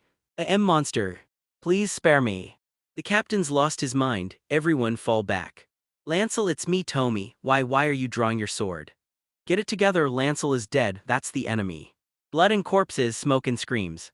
Buildings were in flames and rivers ran red with knights' blood. Those few who remained alive were turning into living corpses, biting into the loved ones they once cherished. From every corner came only screams and the groans announcing defeat. Aletus clenched his fists so tightly that blood began to seep out, yet he did not stop running. Close your eyes. We're almost there. Okay. Feeling Elijah trembling in his arms, Aletus ran toward the clearing where the carriage awaited. He had never sprinted with such desperation in his life. He arrived, and then, so this is it. Why'd you make it so damn hard to find? Surrounded by a horde of desiccated mummies, a black-haired girl was rummaging through the carriage. A guest has arrived too. The black-haired girl didn't even glance in their direction as she continued rifling through the carriage. No sooner had she spoken than all the mummies simultaneously turned their heads this way with not a millisecond of delay. Aletus gently set Elijah down and took off his gloves, spreading his hand open. A small orb formed and the surrounding air reverberated. The mana was powerful enough to shake nearby buildings, but cold sweat was dripping from Aletus's forehead. What in world is this? If Aletus's intuition was not mistaken, all these mummies had learned the body reinforcement art. If that were the case, then they could be considered knight class. At this distance, against opponents of that caliber, the chances of victory were as close to zero as one could get. You shouldn't waste your strength like that, you know, it'll just make it more painful. Aletus wasn't the only one who understood that. The girl murmured the words like advice while pulling a magic stone out of the carriage. It was closer to mockery but not incorrect. From the moment the situation had been set up like this, the result had already been decided. The only difference lay in how one chose to accept it. D-Dad. Crack. However, Aletus had a reason not to retreat. He took a step forward. So foolish. Aletus chose the most painful option, and the girl didn't spare him even a single glance to the end. Squelch. I let out a sigh as I heard the sound of someone's head being crushed. I hope they are not still alive. Sometimes, for the sake of efficiency, things have to be sacrificed, especially when you're sprinting to rescue a captured princess. Gurkig. Apologies if you're still alive. As I ascended the tower stairs, I pushed every corpse that came at me off the railing with currents. Thud, splat, boom, that's the kind of sound I heard each time, inhuman but unavoidable. If I tried to take them all on properly, I'd be terribly delayed. Sighing, I kept running without pause, and still, this damn tower, how tall was it built? Even after running for 5 minutes, I was only about halfway up. Seriously, damn it. It wasn't that I was tired. I had done extreme training in the library after all, but I had the leg span of a 10-year-old. I wondered if I could push myself up faster using currents when... While running, I saw a scrawny man with brown hair leaning against a door, clutching his bleeding knee, tears streaming down his face. Whoever you are, please save me. I'm begging you, I'll do anything. Yes, understood. Thank you, really, I thought I was going to die like this. Yes, then please die as is. I used currents to grab the man who had reacted like he'd just seen a savior by the leg and tossed him straight off the stairs. But this time I didn't hear any sound, so that's not enough, Still, it'll take him time to climb back up, so before then, what the hell? Whoosh, with the sound of something like a missile flying past. The man who'd been thrown off landed right in front of me from beyond the railing. Unlike before, his entire body was now muscular, It was as if he had transformed into someone else. With a face full of disbelief, he demanded, "No, but how'd you know?" I replied calmly, "For starters, can't you guys stop pretending to be injured and acting like allies? You always do that." "Well, we don't have a lot of numbers. Making people drop their guard is basic strategy." "But seriously, is that all you needed to figure it out?" "Number, take a good look at me." I spread my arms wide. To make use of potential energy, in other words, pushing someone off the railing only works once you've climbed high enough up the stairs. Otherwise, your back's exposed and they can ambush you, and I can't use the abyss's power too much. Who knows how many enemies are left in this tower? If I use too much, I might be hit with backlash at a critical moment. So I just beat them up. I turned on remove and form and used brute strength to knock the corpses unconscious. Thanks to that, I looked like a real mess.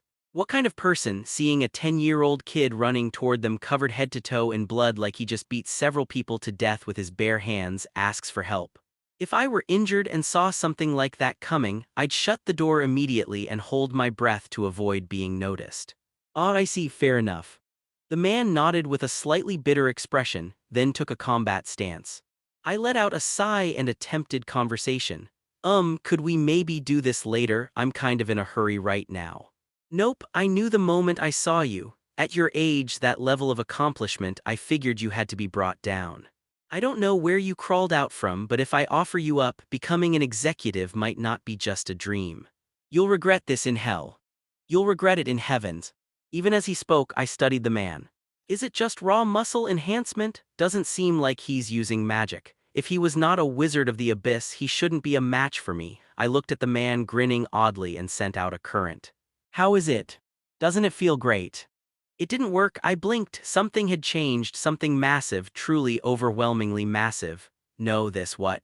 I forgot I was in the middle of a fight and looked around the air. The hateful deep-sea creatures were no longer in sight. The dull, muted sound had become crystal clear. I couldn't believe it, so that meant I escaped. This wasn't the deep sea. Here is a fable about a boiling frog.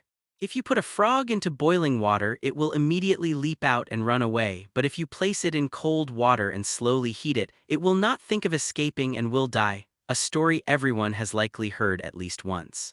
Of course, a fable is just a fable. One scientist, who clearly had nothing better to do, conducted the same experiment under controlled conditions, and the frogs all jumped out the moment they felt heat on their feet. Still, the intended message was clear: the danger of becoming accustomed. Like the saying, water dripping wears through stone. It seems I have become quite twisted by the falling water droplets without even realizing it. I hope you like it. The smiling man walked toward me slowly. His steps suggested he didn't expect to be attacked, but in truth, I couldn't attack him. I couldn't do it. As I raised my hand, I realized just how accustomed I had become to the deep sea. I thought there was barely any water pressure left. What a foolish misconception. My body felt so light it seemed like I might fly into the sky if I jumped. Was that all? The anxiety I had felt had completely vanished thanks to the reduced number of deep-sea creatures. My vision was clear, and perhaps because of the flames that had once filled this space, it now felt quite hot. Hot. Warm, right? I had forgotten this sensation. Naturally, if I thrust my hand into fire, it would be hot. But until that point, in other words, until I committed the insane act of thrusting my hand into the flames, I couldn't feel any heat. Truly, I had become too accustomed to the deep sea. A tusk, not bad. I had no choice but to admit it. The man looked at me and grinned, raising his hand. Then, let's start with identifying what that unknown magic is. Thank you. It was something to be thankful for. I had no idea what kind of ability this was, but I looked the man straight in the eyes and expressed my gratitude. At that, the man's raised hand suddenly froze. Soon, the corners of his mouth, which had reached up to his ears, slowly fell. He seemed slightly flustered. "What? Wait, you right now, can you see me?" "Yes." Even if he was an enemy, I was satisfied that he had let me feel, if only a little, the world I might never see again. Ignite. I used the moment of the man's confusion to ignite a flame in my open palm. I didn't attack. I merely watched the flickering flame as it consumed the air. There was no issue at all. In this world, there was nothing to stop a flame from burning. However, KH. The world submerged. No, the world remained the same. I simply woke up. The slowly tightening pressure made my body stiff. The warmth vanished in an instant, my vision narrowed, and the deep-sea creatures began to move again as if they had always been there. FSSSH, the flame went out, releasing a thin pillar of smoke. Hangul ka enus. The man moved quickly. Like a werewolf, he extended his claws in a flash and swung them down to shred my head to pieces. Rejected. Lug ak. I crushed his hand as if to pulverize it. The claws, which could cut through flesh like tofu just by touching, only managed to slice off a few strands of my hair before halting. I pushed the flailing man away with a strong shove once more. Boom. The man slammed into the wall, creating a hole with a cloud of dust. As I reactivated the current sense that had faded, the seemingly unharmed man scratched his head and stood up. What the hell, what are you, you bastard? I swear it worked. I don't know much about your inner world, but perhaps it shows the opponent what they most desire. Close enough. Ever heard of a daydream, but the fact that you know that, you're really a proper crazy son of a bitch. Tie. He spat out blood-tinged saliva, clearly not fully intact, and glared at me like I was a madman. You got to live out your most desired dream and gave it up yourself. Are you out of your mind? I didn't want to give it up either. I want to live, I really want to live, but at the same time I know just how delusional that dream is. Even while dreaming the dream I wanted most, I couldn't forget that it made no sense. Such is my fate. It's just that it's not something so easily obtained. Hehehe. We exchanged glances for a moment. The man grinned again and bent his body forward. You son of a bitch, I must have you. Please stop with the creepy remarks. Bang, I struck the charging man several times with currents and analyzed him. He's simply strong and fast. But in other words, that's all there is to it. With mere physical strength, he's nowhere near capable of matching even a fragment of the deep sea. On the fourth charge, I slammed the man into the wall midair and lowered my posture. F-whoosh. Sharp metal fragments grazed past my head. They were attacks launched to conceal vision with dust, but avoiding them with current sense was impossible. Perhaps to avoid a frontal breakthrough, the man's voice echoed through the spire along with the sound of ascending footsteps. What the hell kind of magic is that? Doesn't seem like something a brat who's barely gone through awakening fever should be able to use. It seems he hasn't realized I've already fallen into the abyss. That was unexpected. I thought for sure I'd be found out, or maybe he knows and is just testing me. Without responding, I ascended the stairs, keeping him in sight. An opening. At that moment, the man suddenly appeared from the cloud of dust, a sinister smile on his face, claws raised high. I didn't dodge. Instead, I struck from behind while looking him straight in the eye. Ahi. Rumble, the man who had attempted a sneak attack, rolled down the stairs and the illusion in the dust dispersed like smoke. This time he wasn't unharmed. Because the floor he fell on was covered with glass shards, the now blood-soaked man gritted his teeth and stood up. What? How did you? From the moment the battle started, I hadn't lost track of the man's position for even a second. Since I knew he could manipulate perception, I had already stopped relying on sight or hearing to track him, so tricks like that didn't work. Of course, I had no obligation to explain all that to him. I can see everything. Tisk bluffing. It wasn't a bluff, but he could take it however he wanted. However, I'm starting to get curious. Go ahead and try whatever you can. I frowned when I saw that the blood from the man loosening his muscles had stopped instantly. With my current state, I can't render that man incapable of fighting. He's just too durable. Even after being slammed several times by currents or smashed into the first floor, he's barely scratched. I don't know what would happen if I crushed him with water pressure, but applying enough pressure to destroy a being with that kind of durability would crush me first, even with my robe and enhancement. Most importantly, I didn't have the time to waste in a place like this. I glanced upward briefly, then attempted negotiation with a polite voice. I don't believe we need to fight each other. What? I understand that you want me. But is it really necessary to throw your life away for that? My life, this brat's gone mad. I go easy on you and... I am Jern Espandel, adopted child of Durcia Espandel. The man's eyes widened. I used the moment to continue speaking. You've probably heard of my adoptive mother. No, you've likely investigated her. She's probably one of the biggest threats to your organization's plans. Yeah, that's right. At the moment, Dercia Nim is turning a blind eye to whatever Crimson Circle is doing. But if I were injured or kidnapped, she would no longer stand by. So do you want to kidnap one promising 10-year-old and end up creating a 9-star wizard who will completely obstruct your grand plan, or let me go and focus on that plan? I'll leave the choice to you. It was a hastily made excuse, but sounded plausible enough.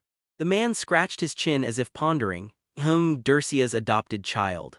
Would you like proof? Proof, my ass? Your magic is all the proof I need, you little shit.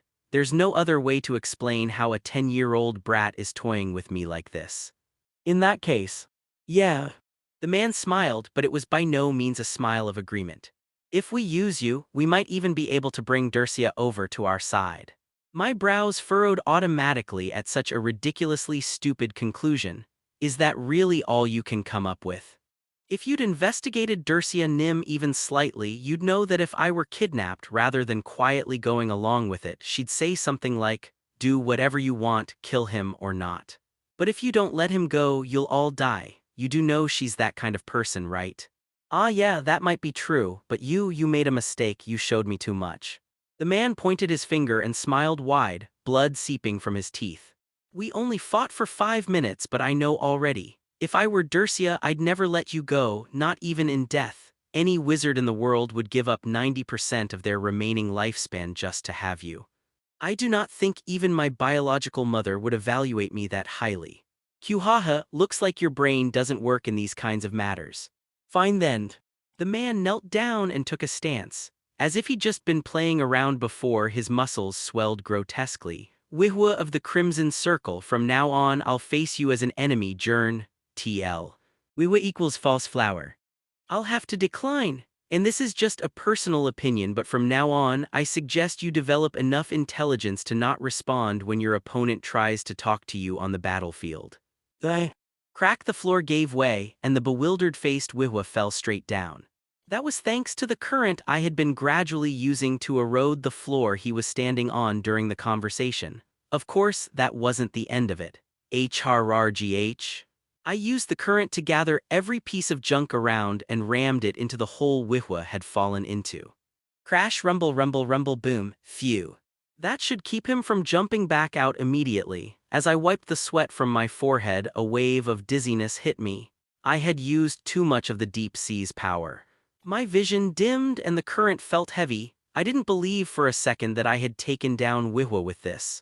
I had merely bought myself a tiny bit of time, but that little bit of time would be enough to achieve my objective. Move. The torture Dercia had inflicted back in the library ended up helping me. I clenched my teeth and began speed climbing the stairs. Even maintaining current sense was a bit too much, so I reduced the range, but it was still enough. I was close. After climbing a few more floors, I finally stood before a slightly damaged door. I was about to knock, but then, feeling absurd, slapped my own cheek once and opened it. Elijah. I was prepared for whatever scene might unfold. I would just comfort her, say that all of this was just a nightmare, and knock her out by hitting the back of her neck. If she was alive, I could figure out the rest later. So, adjourned. So, I saw Elijah cheerfully kicking her legs on the bed and forced myself to hide my shock. Elijah looked up with her usual bright smile and came running toward me. You came too. I thought I was going to die of boredom. I immediately activated current sense and swept through the room, but I didn't find any assassin threatening her. Her heartbeat was incredibly stable as well.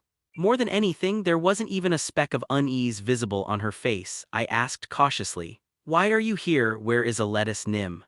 "I don't really know either. Daddy told me to stay here. I want to go out." "We came all the way to Aislinn." I let out a deep sigh of relief. Aletis must have sensed something was going to happen and hid her in the spire in advance. No, this wasn't the time to relax.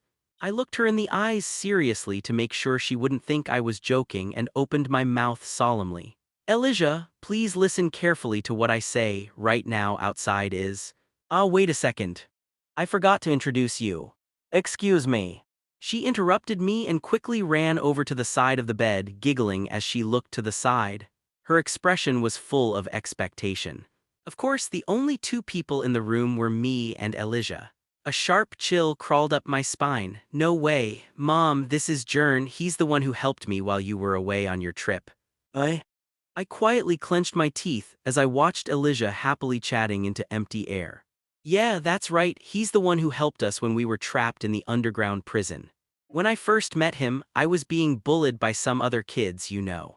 But I'm fine now, and it's not your fault, Mom. I should have been more careful. Why are you doing this? Elijah had already left me behind and was lost in her own world. Naturally, this question wasn't directed at her. The answer came from the direction of the door. No matter how easily children fall into the abyss, just inflicting physical pain won't create a world of good quality. Wiwa, who had somehow come back up and was now leaning against the doorway, casually brushed off the wood chips stuck to his head as he spoke. This kind of thing is the best. Lift them up to heaven and then drop them. Her dying father is in the next room, so with this level of drop, don't you think something usable will come out? What number is this? Well, it's not like I've done it so many times I've lost count, but I haven't bothered to keep track either. No reason to really. Blocking the door, Wiwa threw a satisfied smile at the happily chattering Elijah, then looked at me. Don't worry, I can't use this method on you. Instead, I want to offer you a different option. I turned my head and looked at him. As if he had no guilt whatsoever about what he was doing, he extended his left hand. Join the Crimson Circle. You already know, so I'll speak frankly. You're going to fall into abyss soon. You know that too, don't you? At your age, to realize the dream you've achieved is a delusion and to wake yourself from it. Do you even understand how twisted that is? It's going to happen soon. Even if we don't do a thing, it'll happen on its own. Isn't it a waste for someone with your talent to fall and just die? But if you're with us, we can save you. No, we have to save you. If your master allows it, we'll mobilize all the knowledge we have to extend your lifespan. Yeah, you must be curious about what we want from you, but the truth is nothing. Hard to believe, right? But seriously, we won't give you orders, we won't ask for favors, you just use us and struggle to survive. Isn't it unfair to just die? Wiwa stepped closer and held out his hand. So what do you say? That's a generous offer. I firmly grabbed his hand. In return, I want to add just one condition. Heh, not satisfied even with this offer, you cocky little brat, but I guess you're worth it. It's nothing special. Really, something completely worthless, less than a pebble rolling on the ground. Yeah, what is it? Crack, I twisted Wiwa's neck with all my strength and watching his eyes shatter, quietly whispered. Your life. Dercia had never learned any combat-related magic. It was simply because she did not feel the need to. It was a natural reasoning, but Seal, her loyal maid, did not take kindly to that. Still, shouldn't you at least learn some basic self-defense magic? You're an 8-star wizard and yet you can't fight. People will laugh at you. I'll take care of it myself. Take care of it yourself. You've said you'd take care of it until now, but have you taken care of a single thing? I cook for you, I clean for you, I braid your hair for you. Dercia knew that once Seal got into this kind of mood, it would last for a long time. If she didn't want to be nagged for at least 3 months, she had to make her understand somehow. So with a sullen face, she demonstrated the reason. After seeing that reason with her own eyes, Seal nodded in slight shock, more than she had shown even when seeing a dying elf. I see. After that, at least in the matter of combat, Seal no longer worried about Dercia. It was a natural result. Dercia glanced at the spire. The once-proud floral engravings had burned and cracked so badly that their traces could no longer be confirmed, and it looked as though it might collapse at any moment. There was not even a trace left of the beauty it had shown just hours earlier. Beautiful. Narrowing her eyes, dark circles clearly under them, Dercia wondered what the difference really was between before and after. There was no answer. This got troublesome. As Dercia stared at the spire, the masked man let out a sigh and pulled his hand inward. Without any sign or sound, a massive iceberg appeared where Dercia had been. It was as if it had always been there. What is your name? Decay. Seems you didn't have the luck of meeting good parents. The same went for Dercia. As if it were natural, she came softly down from atop the iceberg, looking at him with emotionless eyes. Decay slowly stepped back, putting distance between them. Names are given by the world. That's quite strange. If your world hates you, does it still give you a name? That's why I ended up like this. Decay gave a bitter smile and Dercia, watching his expressionless face, finally opened her mouth. I'm curious. That beast was so feeble, it was almost pitiful. Dercia looked up at the sky. Snow was falling in the middle of summer. She saw her exhaled breath turn white and spread through the surroundings. The corners of Dercia's lips rose. This is a bit interesting, how did you pull it out? I declared my inner world here, so the world is being eroded, that is all. I enjoy riddles too. There's fun in arriving at the correct answer by slicing off arms and legs one at a time. What are you? I'll start with the leg first. Squelch, only after Decay fell to his knees did he realize that he had fallen to his knees. The moment his blood touched the ground, it froze. It didn't take him long to realize all the tendons in his leg had been severed. It's a problem if you try to run. For now, assimilating the mental world into the material realm, no, not assimilation, huh? Tainting it, something like that, but why go to such lengths? Dercia was muttering something as if Decay himself didn't even matter. Decay noticed that black liquid was mixed in with the blood he had shed. The filthy ink leaking from the dirty fountain pen Dercia was holding was spreading in all directions as if it had a will of its own. There was no mana contained in that ink. Decay cautiously reached out his hand. In his vision, the world froze. Dercia should have become part of that ice as well. This is quite threatening. Dercia's voice came from behind him. Decay swallowed dryly as he saw the flowing ink crawl up his knees, gradually trying to encase his heart. Are you instantly manifesting parts of your projected world without distinction? If it can't be clearly perceived, it's a power that could kill even a 7-star wizard in a single blow. How did you do it? I do not receive attacks. What? I recorded it that way. In this world you're so proud of. Dercia was standing with the ink beneath her feet. Decay's expression gradually hardened. It was because he realized the meaning of those words. Dercia Espandel had reached the clouds with her hand. You're on the verge of it. According to your claim, I can never reach the celestial realm, isn't that right? Correct, you will fall. The end of magic is always erosion. Advice from someone who has never walked the path of magic even once about magic, how precious. Despite Dercia's mockery, Decay quietly froze the severed tendons together. I'll bring it forward for you. Dercia approached him without care. She had learned the weaknesses of the abyss from observing Jern. It was powerful, entirely different in nature from ordinary magic. If Jern were to fully fall, he could sweep away cities and crush steel with a mere gesture before he died.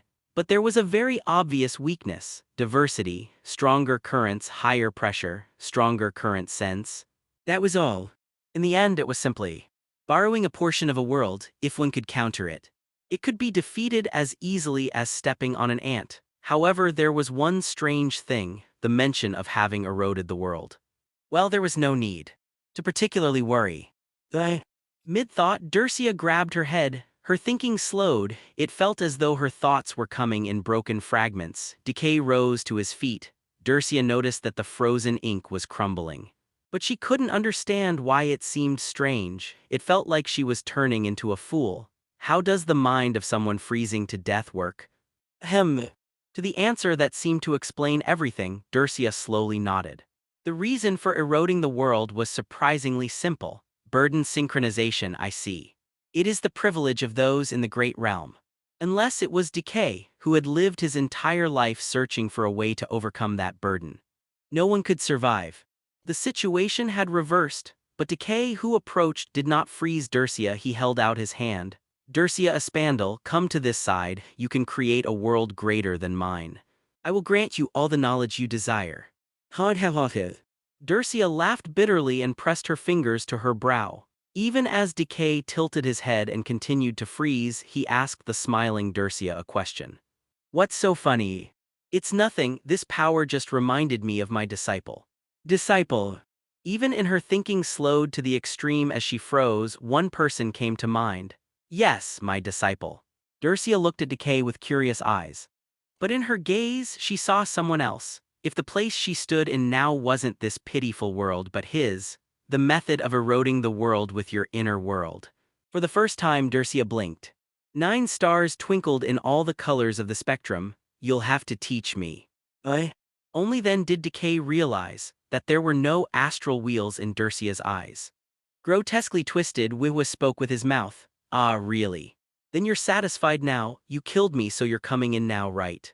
I realized one thing as I watched Wiwa's crushed face gradually return to its original form. This was not in the realm of recovery. I had to figure out what kind of enlightenment this guy had achieved to construct such a world. Jern, what are you doing? Of course, before that I needed to move the location. Crash, Wiwa was smashed straight out of the room. I was about to follow after him when suddenly, a pain like shoving a burning toothpick into my ear exploded. Ugh. I had overused it. When I touched my ear, blood was flowing freely. The eardrum bursting, it was a burden so related to the deep sea that I wondered why it appeared now. Jern. Even in this chaos, Elijah was smiling as she looked at me and I grabbed her shoulders. Elijah. Your mother is very beautiful. You. Hello, Elijah's friend here, I'm Jern. Sorry to be so rude on our first meeting, but I urgently need to use the restroom. I'll come back to greet you properly. Sorry, see you later. Just have a chat with your mother here for a moment. Okay. I could shake her and say this was a dream that she was being controlled. If I did that, Elijah would definitely fall. I didn't want to rely on the enemy's abilities for help, but for now, I had to leave her be. Limping out of the room, I saw Wihwa getting back up from being embedded into the wall and smiling. I asked, "Daydream was it?" I don't really remember. Watching Wihwa shamelessly feign ignorance, I took a breath. When I had crushed him with water pressure, I'd clearly felt it. It wasn't the sensation of suppressing a human. Rather, it felt more like rubber, closer to that. I slowly approached, observing his condition.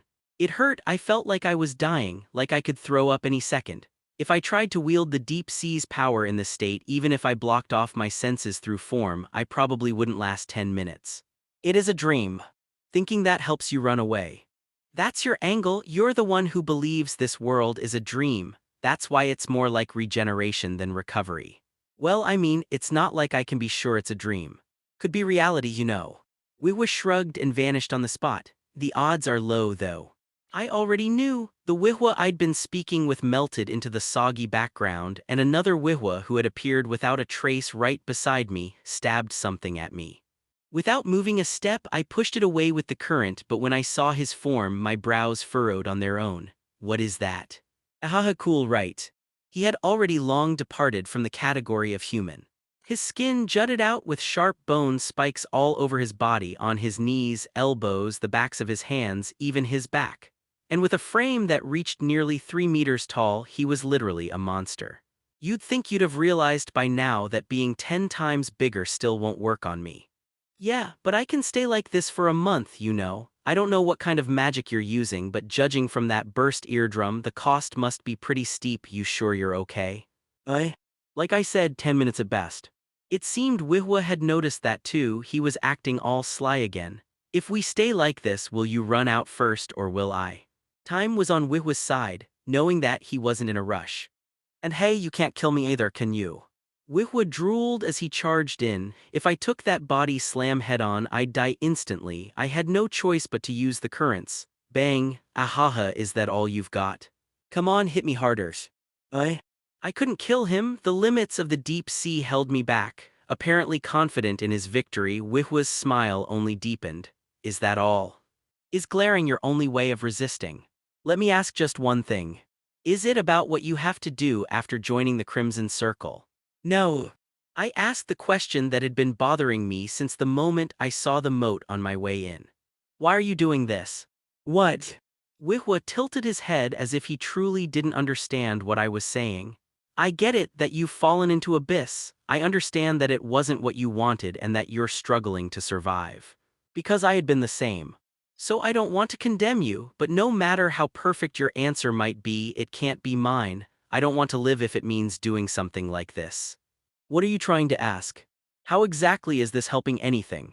Destroying an innocent city, killing everyone, kidnapping children, torturing them, increasing your numbers. How does any of that help an organization like the Crimson Circle?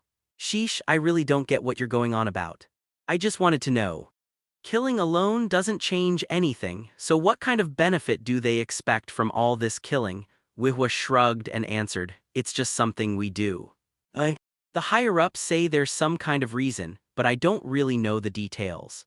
They tell me to kill so I kill, tell me to torture so I torture, if they live great tilde if not oh well. You've never thought of trying to live a different way. Why? Wihwa grinned widely. Is there a reason I should? Yes. My question, is there a reason to do that, was met with an answer, is there a reason I shouldn't? I was an idiot for expecting anything else. Instead, I felt a strange sense of clarity and returned his grin as I shifted my stance. Got it, then it's better if you die. Ahahaha man, you're the best. I closed my eyes as I watched Wihwa charge toward me. If I can't win with what I have now, I have to go further, I must sink deeper, I release it.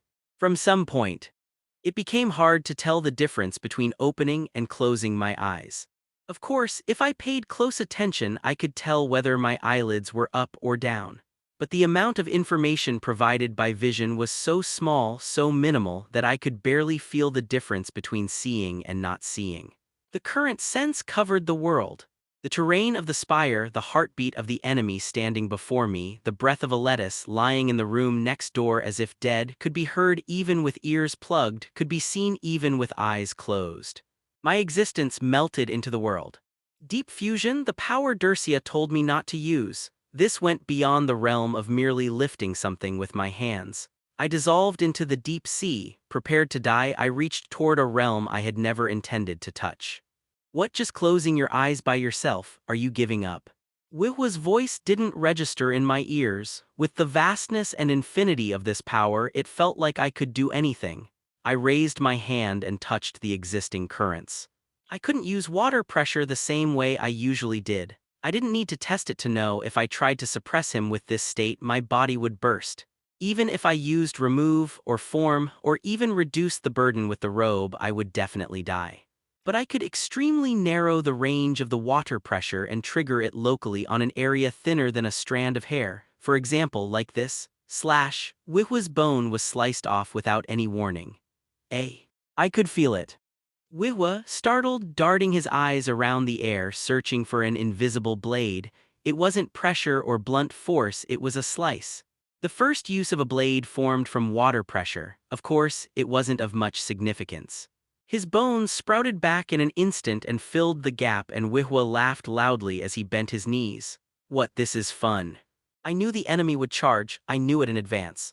I traced the contracted muscles in his legs and understood his direction exactly. His fist drew a horizontal arc, knowing that I could dodge, but I didn't dodge. Try blocking this too. Just before his fist tore through my nape, I took a step back. It was too short a step to leave the range of his punch. But my step traveled slightly farther, far enough that my back touched a wall several meters outside the reach of his attack. Why had I been able to lift objects far heavier than myself all this time, yet never thought to move my own body? From a distance, I looked down at myself in third person and moved myself using the current. My body was nothing more than a game piece, a living game piece that wielded power. What the hell kind of movement technique is that? Even as he panted for breath, I danced with Wihwa, who kept charging at me without pause. Read and dodge? If I couldn't dodge, I made myself slip away. I knew the entire board, understood the enemy's movements, and could move myself freely. It was so easy I almost sighed. Yuha ahahaha. What the hell is this? Up, down, left, right, front, back. Wherever seawater existed, dissolved metal existed too. If I wished it, molten steel that could instantly be forged into my blade and cut the enemy down. You. Slice. Slice, slice, and slice again. You. If he reaches out his hand, I chop it off. Before he could regenerate, I'd already sliced again. I cut the wound open, cleave through the bones trying to burst out. Even though using water pressure that finally reduced the burden, fine red lines began appearing across my own body, but I ignored them. A rain of slashes fell. With the splattered blood, the hallway turned into hell. Approximately 3 minutes and 21 seconds, that was the time it took to inflict wounds that Wihwa's regeneration couldn't keep up with. You, who are you? Wihwa said that, still wearing a smiling face. Not that he was actually smiling. His whole body had been severed and cut into chunks. Of course, I didn't feel a shred of pity. As I formed one final blade of water pressure, I gave him my answer. Who knows? If you still don't get it, you'll never understand. I. Slash, as if realizing something in that moment, Wihwa's head fell from his neck. Sorry, I'll see you later, stay here and talk with mother for a while. Elijah looked slightly flustered as she watched Jern walking out the door. Surely everything was fine, surely everyone was happy. Yet for some reason, Jern was angry. Why, she couldn't understand. As she was mulling it over, a clear voice like rolling jade beads on a tray called out to her. Eli, are you okay? Hi. You don't look well. I'm fine, I'm really strong, you know. Whatever, Elijah embraced her warm mother who was looking down at her with concern. Even though she must have been seeing her every day, somehow she had missed her. It felt like it had been a long time. Heh, Mom. What's gotten into you today? This isn't like you. Elijah's mother gently stroked Elijah's head with a soft touch, though she seemed puzzled. That was the friend you talked about, right? Yeah, he definitely wasn't supposed to come here but do something else, his name was. Elijah furrowed her brows as she tried to recall. Why? Just a moment ago, it had been in her memory, the name. If it's hard, you don't have to think about it. Is that okay? Of course, you've been through so much, just rest well today. Sniff, okay. Tears welled up in Elijah's eyes as she hugged her mother once again. It was sad, it was hard, it was lonely. She had lost her mother, had been ostracized, kidnapped, and her father was hurt, so she wanted to tell everything to the mother who had returned. Just for today, she wanted to cry her eyes out, cling to her, pour out everything she had gone through and be comforted. That's right, Mom, you know I've really had it tough. At that moment, Elijah fell silent as she saw something strange. Go ahead, keep talking. Mom, your hand, there's blood. Am I? Elijah's mother tilted her head as she looked at her hand, which was stained with red blood. Oh my, what's this? Did I get cut somewhere? Elijah suddenly remembered that her mother had grabbed her shoulder just a moment ago. She carefully touched her shoulder. Hot, still wet blood was smeared there. Her mother fussed and brought over some nearby cloth. Oh dear, it wasn't me, you're the one who's hurt. What's going on all of a sudden? One step, Elijah stepped back and refused the cloth. I'm not the one who's hurt. What are you saying? Elijah slowly opened and closed her eyes, staring at the blood. Just now, not only her mother, there had been one more person who had touched her shoulder. From Elijah's lips, a small, forgotten name slipped out. Jern. Wahaha, this is fun. The severed head kept laughing. Like a madman, it laughed while spewing blood from the neck stump. It was an extremely unpleasant sight, so I narrowed my brow and asked, You still think this is a dream? I don't know, maybe it is. Maybe it isn't. I didn't understand. Wihwa, slowly turning pale, answered. This must be the 1023rd time or so, right? It's the first time since the Emperor that I've died by decapitation. You're saying you were the Emperor. In the last dream I was. Gah, cough, if I want, I can be an emperor of a nation or a woman of unmatched beauty. I can become anything I desire, but at some point, even after waking and waking again, I couldn't return to the original K. How terrible. In exchange for living a life of omnipotence, he had to live with the fear that all his current years might just be delusions created by his own brain. No relationship holds meaning. No evil deed is accepted as evil, such as that burden. Cough, gah, what's next, I wonder? There won't be one. There is no next. Wihwa died still not realizing that the life he had now was the real one. He lived a false life, died dreaming of a next. I looked away from the laughing, frozen head in disgust. I had no energy to waste on something like that. What do I do now? I let out a sigh as I looked around at the surroundings, now in much deeper tones of color. Maybe if I had wanted to, I could have done this long ago. Ever since I learned what deep fusion was, I knew there were countless possibilities. Just as one can see a bird for the first time and still know from its wings that it is meant to fly, things kept coming to mind on their own. But I deliberately erased them from my mind, because I didn't know what might happen. Now I understand. Maybe I should come up with an activation word. I'm not particularly good at naming things, so I muttered while looking at the railing. Sever. SHHK, the railing was neatly severed and fell deep down to the ground. As I watched it drop, I felt cold sweat soaking my back. Even when I used it just now, I vaguely realized this is an absurd ability. It doesn't matter where, an invisible slash can be created anywhere within the range my current sense reaches. The terrifying part is that this is only a fragment of it. When I press down with the water pressure generated in deep fusion, it's so strong that even I would explode and die, so I narrow the pressure range to the extreme. Thinner than a strand of hair, I apply an instantaneous, brief force. Then that water pressure shoots out as a thin blade. In Earth's terms, it's like a water jet, that is sever, and of course it's not the proper way to use it. This is just a very small portion of the power, merely a way to bypass the pressure limitation. That's what frightens me, just how terrifying a burden is waiting for me. When I release this deep fusion, will I simply be crushed into a pool of blood? I'm not exaggerating. The deep sea is fair, it always takes as much as you use, it's always been that way, but in the end I must face it. If I stay like this, it'll only get worse. Phew. A deep breath, then I looked at Wihu's cold, severed head. I too had to pay the price for using my power. Slowly I detached myself from the deep sea. Gasp. I prepared myself with all my strength, for the pressure, the temperature, the vision, and everything else, about 30 seconds. I tensed my body, trembling, enduring the torture of surviving deep within the deep sea with a human body. But nothing happened. The pressure that should have easily crushed a human, well, not that it wasn't there, but it wasn't much different from usual.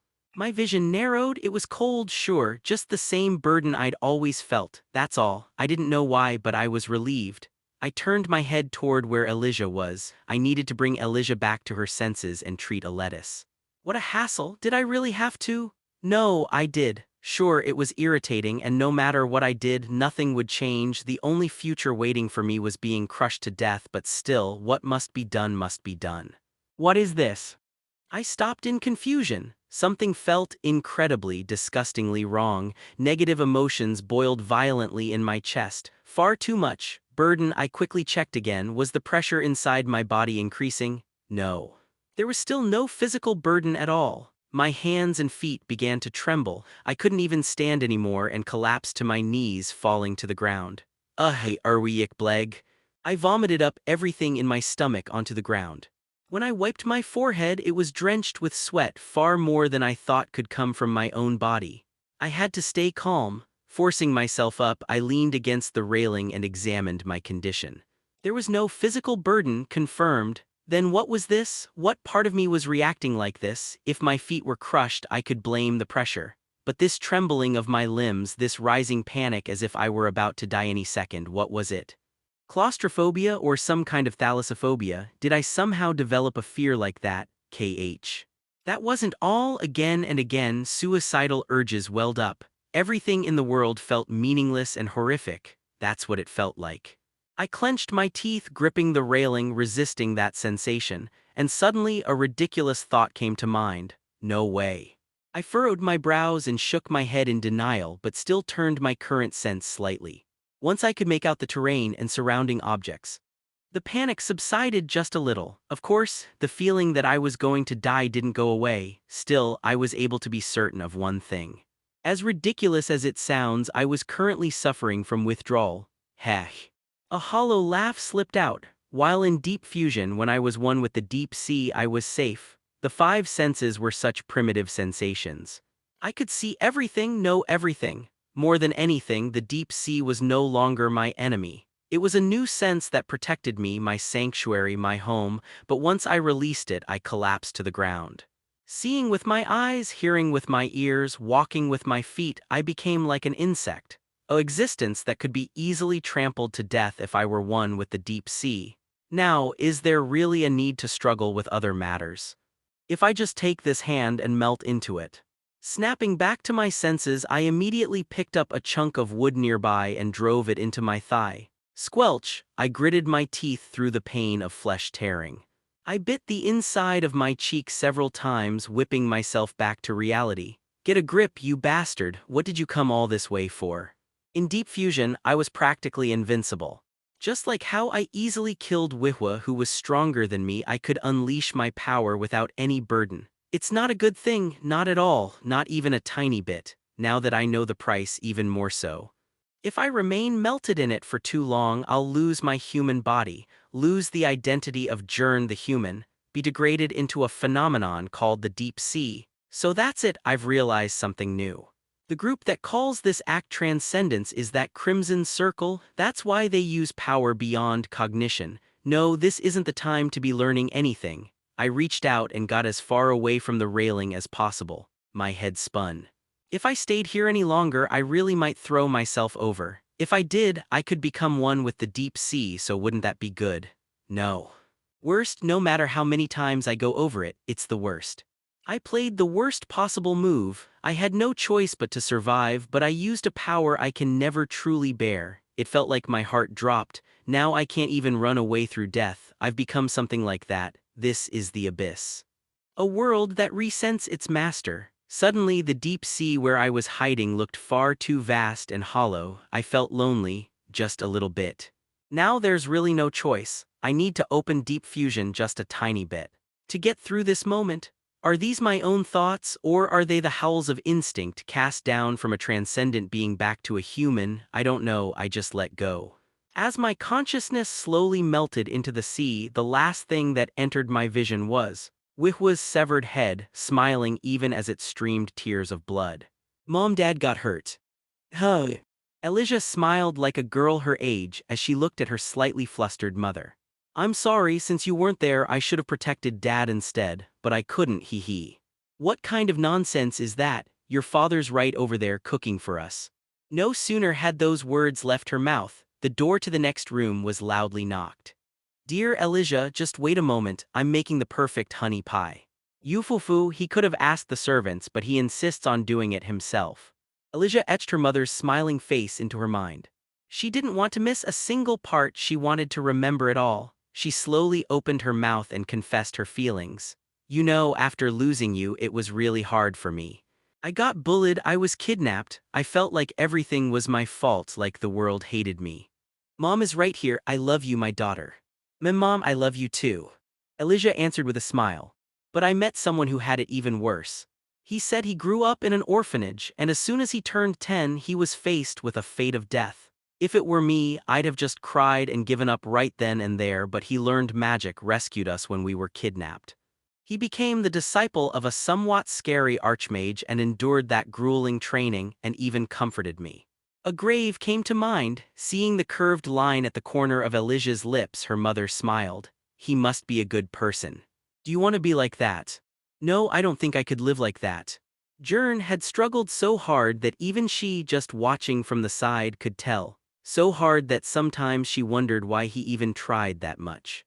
He had always been honest with himself, he never lied. I can't be someone like that. Then. But if I can, if I could help even a little, I want to lend him my strength. Why? Her mother asked, truly as if she couldn't understand. Is it really worth going that far? Yes. Elijah shouted with confidence. Jern always comes to find me when I'm having the hardest time. In her clear, unwavering eyes, something only children of that age can have, was a firm determination. Elijah's mother smiled gently. Go on. Okay, when I come back later, let's talk about the rest then. Fufu, I'll be looking forward to it. Elijah wiped her eyes. There was no sound, no light, no anything. Her mother had suddenly vanished. The room had become a ruin and the bed was nothing but torn rags. Elijah didn't panic and placed a hand on her shoulder. The dried blood was still there, definitely, as those moments came flooding back. Ugh. For a moment, tears seemed ready to spill, but she put on a strong expression, patted her cheeks and held them back. I can't stay here like this. All her memories had returned.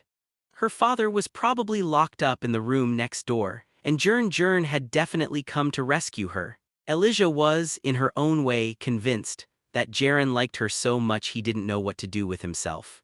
That's why he kept coming to see her. If he couldn't confirm she was safe, Jern would never leave. First, I have to save Dad. Somehow, she needed to get out of this roaring tower and let him know she was safe. After taking a deep breath and firming her resolve, Elijah carefully opened the door. Kaya, Jern. Immediately overcome by a sinking feeling in her chest, she ran. Jern had collapsed unconscious in front of the door, bleeding heavily. Ignoring any risk of enemies nearby, Elijah rushed to him and lifted him into a proper position.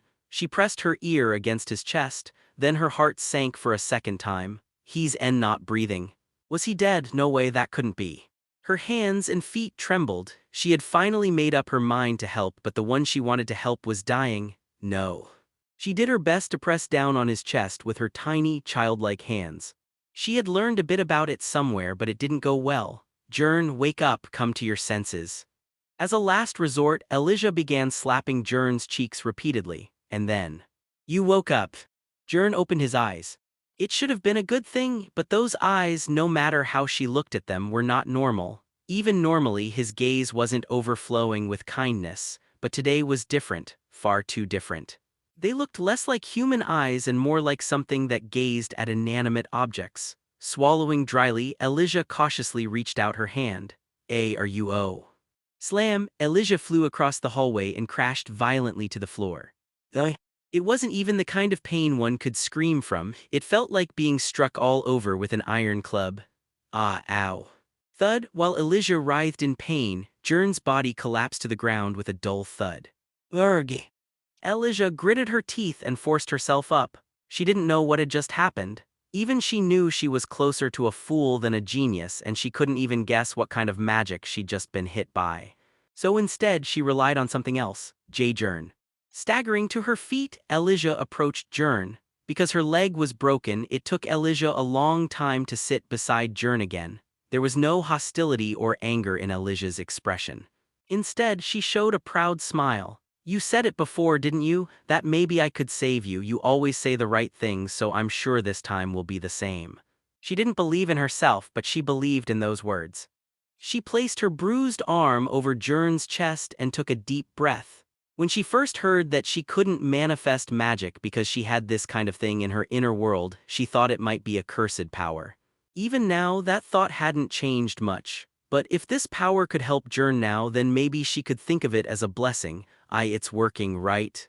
She gathered to the fullest extent all the power of her ability that rejected magic.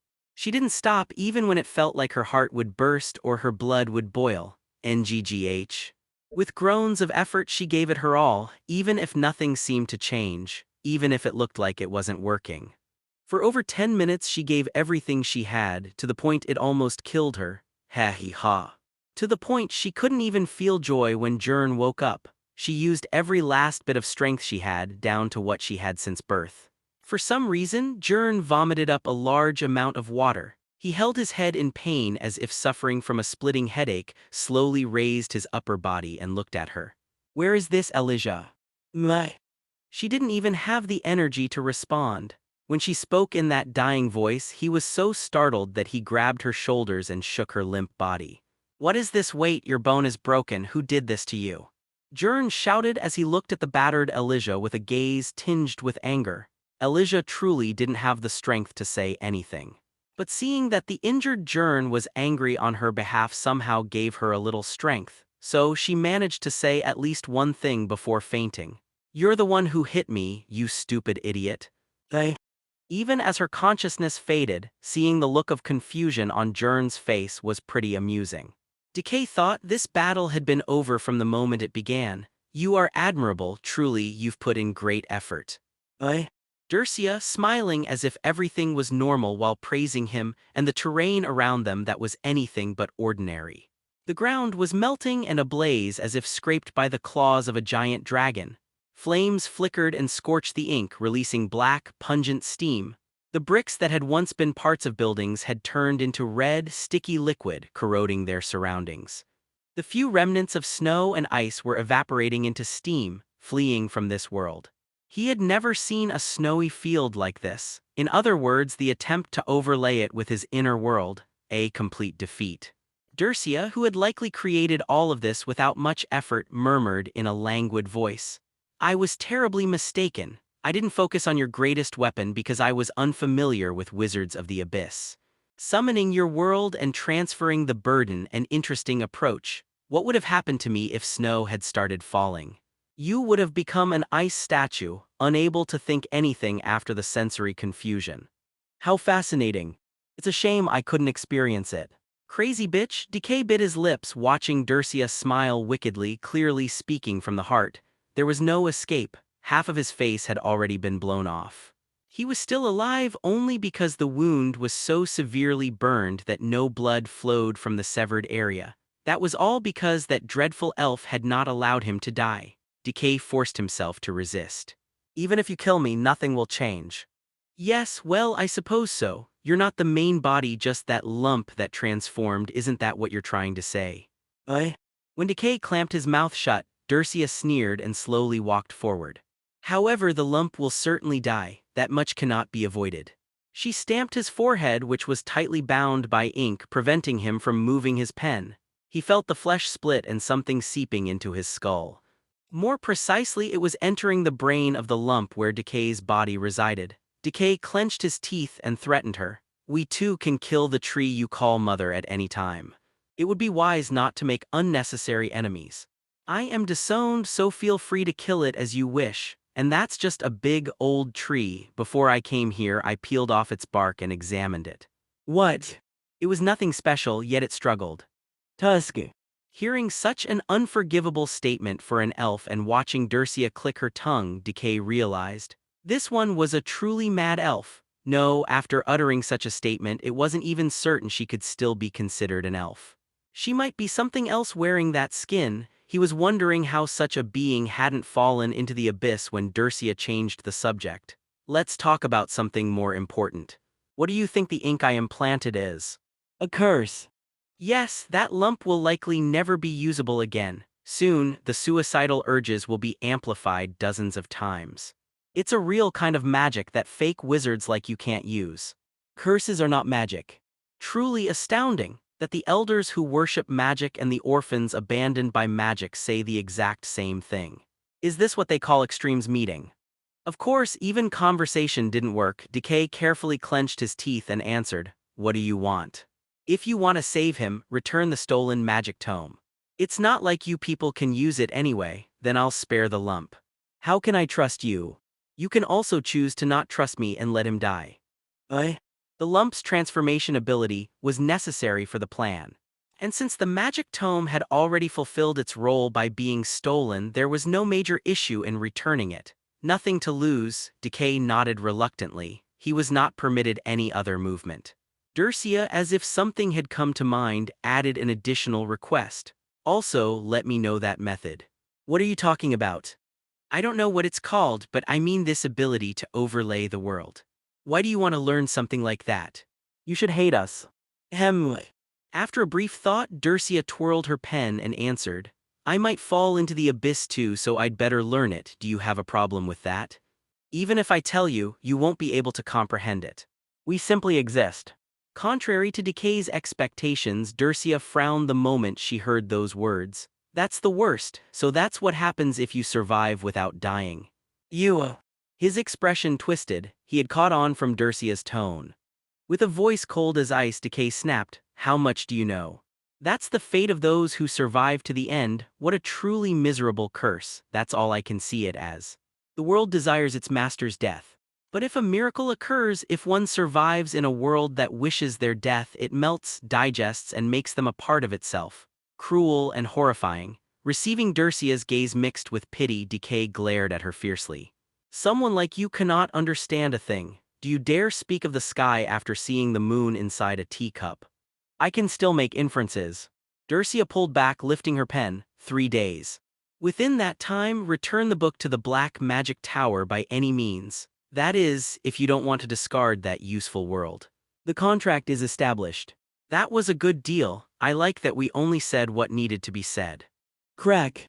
The ink pierced into Decay's heart, stopping his breath. Even until the very end, Decay glared at Dercia and murmured, Hiding your skill and staying reclusive, that was the luck that saved you today. Don't expect a second time. Was it perhaps I who was defeated? I truly don't understand where that confidence comes from while lying there like that. Truth. His skin melted and bones split apart. Even as he dissolved in a scene resembling a corpse being thrown into acid, he spat out his words in an eerily calm voice, almost chewing on each one. Dercia Espandel. I shall ask you a question you will never be able to answer. Yes, go ahead. This world you call the material realm, whose inner world do you think it is? Decay certainly did not lie. He melted away before she could even answer. Physically correct words.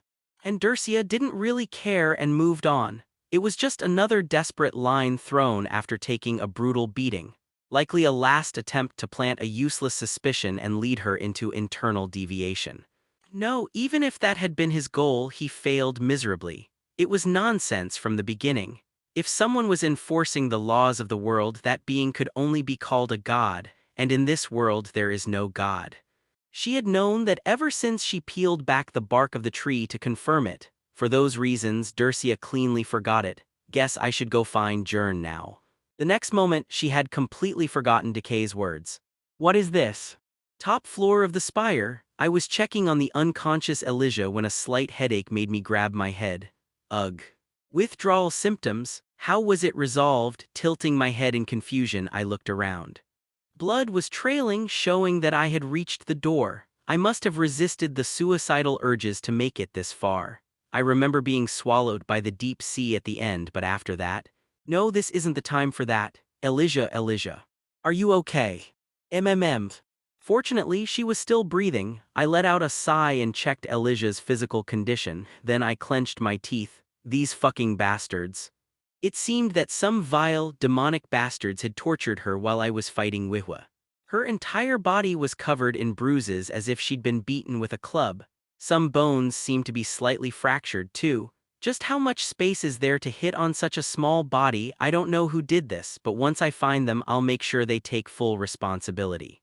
But first comes medical attention. Just as I was about to lift her onto my back, a sharp pain shot through my leg. The wooden shard I had driven into myself to regain consciousness was hurting. Spitting out blood-tinged saliva, I forced myself up and headed to the room where Aletis had been confined. Aletis Nim, are you safe? Aletis was also unconscious. I quickly checked him, but it looked like he had just been struck on the back of the neck, no major injuries. With a sigh of relief, I lifted him and left the room, then pulled out the key. After sealing the gaps of the room completely and turning the doorknob, I found the treatment room I had seen before. My workshop. Glad I took it. I laid Elijah on the bed first, applied medicine, then wrapped her in bandages and splints. Next was Aletis. I positioned him properly on the bed and just in case gave him a hemostatic agent. Lastly, I bit down on a bandage. Uug. And slowly pulled out the wooden shard embedded in my thigh. This wasn't something anyone should do while in their right mind. My hands trembled as if I had tremors and I poured antiseptic carelessly over the wound before wrapping it in a bandage. When I poured the antiseptic, it felt like scalding water. After the emergency treatment, I downed every painkiller I had. Overdose or not, I felt like I was dying right now. Only after the medicine kicked in was I barely able to stand. Before closing the workshop door, I made sure once more that Elijah and Aletis were both stable, took the key, and went down the spire. While fighting the Crimson Circle, I had felt it again and again. No matter how I looked at it, the safest place was next to Dercia. Dragging myself down the stairs as best I could and opening the door, I was met with Dercia's languid eyes, dark circles, and a strangely sweet scent. Sniffing the air, I asked a question. Did you put on perfume? No, you're in better shape than I expected. I looked down at my leg where blood had started to seep through, surprisingly intact for the price of stupidity. Why did you fight head-on? I thought you sent me to fight, of course. Jern, I think you're misunderstanding something, so let me make it clear this time. Dercia shook her head with a disappointed expression and came closer, the scent growing stronger. You are not that strong. While I acknowledge your talent in combat as a wizard, you are still far too young. Compared to an organization like the Crimson Circle, you're barely a speck. I didn't think someone as clever as you would choose a death match. Naturally, I thought you'd run and wait for an opportunity to extract the kidnapped individuals skillfully. That is certainly true. After a moment's thought, I admitted my mistake. No matter how I looked at it, she was right. The moment I saw Elijah, I should have escaped with her and left Aletis's fate to chance. Without a doubt, Aletis would have wanted that too, but I was swept up in anger and made a poor judgment. I have no excuse. I couldn't do it, it wasn't that I couldn't. As I bowed my head in apology, Dercia looked at me and sighed. It's not something you need to apologize for. That temperament of yours is part of what drew me to you.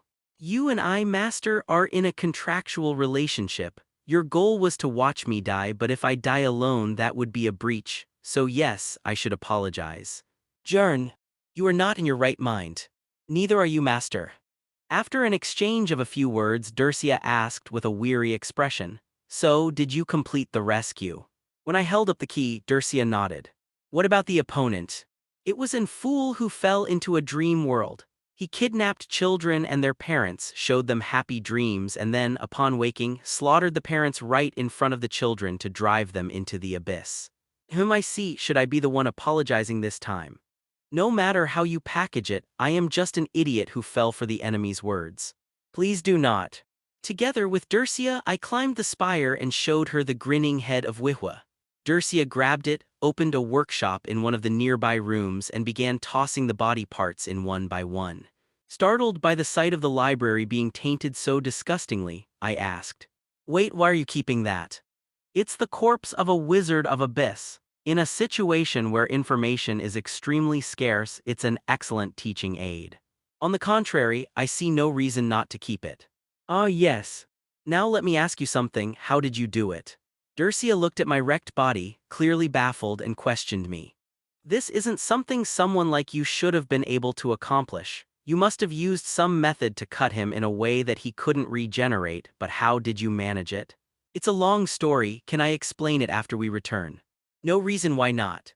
But before that, let's make one last stop." "Where?" "The underground of the spire, there's something down there." "What underground?" "I scanned the spire when we entered and found something. In every city occupied by the Crimson Circle so far, there's always been a large empty space left untouched. I believe we can finally find out what it is. Indeed, if it was underground, I hadn't used my current sense there. I'd avoided it since I was already in an unstable state, and so I followed Dercia, who lit a flame at her fingertip, down to the basement of the spire. Being underground, it was naturally a damp space. When she opened a massive door seemingly used as a storage room, the stench of death wafted out. Irk. I barely held back the nausea as horror overtook me. It was a massive space like a swimming pool. Only, the smell inside was a concentrated rot of every imaginable foul odor in the world. It hadn't even been that long since they occupied this city. "Please wait here." Dercia stopped me from entering and walked in calmly, then looked down at the pool's bottom. Is it what I think it is?" To my uneasy question, Dercia gave a confirming nod. "Yes, quite a number, around 50, all with shackles around their necks. And they're all nobles." "No, I don't recognize any of their faces."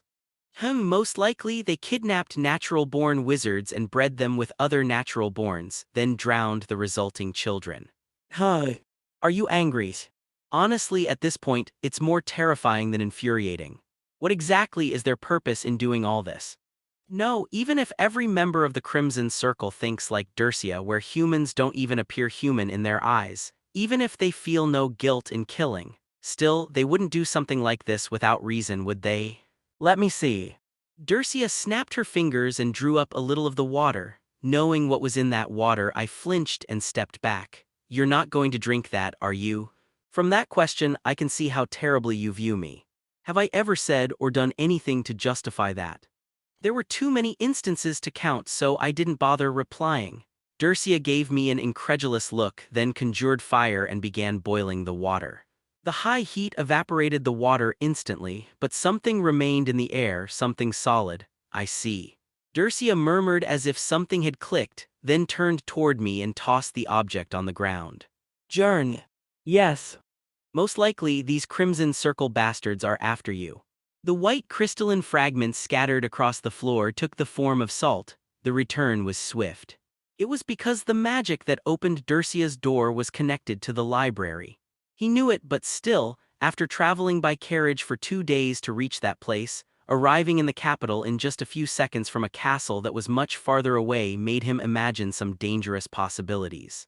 If Crimson Circle could use teleportation magic like this, that'd be a real disaster. Do you think those who cannot even wield elemental magic could reach the level of slicing through dimensions? Though well, they do similar things using that lump. Did you definitely kill it? Something like that cannot be killed, instead I left a bluff. A bluff? Yes, but a bluff cast by a 9-star wizard is something they'll have no choice but to fall for. They know nothing about magic anyway.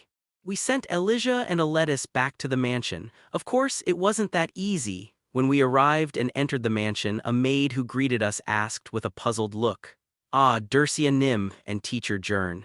What brings you here? The master and young lady are currently away on a trip." "Oh, that is, we brought them back." "Excuse me, what do you mean by that?" Sensing what was about to happen, I awkwardly entered the mansion and opened the workshop door. The maid who entered the workshop with a bewildered look screamed louder than someone who had witnessed a murder. "Kaya kaya. What is going on? No, master, young lady. A doctor. Call a doctor." Most of the staff who came running after hearing the scream reacted similarly. It seemed news of Aislin's invasion had not yet arrived. Well, we did get here awfully fast. As I quietly stepped back, the butler, who looked almost half-crazed, asked me, What on earth happened?" "Well, I gave him a brief summary of the events, omitting the fact that something could have happened to Elijah, and even so, he collapsed to his knees. "Thank you, truly, you've given our house an unfathomable grace." "Not me, Dersia Nim. No, master, where are you going?" "Just let them know we weren't the ones who attacked. Once a report about Aislin's situation comes in, they'll come looking for me on their own. I'll explain everything then." I sensed something in Dersia's tone, a feeling of urgency unlike her usual self. It couldn't be helped. I gave the butler a final piece of advice before leaving. Elijah might be a little out of it and say strange things, but you must not believe any of it." "Pardon? What do you mean by that?" "I'm busy, so I'll take my leave." I stepped into the library through the door Dersia had opened. No, there were books, but it wasn't a library. It was a bizarrely shaped room where papers covered papers and books and pens were scattered carelessly on top. But rather than feeling messy, it felt as though the room's owner had arranged things according to some logic only they understood. It was probably Dersia's personal space. I carefully looked around and stepped forward. "This is my room. You're the first human other than Seal to enter." Dersia, who had sat naturally on an ordinary bed with only the essentials, curled her finger. It was a gesture telling me to come over. I felt an indescribable unease and took a step back. Imperial law. "Shut up and come, I'll treat you." "Yes, ma'am." Couldn't she treat me at the library? As I hesitated and walked over, Dersia grabbed me by the scruff of the neck and laid me on the bed. Then, she looked at the injured area and muttered something. Ugh. Rather than pain, it felt like my strength was being drained all at once. As the treatment began, the fatigue throughout my entire body vanished, leaving me without even the energy to remain tense. It was quite a curious sensation. "What is this?"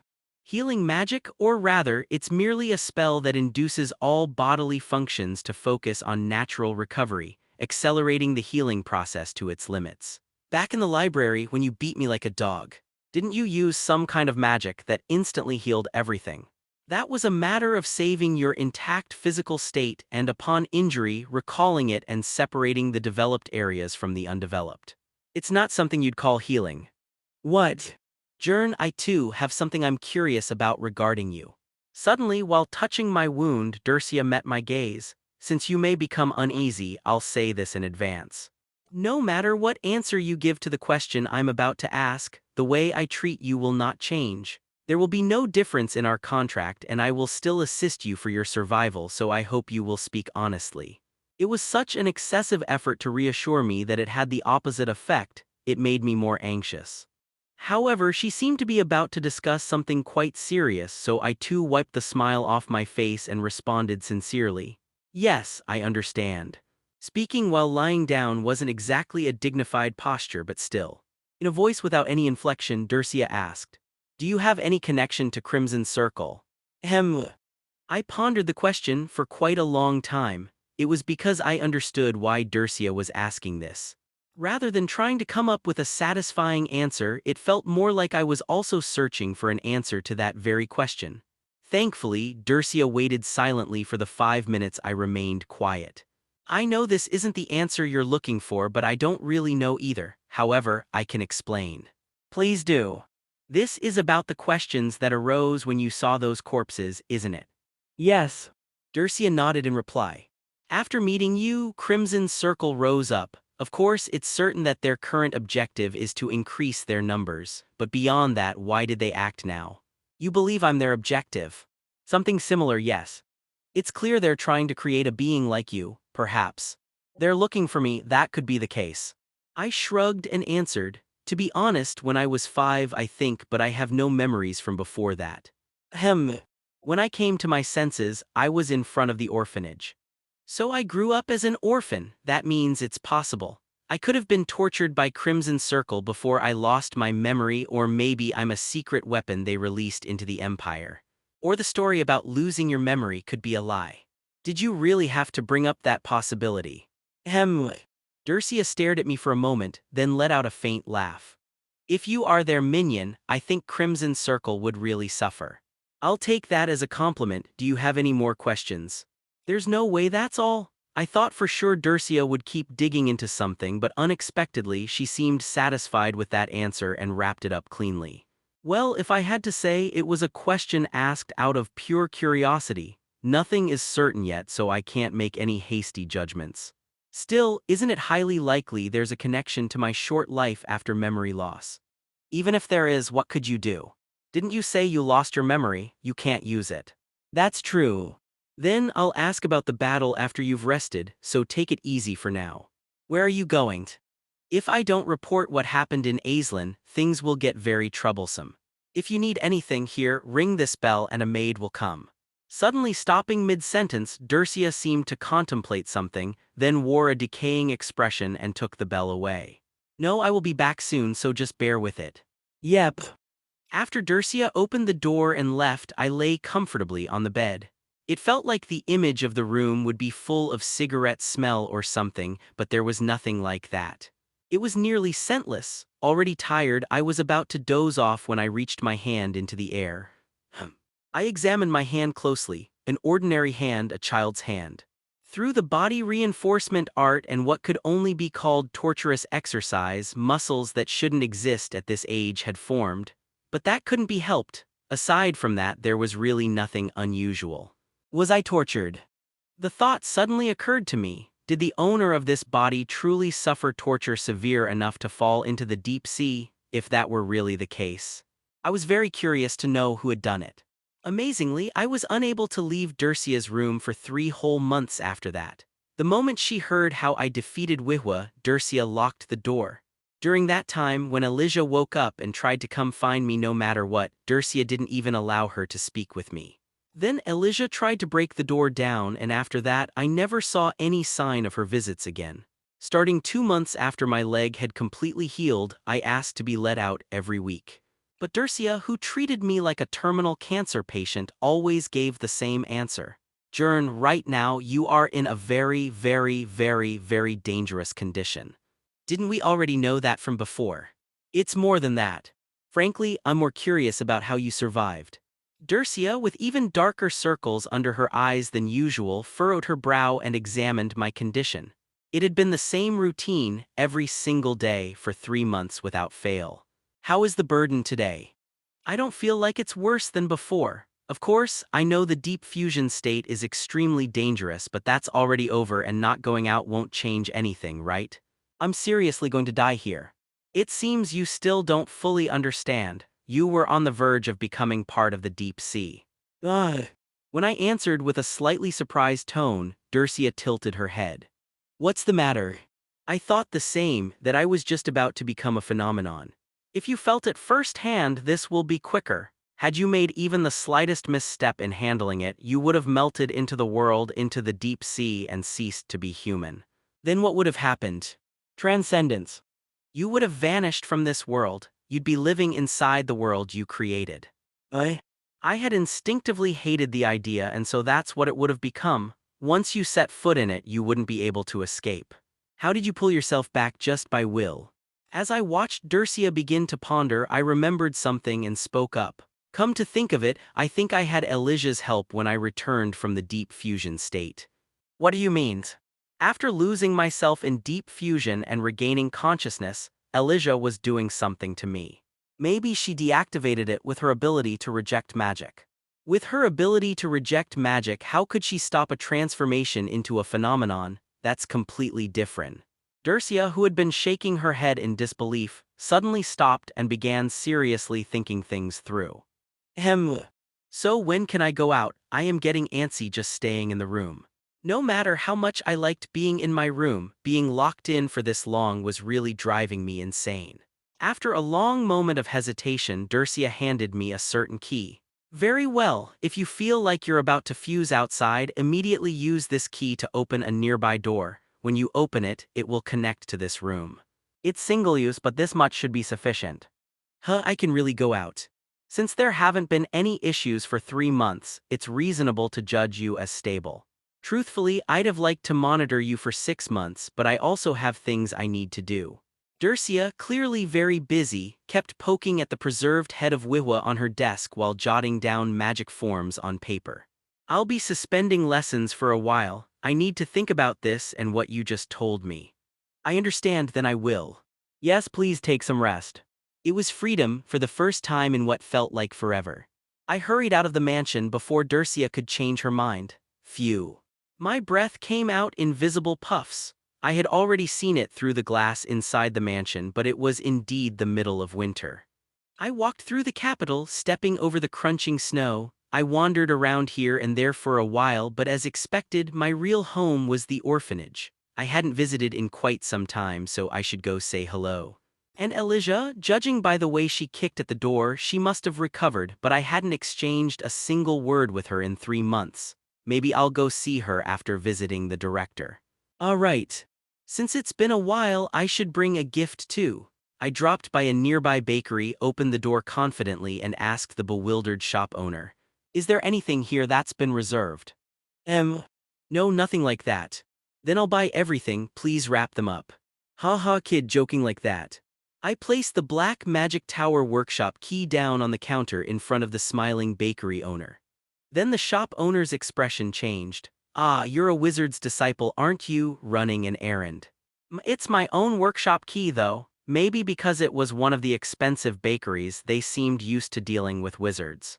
So it looked like I wouldn't get the "oh dear, I failed to recognize the noble wizard, please forgive me" treatment I'd secretly hoped for. Not that I really wanted it, honestly. I shrugged and replied, "Yes.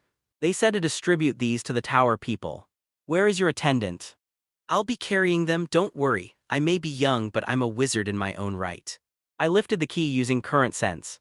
The bakery owner's eyes widened like lanterns. "And no way, telekinesis at your age."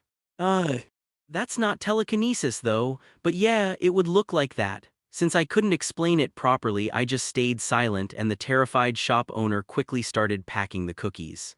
"Oh dear, I didn't realize you were someone who'd become an archmage someday. What house are you from?"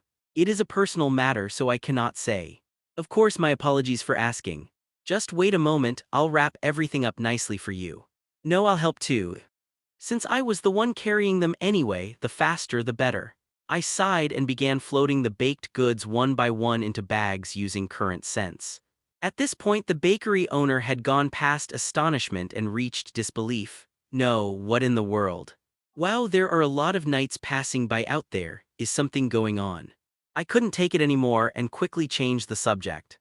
"Ah yes, with how unstable the world is lately, you see these patrols often. Apparently, several cities have been attacked by a terrorist organization recently, Crimson Circle or something like that." "Oh, I see. I don't think they'll be able to do anything here in the capital, but people have families in other regions and all." It seemed that during the 3 months I'd been locked up, the name Crimson Circle had started spreading throughout the capital. If even regular citizens knew the name, then I suppose Crimson Circle had already accomplished their initial objective. What could they want next? I watched the knights march in perfect formation down the avenue with a complicated expression, and the bakery owner began explaining in a much more relaxed tone. "Still, I'm not too worried. After seeing the Golden Bell tournament recently, the future looks promising." Golden Bell tournament. Yes, it's a tournament where knight cadets compete to determine who's the most outstanding, and would you believe it, some dark horse defeated all the top candidates overwhelmingly and took first place. Oh. That happened. Impressive. Knight cadets, a certain blonde came to mind. Right, it was really something. The other favorites weren't lacking in skill, but the winner was so overwhelming that it's clear they're aiming for the Heaven's Judgment Knights. The bakery owner, seemingly a passionate fan of that Golden Bell tournament, began explaining with spit flying as if a dam had burst. I mean, the kid's probably not even 15, but that skill, seriously, it was unbelievable. To be honest, when I first saw them, I didn't really like them. Their origins weren't clear and they talked way too rudely. A disturbing thought popped into my head. Could it be by rude you mean? Well, you see, after defeating their opponent, they'd say stuff like, "Child, you are nothing to me," or "Kneel before this dark night lightning judgment night." Mortal things like that. Dark night what? Dark night lightning judgment night, that's what the cadet calls themselves. Wow. Just wow. Definitely not. With a great sense of relief, I grabbed a nearby cup of coffee and took a sip. That's quite a unique name. Right, at first I was skeptical too, but the more I watched, the more I came to admire them. That calm aura at such a young age, that gaze like they've mastered all things, it really stuck with me. This bakery owner didn't seem very normal either. I silently offered my condolences to that unknown cadet. Of all things, they had to go and win the tournament, meaning now the entire world would know that, even into adulthood, they called themselves by that name. If it were me, I couldn't go on living. As I sipped my coffee, the bakery owner suddenly became visibly excited and stepped out from behind the counter. "Oh, Wizard Nim, look over there. That's the cadet's emblem." Wondering just which poor soul it could be, I looked through the shop's window. Black hair, long black hair reaching down to the waist, and W Wizard Nim. I spat out my coffee right then and there. Rushing up to the window, I fixed my disbelieving eyes on the scene before me. Yes, she was on horseback, her hair dyed black, wearing an expression not just proud but outright smug. Lai Linmul? Yes, that is Cadet Linmul. Do you know her? It was definitely Linmul. Even the armor she wore was bizarre. The pauldrons were carved with the faces of a dragon and a demon, and the hilt of her sword was adorned with jewels and inscriptions. Armor that didn't look like it would help at all in actual combat. She's calling herself that dark knight something knight? Pardon, yes. Staring blankly at the sight, I gathered the cookies and left the shop. Put it on the Black Magic Towers tab. Ah yes, have a good day. The bakery owner looked pleased to have sold all the treats, but I was not. Isn't this a little too early? It seemed I needed to stop Linmul's slightly premature adolescence antics. First, after buying everything I needed, I headed to the orphanage. It was very quiet, perhaps because it was a holiday morning and everyone was still asleep. As I looked at the snowman built in the playground and the half-broken snow wall that had clearly been used in a snowball fight, I saw the director who had been sweeping the path. "Oh, Jern, it's been a while." The director of the orphanage looked at me, the boxes floating around me and the fancy robe I was wearing, and let out a sigh. You're casually using magic that even most nobles I've seen couldn't handle." "Well, it's closer to a curse than actual magic. Is it alright if we talk inside?" "There's no reason why not, these boxes are." I brought snacks and a few other things as well. "Oh really, may I take a look?" "Of course." I set the boxes down in the playground. At first, the director opened the boxes with a big smile but soon turned pale. "Snacks, clothes, notebooks, shoes, a stove. Wait a second, this is Trita product. This is incredibly expensive. I figured you'd refuse if I gave money, so I bought it like this instead. I hope you like it." Of course I like it, and it's all things we need, but I can't even begin to guess how many thousands of silver this all adds up to. Just where did you earn that kind of money? Instead of answering, I held out a key. I wondered if the director, being a regular person, wouldn't recognize it, but perhaps due to past experience as a scribe, he covered her mouth and stared at the key in disbelief. "Jern, did you become an apprentice at the Black Magic Tower? My goodness." "Yes, is it a famous tower?" "It's the most historic and prestigious elite magic tower there is. So much so that people give up management positions at other towers just to become apprentices there, joining the Black Magic Tower at age 10. I've never heard anything like it in my life. So it really was an incredible place." Dercia had told me to just think of the key as something like a bank card that pays for things, but just from its reputation alone, it seemed to be far more than that. The director, seeming to snap back to his senses, quickly set the broom down nearby. "Oh dear, let's head inside first, you'll catch a cold like this." Is it cold right now?" "Of course it is. What are you talking about?" "It's nothing." I mean, I'm always cold, but it doesn't feel any colder just because it's winter. It's more like a consistent, manageable chill maintained by the burden. I guess I can't keep ignoring this. If I die from hypothermia while withstanding pressure, it won't even be something to joke about. In the director's office, he brewed tea with water that had been prepared in advance. So what have you been up to this time? Well, drinking the warm tea the director had made, I had a long chat for the first time in a while with no particular purpose. Even without mentioning the terrorists who tortured and killed people for no reason, there was still plenty to talk about. After some time had passed, the conversation shifted to me listening to the director's stories. So Dolph decided he wanted to become a knight too, and he released a bunch of rats into a pit and jumped in. That's a rather unique training method. He must have done it after hearing Linmul talk about how she trained by catching animals in the back mountain. But really, where on earth did he get that many rats? Right, I'd actually forgotten to ask something. I furrowed my brow and shifted the topic slightly. By the way, has Linmul ever come back? Ahem. The director's expression turned slightly ambiguous. Looks like you saw her too. Well, it's not like the girl has changed.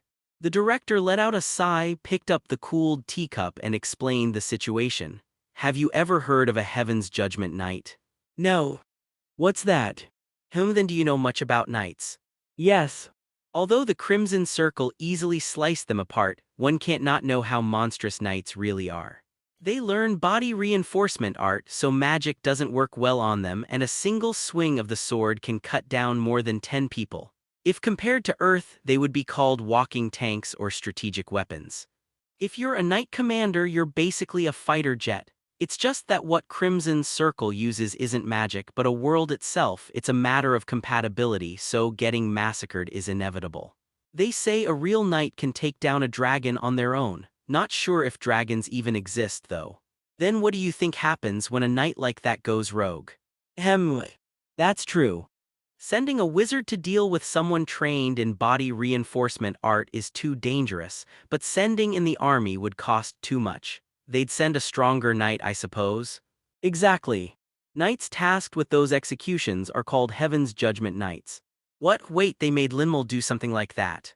Don't worry too much. For the past few decades, there hasn't been a case where a knight plotted rebellion or was branded an enemy. Heaven's Judgment Knights are always selected from those with exceptional talent. It's not a lifelong role either, and when they later establish their own knight order, having been a Heaven's Judgment Knight is a huge advantage. So it's more like a prestigious, elite path than something you actually end up doing. The director continued, wearing a face that said he had plenty he wanted to say but couldn't bring himself to say aloud. The training of Heaven's Judgment Knights is, of course, different from that of ordinary knights. In that environment where even other cadets treat them like royalty, Linmul, she's veered off a bit but in a cute way. Dark Knight Lightning Judgment Knight. Isn't that cute? It is cute. But still, I think I should see her for myself. The girl who used to be so pure now seemed to be tainted by something, perhaps even being tortured under the guise of training. I needed to confirm how she was really living. I handed the director a sheet of paper and a pen. Could you write down where Gwalin Nim is currently staying? I'd just peek a little. The director ended up telling me exactly where Linmul usually trained at the academy. She's probably out there running hard even now. That's what he said, and the moment I arrived at the training ground, I knew he hadn't been lying in the slightest. Run faster, the chant.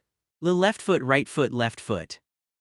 Though she wasn't running alone. Linmul, clad in armor, was sprinting across the training ground while driving other kids holding swords to run with her. Her face was completely expressionless, cold to the extreme, nothing like the Linmul I knew.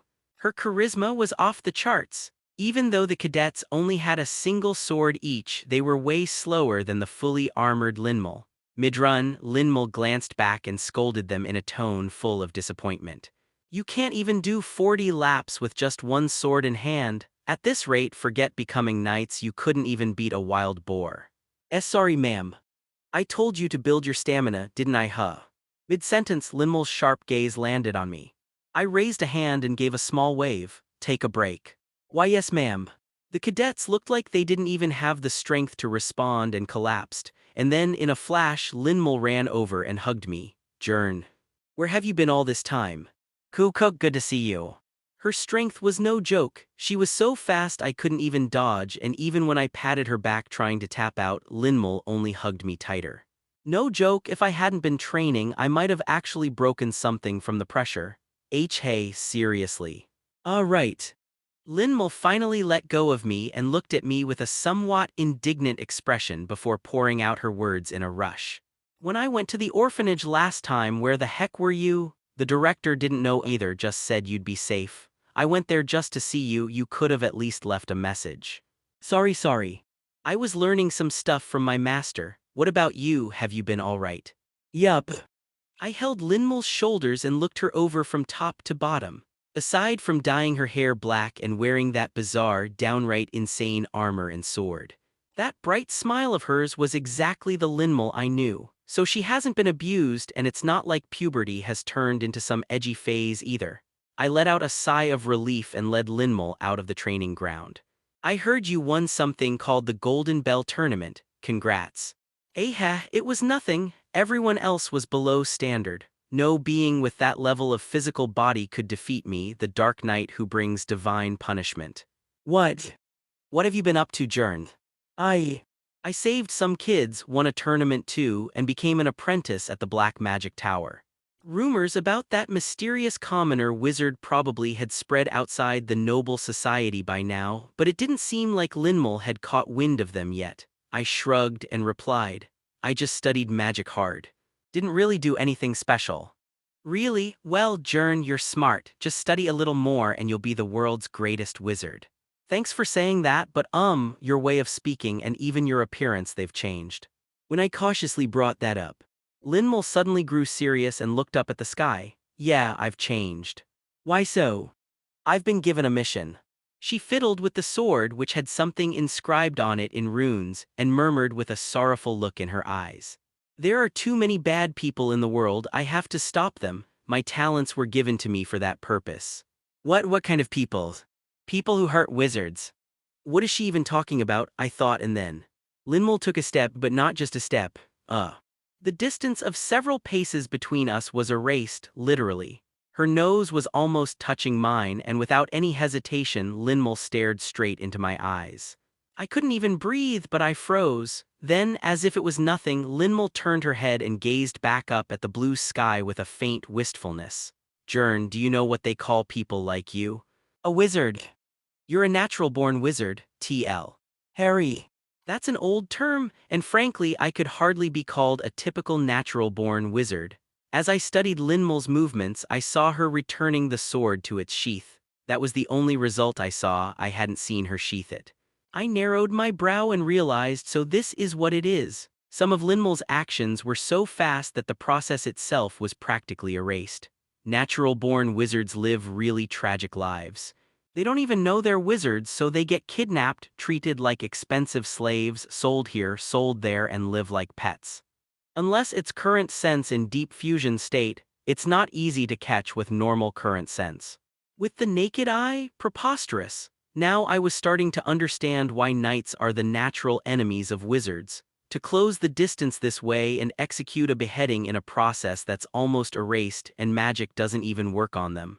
Unless you've anticipated combat and made preparations, by the time the knight steps onto the battlefield and chooses your death as their goal, everything's already over. But don't worry, Jern. Ziorarak. Kyugnkok. Before I knew it, Linmul had erased her movements again and was hugging me tightly with teary eyes. I'll protect you no matter what. Thanks. Even with my trained body, I could feel the pressure. As I looked at Linmul smiling brightly, I felt that maybe she was actually doing okay, more than I expected. Except for one thing, come to think of it, Linmul. That Dark Knight lightning something night. Ugh. Linmul stepped back with a sparkle in her eyes and cleared her throat. Isn't it cool? I came up with it myself. Really? Yup. Well, I guess I can consider it cute. I gave a bitter smile and patted her shoulder. Still, it's good seeing you again. I came in such a rush today I didn't even bring a gift, but next time. I don't need gifts, let's go to my house. Now that I knew there weren't any serious problems, I was about to head off to check in with Elijah when Linmul shook her head and gripped my hand tightly. I'll make dinner for you, you have to see Dad too. Nim, no, it's not really necessary. You have to see him. Something was burning in Linmal's eyes as she stared up at me so forcefully. This girl, she really uses that distance erasing technique way too casually. I knew she meant no harm, but from a wizard's perspective it was terrifying. All right, I'll eat before I go. But what about your classes? Wait just a second. Ping, with a sound that made it clear how fast she moved, Linmal vanished and returned exactly 30 seconds later. All done for today, I told them all to disperse. Everyone listens to me anyway, so it's fine, let's go now. There was no room to escape. When we arrived at Gwalin's house, which was simpler than I'd expected, Linmal went up to her room and came back down with an armful of books. Jern, these are magic books I wanted to give you. Oh wow, thanks. In reality, they're things not very useful to me, but I accepted them with a thankful smile. Linmal was counting the books, then clapped her hands like she just remembered something. Ah, right, there was a magic tome at that bookstore too, but I didn't buy it. Wait, but magic tomes are super expensive, isn't it a bit? I still have plenty of prize money left, tons left, so don't worry. You just stay here and eat with Dad, I'll be right back.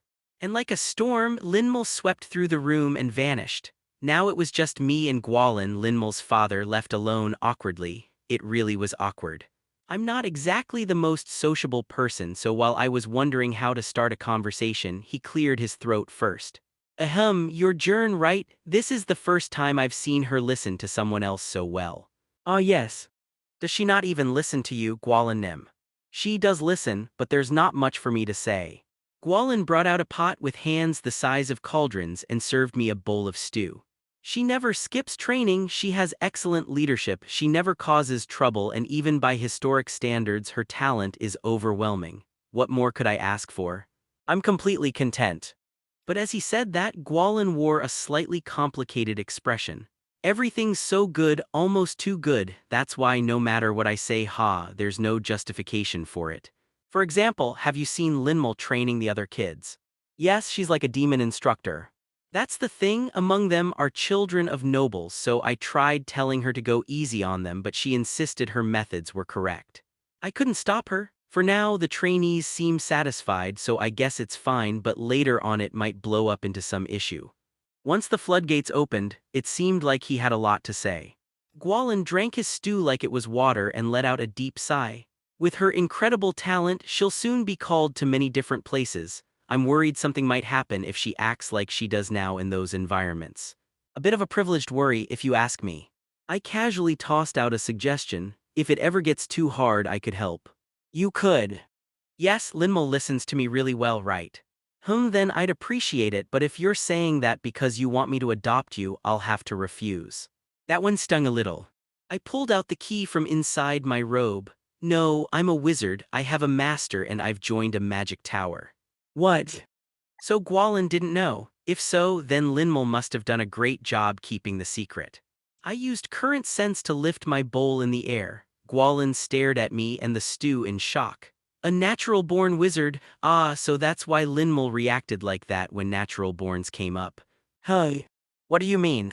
During ideological training, there was a lecture about how fallen knights made most of their money by hunting wizards, specifically natural-borns, and selling them. Thinking back, she started changing after that day.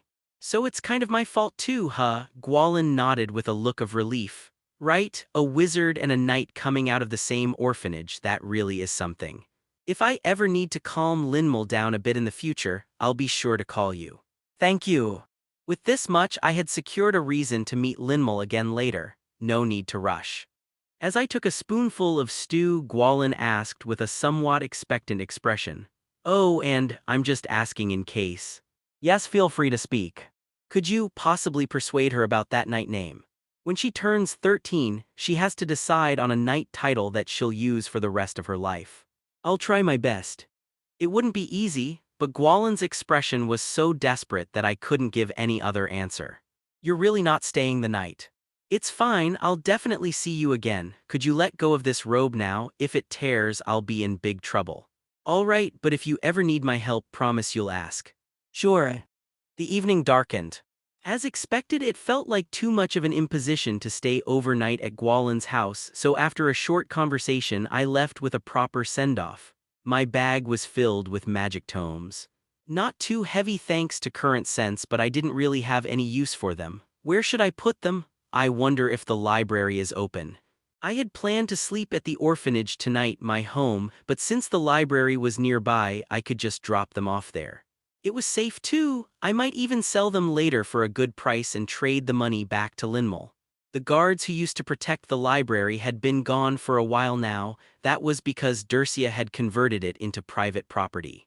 Master, are you here? I called for Dercia as I opened the door, but there was no response. She must still be in her room, immersed in research. I turned on the lights in the dim library and slotted the magic tomes into an empty bookshelf.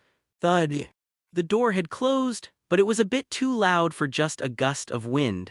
I immediately spread current sense throughout the library. I swept every space between the shelves in detail, but I couldn't detect any life forms. Instead, I found a strange object sitting atop the library's return desk. What? It was a box, a treasure chest clearly filled to the brim with top-grade pearls. What on earth is this? I turned around with a tone of disbelief. There stood a man wearing a mask. Even though I could see him with my own eyes, it was hard to tell if he was really there. That's how faint his presence was. Kriak. I almost instinctively looked for an escape route but gave up. The back door, the windows, everything was frozen solid. No matter how hard I pounded on them, they wouldn't budge. I clenched my teeth, and that's when he slowly opened his mouth. Don't be afraid, Jernaspandel. You can leave off the surname. How far have you fallen? His voice was heavy, as if sinking, and at the same time icy cold. There was no point hiding it. I reached inside my robe and calmly replied, I don't know who you are, but even if you do this, you won't be able to manipulate my master. The enemy, Crimson Circle, their objective, Dercia, the situation was the worst. Clearly, they intended to kidnap me to try and shake Dercia. As I fingered the key Dercia had given me and began calculating escape routes, the man said something strange. No, if that were our goal, we would have done the opposite. We'd have shown your severed head to Dercia. I see, then what is the point of this little stunt? Didn't I say from the beginning, we're on your side? Clack, the man walked forward and threw something at my feet. It was a necklace made of red metal. A bomb? No, if that were the case, he would have shot me long ago. As I puzzled it over, the man approached within the range of the lamplight and reached out his hand. You who have fallen into the abyss, wear it. What? Join us. What? I glanced behind me at the chest overflowing with pearls. This was probably the most terrible scouting offer in the world. I looked around and quickly assessed the situation. I had just been told to join the Crimson Circle. In other words, it meant they had found out that I was an Abyss Realm wizard. From my standpoint, not knowing what method they used, denial was meaningless. Instead, I gently refused in a way that wouldn't provoke them. I have no intention of joining a murderous terrorist group that doesn't even know what they'll be doing in the future. Please allow me to apologize for declining, and I wish your organization boundless prosperity. What we'll do in the future, huh? Decay muttered and took a step forward. Just that movement made cold sweat drip down my back. I had seen it before, but it felt like the deep sea was freezing, the surrounding temperature dropping drastically. I could feel it on my skin. If you're curious about that, I can tell you. Really? Yes, we won't do anything. It was bullshit, I replied, feeling completely deflated. That's really reassuring. There's no reason for me to lie. The goal has been achieved. And you too will soon lose the place you belong to. What? What have we done? Think about it. Well, you did terrible things so awful the purpose was unknowable. Just as I was thinking what the hell he was saying, I saw Decay's gaze reach me. What did that guy just say? Isolation. How? He smiled as if satisfied. I forgot that I was standing before the enemy and felt a dizzying sense of horror. So, you make everyone aware that Abyss Realm wizards exist and at the same time plant the image that they are potential terrorists, making it so there's nowhere to go but the Crimson. More precisely, making them come to us. You're insane. Kidnapping, murder, terrorism, theft. There was no discernible causal relationship among their actions. Thus, Dercia and I concluded that the overarching reason was to raise the Crimson Circle's name recognition and boost their stature. It was only natural. There had been no clear goal in the first place. In reality, they were indeed in contact with the underworld. It will be a long-term battle, we need to lay the groundwork. However, if that was the essence of it, it wasn't directed at the Empire nor at wizards. It was a coercive love letter aimed solely at Abyss Realm wizards, a message saying that soon there would be only one place left for them to belong to. So there are more fallen living in hiding than I thought. Seems you didn't know. For a while we'll have to make contact with them. We will hide, and the Empire, in its effort to find us who are in hiding, will persecute the fallen. Where do you think they'll go? Who do you think they'll seek out? No matter how I looked at it, he wasn't sane.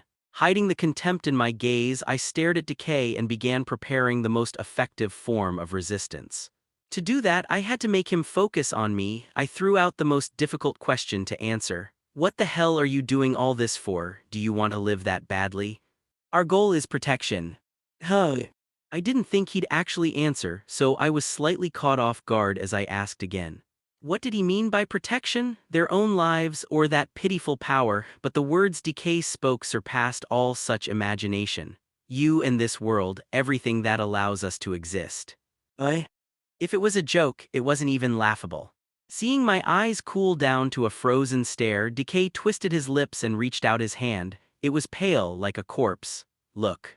I wondered what he meant for me to look at. Then, that arm turned violet, then black and shriveled. Thud. It became ice and dropped to the ground. In an instant, Decay had become one-armed, and as he stared at his severed arm, he muttered, I am not allowed even a moment. Every day, every minute, every second I must resist. The moment I give up resisting the pain, what you fear now will become a frozen corpse. Decay's subordinate, while not as horrifying as he, looked quite dreadful too.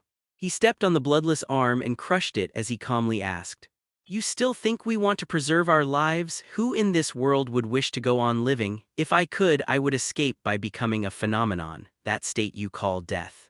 Resisting the impulse and remaining human is a choice only I make. Then just go ahead and do it.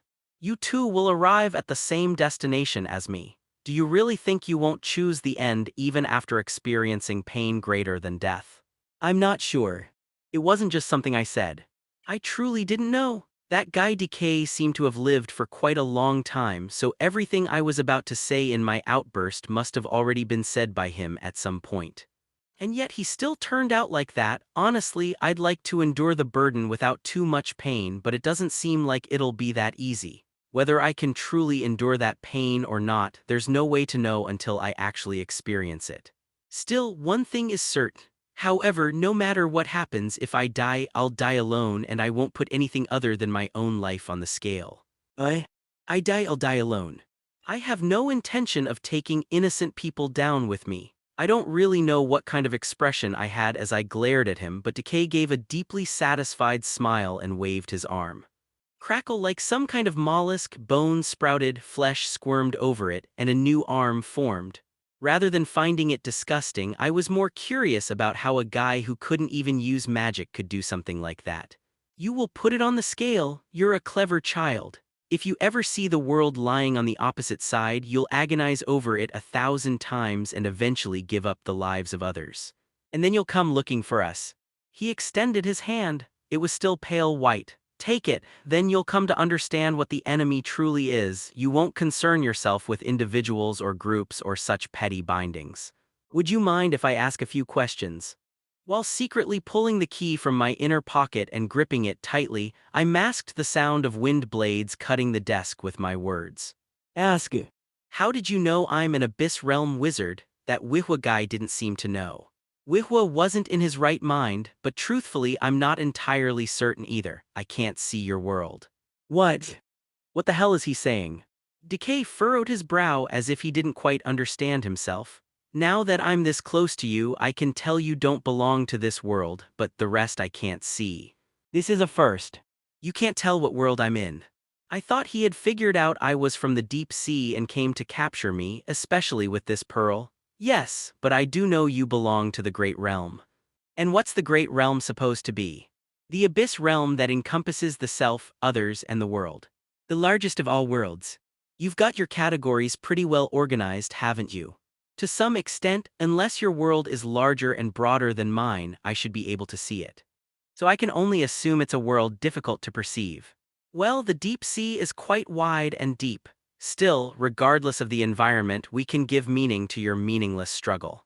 If you want, I can also make it so you never have to go against your master, unless she come at us, of course. Just one more question. What is it? Did he not notice? Still gripping the desk, I asked the most efficient question. Who exactly are you saving us from? I mean, if you people just shut your mouths and all committed suicide, about 90% of the root causes would disappear. So I'm just curious, where do you get the confidence to call yourselves saviors of the world and claim your purpose is on the side of good with that bullshit? I. For a moment, Decay seemed surprised and widened his eyes, but he didn't look particularly angry.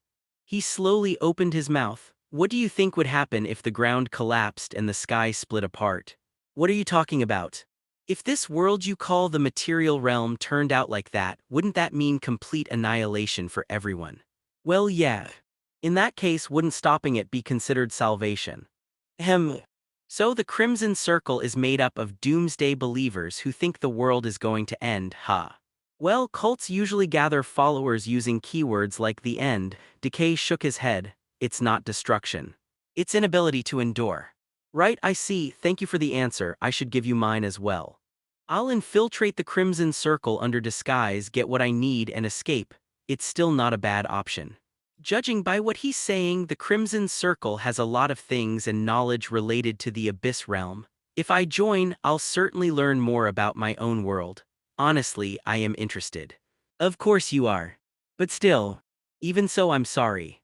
The risk is high. If it's revealed that I belong to the deep sea's Abyss Realm, I have no idea what might happen. And more than anything, I don't want to be with these people. Honestly, I figured you already knew I'd respond like this before coming here. I did. I also prepared a countermeasure. Without a care, Decay stepped closer with his hand still outstretched. What a shame that I must resort to this method. Yeah, I thought it might come to th. I instantly released a wind blade and leapt backward. I didn't use any deep sea magic. If they didn't know my identity, it was better to hide it as much as possible. You know it's meaningless, don't you? Crack, before I even realized it, my foot was frozen in a block of ice. Yeah, there's truly not even the slightest chance of winning. He was a powerhouse who had once clashed hands with Dercia. If he came at me seriously, I'd be killed instantly. The only reason he was speaking with me was because he had a purpose to take me along. If that purpose changed, I'd be nothing to him. Soon, my lower body was completely frozen, but I groped around the desk and threatened him. You'd better not come any closer. What could you possibly do? Struggle, I don't have any other talents besides that. Click, the keyhole slid into the gap in the desk. Decay, seeing the roughly etched lines on the desk that formed something resembling a small attic door, looked puzzled. What? It's not like I did nothing during our conversation. A space that can become a room, an opening door, a keyhole, all the conditions are fulfilled. If I turn this key, it will open instantly. It was close. If I had backed away during our conversation, it would have been safer for sure. But then he might have noticed I was carving the desk into a small room using wind magic mid-conversation. No matter how fast Decay is, I can still open it. But that doesn't mean the situation is in my favor. Even if I open the door until Dercia assesses the situation, Decay has more than enough time to kill me. So I attempted a reasonable compromise. If you walk away now, I won't report this to Master. Master really cherishes and loves me. She even gave me a surname, you know.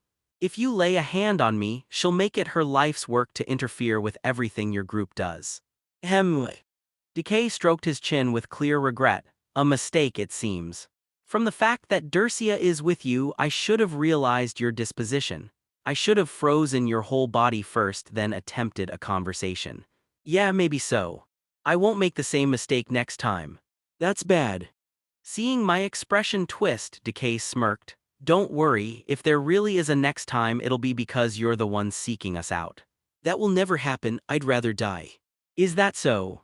Decay turned away, as if he had no lingering attachment. Just moments ago, he was about to kidnap me. He's really walking away that easily. But then, he really opened the door. As if he was about to leave, he gave me a final, bizarre piece of advice. Don't trust your master. Trying to drive a wedge won't work. Your master is exceptional and no doubt interested in you, however she doesn't desire your survival. If she did, she would have already made you into something not human. Decay gave me one last glance, then stepped out of the library.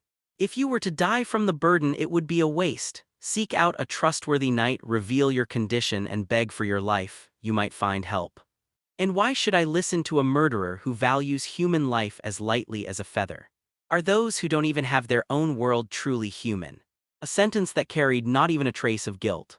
The day I come to know about your world, I truly look forward to it. Thud, his final words echoed like a lingering sound. I made a sort of pact with Decay. It was a pact that if he left without killing me, I would not inform Dercia that he had come. Of course, I had no intention whatsoever of keeping a pact with a murderer. He left behind this bracelet and the chest. I see. After about 20 minutes of babbling, I conveyed about 95% of what Decay had told me. Dercia examined the pearl placed in the chest closely, then rubbed its end. It looks like a pearl, but it's not. It feels more like some kind of medicine. Medicine. Yes. Saying so, Dercia picked up one of the pearls and swallowed it. I stared blankly at the sight for a moment before snapping out of it and rushing toward her in shock. Wait, are you out of your mind? Spit it out. I tried to grab her shoulders but hesitated to lay a hand on the master as lofty as the sky, so I just voiced my protest. Dercia looked down at me with a look of disdain, rolling the pearl in her mouth. Why are you making such a fuss? Why did you eat it? How do you know what kind of medicine it is? To determine a medicine's effect, you have to consume it. Can't you just crush it, soak it, dry it, and go through some process to analyze the raw ingredients? That seems safer. It is possible, but it's difficult and takes a long time. Eating it is quicker, and my body is immune to all poisons. Have you ever seen an elf die of poison? I've never seen an elf besides you, master. No, I just learned for the first time that elves are immune to all poisons. Maybe it's because she's always eating stuff like poisonous mushrooms. Anyway, since she said she was fine, there was no more I could say. As I watched her anxiously, Dercia swallowed the pearl with a gulp, tapped her chin, and nodded. This is the effect, What is it? Other emotions dull and the mood slightly lifts. The sense of lethargy diminishes and the world appears a bit lighter. That's about it for now. More importantly, there are definitely no side effects. You can tell all that from just one dose. It's not difficult. This is something you, as an Abyss Realm wizard, should try. It's safe, right? I assure you. Even if it's poison, if you get poisoned in front of me, I can treat you. I swallowed the pearl with a suspicious face. The taste was like a slightly bitter candy. At some point, it melted instantly and turned into powder. After swallowing and letting time pass, I felt a bit dizzy. Should I say it was hazy? It didn't really hinder movement, though. I moved my body around and shrugged. I don't think it has that much of an effect. That might not be the case. Dercia walked up to me and suddenly flicked my forehead. Ouch. Thud, I fell on my butt. The thick carpet on the floor kept it from hurting too much, though. I stood up, rubbing my waist. What was that all of a sudden? You fell. Well, that's because you pushed me, huh? That's when I realized. I don't usually fall. I can't drop fast enough to feel pain. I got up and swung my arms around. The difference wasn't huge, but I could definitely feel less resistance. The burden has been reduced. Just like that, so easily. These Crimson Circle bastards, just how much did they research, I thought as I looked at the chest. But Dercia, staring at me intently, spoke of something else. Try using Abyss magic. Okay. I tried to lift the chest with currents but failed. The chest only rattled a bit. I applied more force, enough that I should normally be able to fling a boulder, and only then could I barely lift the chest, and even that was unstable. It's not working very well. Crimson Circle made something incredible. Dercia looked at the chest with a slightly changed expression. It's not a medicine that reduces the abyss burden. It's more like an artifact in the form of a medicine that affects something more fundamental. Could you explain that in simpler terms? It's a drug that lowers your perception of the world. I see. I understand completely. When I nodded with a confident expression, Dercia sighed and began to explain in simpler terms. It means it interferes with your recognition of the world called the deep sea. It's probably the only way to lower the burden for a certain period of time without side effects. I can't even imagine how many hundreds of years they must have spent developing this. Even from my perspective as an elf, it must have taken a long time to research. So basically, it's difficult to make. Then, if we have this, are we almost done? Of course not, there's also the issue of resistance. In the end, it only seems to reduce the burden by about 1/3 or 1/4. That might make a difference in another world, but in the abyss, even if you take it for a lifetime, it would only slightly delay the end. And this isn't even a lifetime supply. Still, wouldn't it be useful in the deep fusion state? It might be, but that's a state you should avoid in the first place. This would only be used when making a final desperate move. Dercia gave a more reserved evaluation than expected as she fiddled with the necklace. And this clearly, it's an artifact that transmits the wearer's location to a fixed place the moment it's worn. I will dispose of it. Ah, wait a moment. I instinctively reached out my hand. Dercia tilted her head ever so slightly and asked back, "Is there a problem?" Well, I had shared 95%, but 5% remained. After a moment of hesitation, I just asked directly. No point worrying about it, nothing would change anyway. Master, do you perhaps not want me to survive? Of course not, did Decay say something like that? An immediate answer, Dercia spoke without the slightest change in expression. It didn't look like a lie, so I nodded and apologized. I figured, I'm sorry, you've been trying so hard for me. It doesn't matter if he spouts nonsense, but if the Jurn I know judged it to be worth trusting, then there must be a reason. I'd like to hear it. It's really nothing much, he said. If you truly wanted to save me, you would have made it so I wasn't human. It's nonsense, I should have just ignored it, but... Dercia was silent for a long time. I got worried that I might have provoked her unnecessarily and cautiously looked at her face. An emotion I had never seen before was on her face. It was unmistakably confusion. Jurn. Yes. That's not entirely baseless, it seems. Sorry. I don't really know why I never considered that possibility. Why, how? Deep in thought, she murmured to herself, then suddenly sat down and started scribbling something. The lines soon formed into a script I couldn't recognize, covering the paper. Though I felt uneasy, I stood there for more than 20 minutes, but Dercia, as if she had completely forgotten I existed, focused solely on her writing. Master. No response came back. Dercia had her nose practically buried in the paper. I wondered if I should raise my voice, so I rang the bell nearby. Still no reaction. Now it was my turn to panic. What is this? Goodness, she's escaped again. At that moment, a gentle voice came from the side. Startled, I stepped back and looked. An attractive woman in a maid outfit sighed and looked down at Dercia. I had been in Dercia's house constantly lately, yet I had never seen another person. I instinctively went on high alert and stepped back. Who are you? Crimson Circle. If so, this was the worst-case scenario. And right at the moment when Dercia had suddenly gone out of her mind. But the maid gently lifted her skirt and bowed her head, greeting me, a child. Ah, I'm sorry for the late greeting. I'm Seal, the maid and head maid of this mansion. I've never seen you before. That's because my master, Janim, ordered me not to reveal myself. Is that so? Or did you perhaps think that Dercia Nim does her own cooking, cleaning, and laundry? Absolutely not. Well, the hallway was clean. As I let my guard down a little, Seal looked down at Dercia, who was scribbling like a madwoman, and let out a sigh. Still, this is just really tusk. Judging by the way she spoke, she must be a maid. She clicked her tongue at Dercia as if looking at a shut-in who required excessive attention. Even if you stay here, Janim won't be back for a while. For now, let's go to my room. You have a lot of questions, don't you? I was still slightly suspicious, but there was no other choice. I followed behind Seal, who carried a lamp, and we headed to the room right next door. Wait, so she's been right next door this whole time, and it was much larger and cleaner than Dercia's room. At this point, it was hard to tell who was the master and who was the maid. As I sat on a clean wooden chair, Seal simultaneously set down a teacup and poured the tea. I took a sip and, well, it might be rude to say this, but it had a far deeper flavor than what the director made. This was a level unattainable unless one had dedicated a significant portion of their life to tea ceremony. I spoke in admiration. You really are a maid. Did you think I was something like an assassin? Yes. You're honest. Just like the stories I heard. Stories.